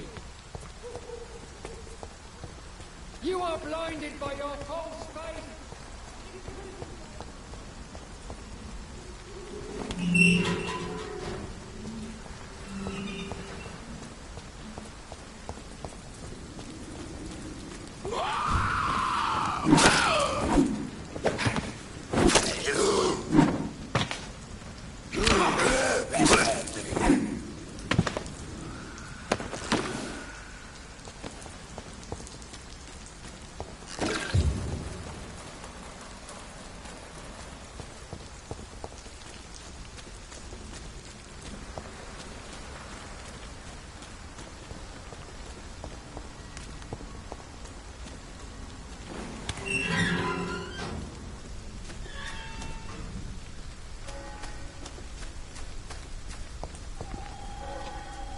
Good evening, Mr. Nethercott. And good evening to you too, my good sir. Can I be of any help? Do you need medical attention, sir? It may be wise to let you prescribe me something. I don't feel like I should. I understand your appetite for words and macabre beauty, sir. But you should be more careful. The nutrition of my mind is more important than my physical health. But I appreciate your concern, sir. I'll leave you alone, sir.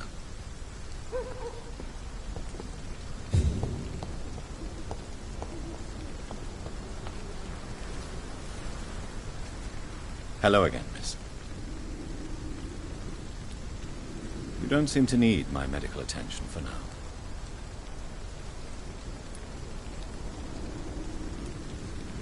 Tell me, Camellia, how are things now the dispensary is closed?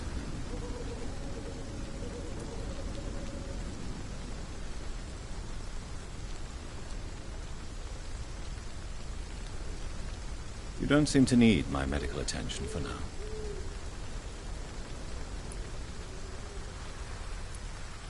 Very well. Goodbye, then.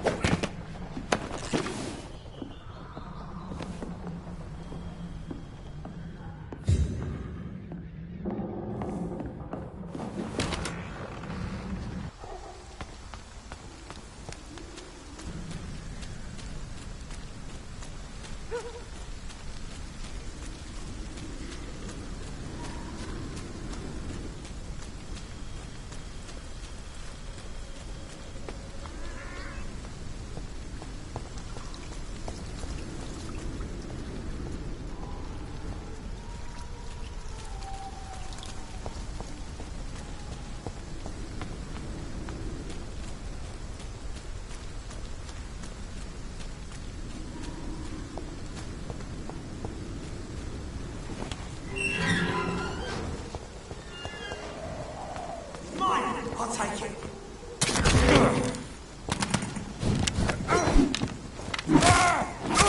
Shit, that leech is fast! That's gonna hurt! I said you fucking a fucking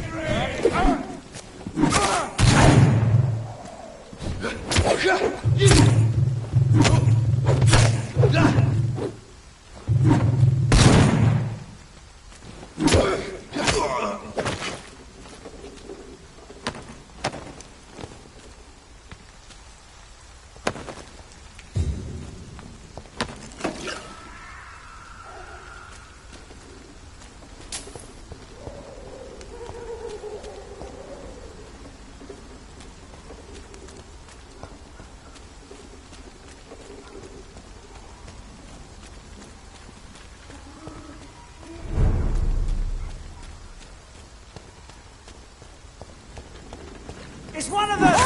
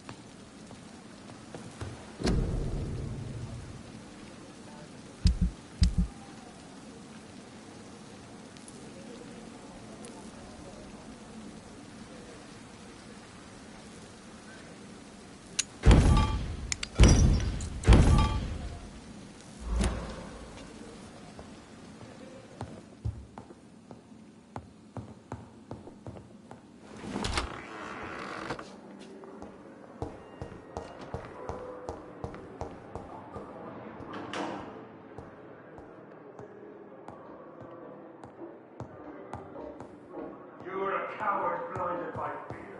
You've embraced the path of a warmonger.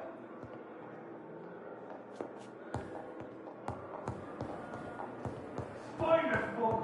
Nothing can obsess So many deaths. A lot of my own life.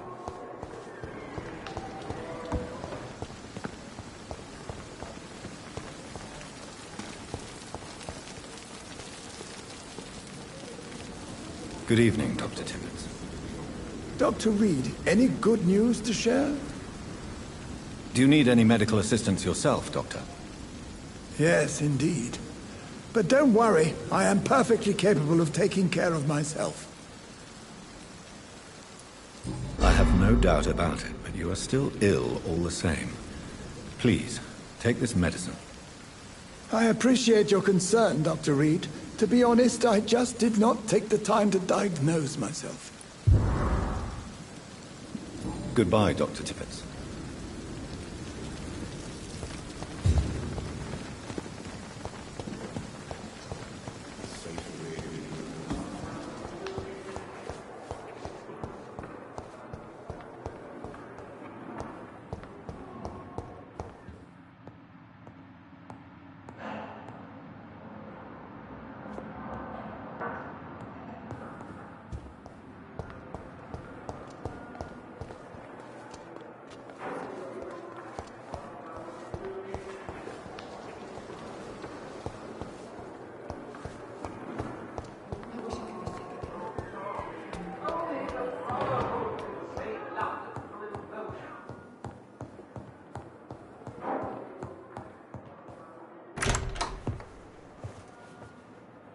God protect us.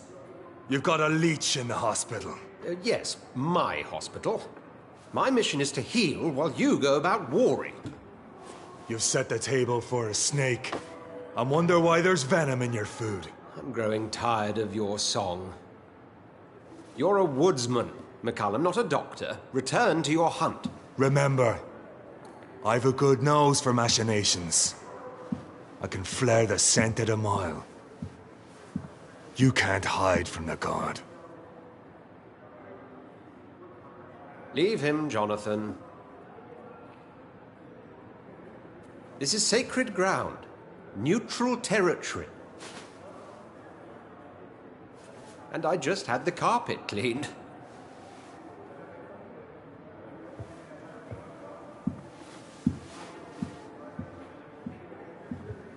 By the sacred stole, this is very bad news. Bad news indeed.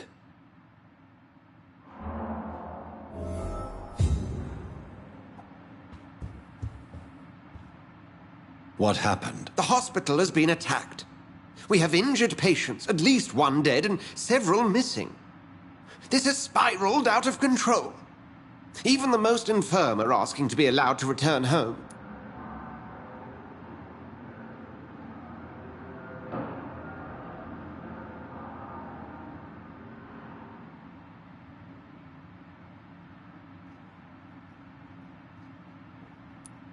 We cannot have the people lose faith in this institution. This hospital is their only hope. Of course, you're right. But we cannot afford a public scandal. It would ruin us. We must restore order, and quickly. You mentioned a dead patient. Who is he? She, Jonathan. She was Miss Harriet Jones. I found her room like a slaughterhouse. Blood everywhere. The duty nurse is taking care of the mess.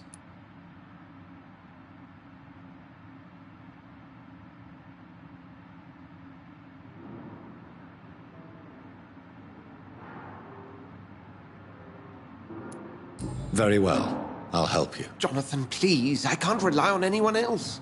And this concerns you as it involves vampires. Someone has taken advantage of our more liberal tendencies here. In what way? Jonathan, I may turn my head when you or her ladyship indulge, but I will not allow this place to become a nest for street feeders. Please then, tell me. Sean Hampton, the man we thought we'd saved at the docks.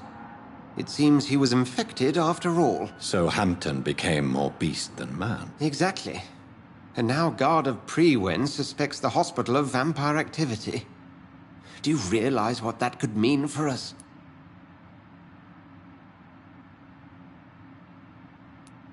Do you really believe they would come for us here? In such a public venue? McCullum is a fanatic. The Guard will stop at nothing. You don't know what they're capable of, Jonathan. Very well. Since I brought Mr. Hampton here, I will put an end to this.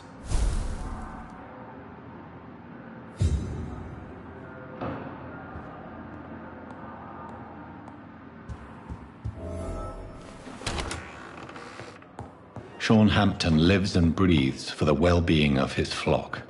There's no other place he would go but the docks.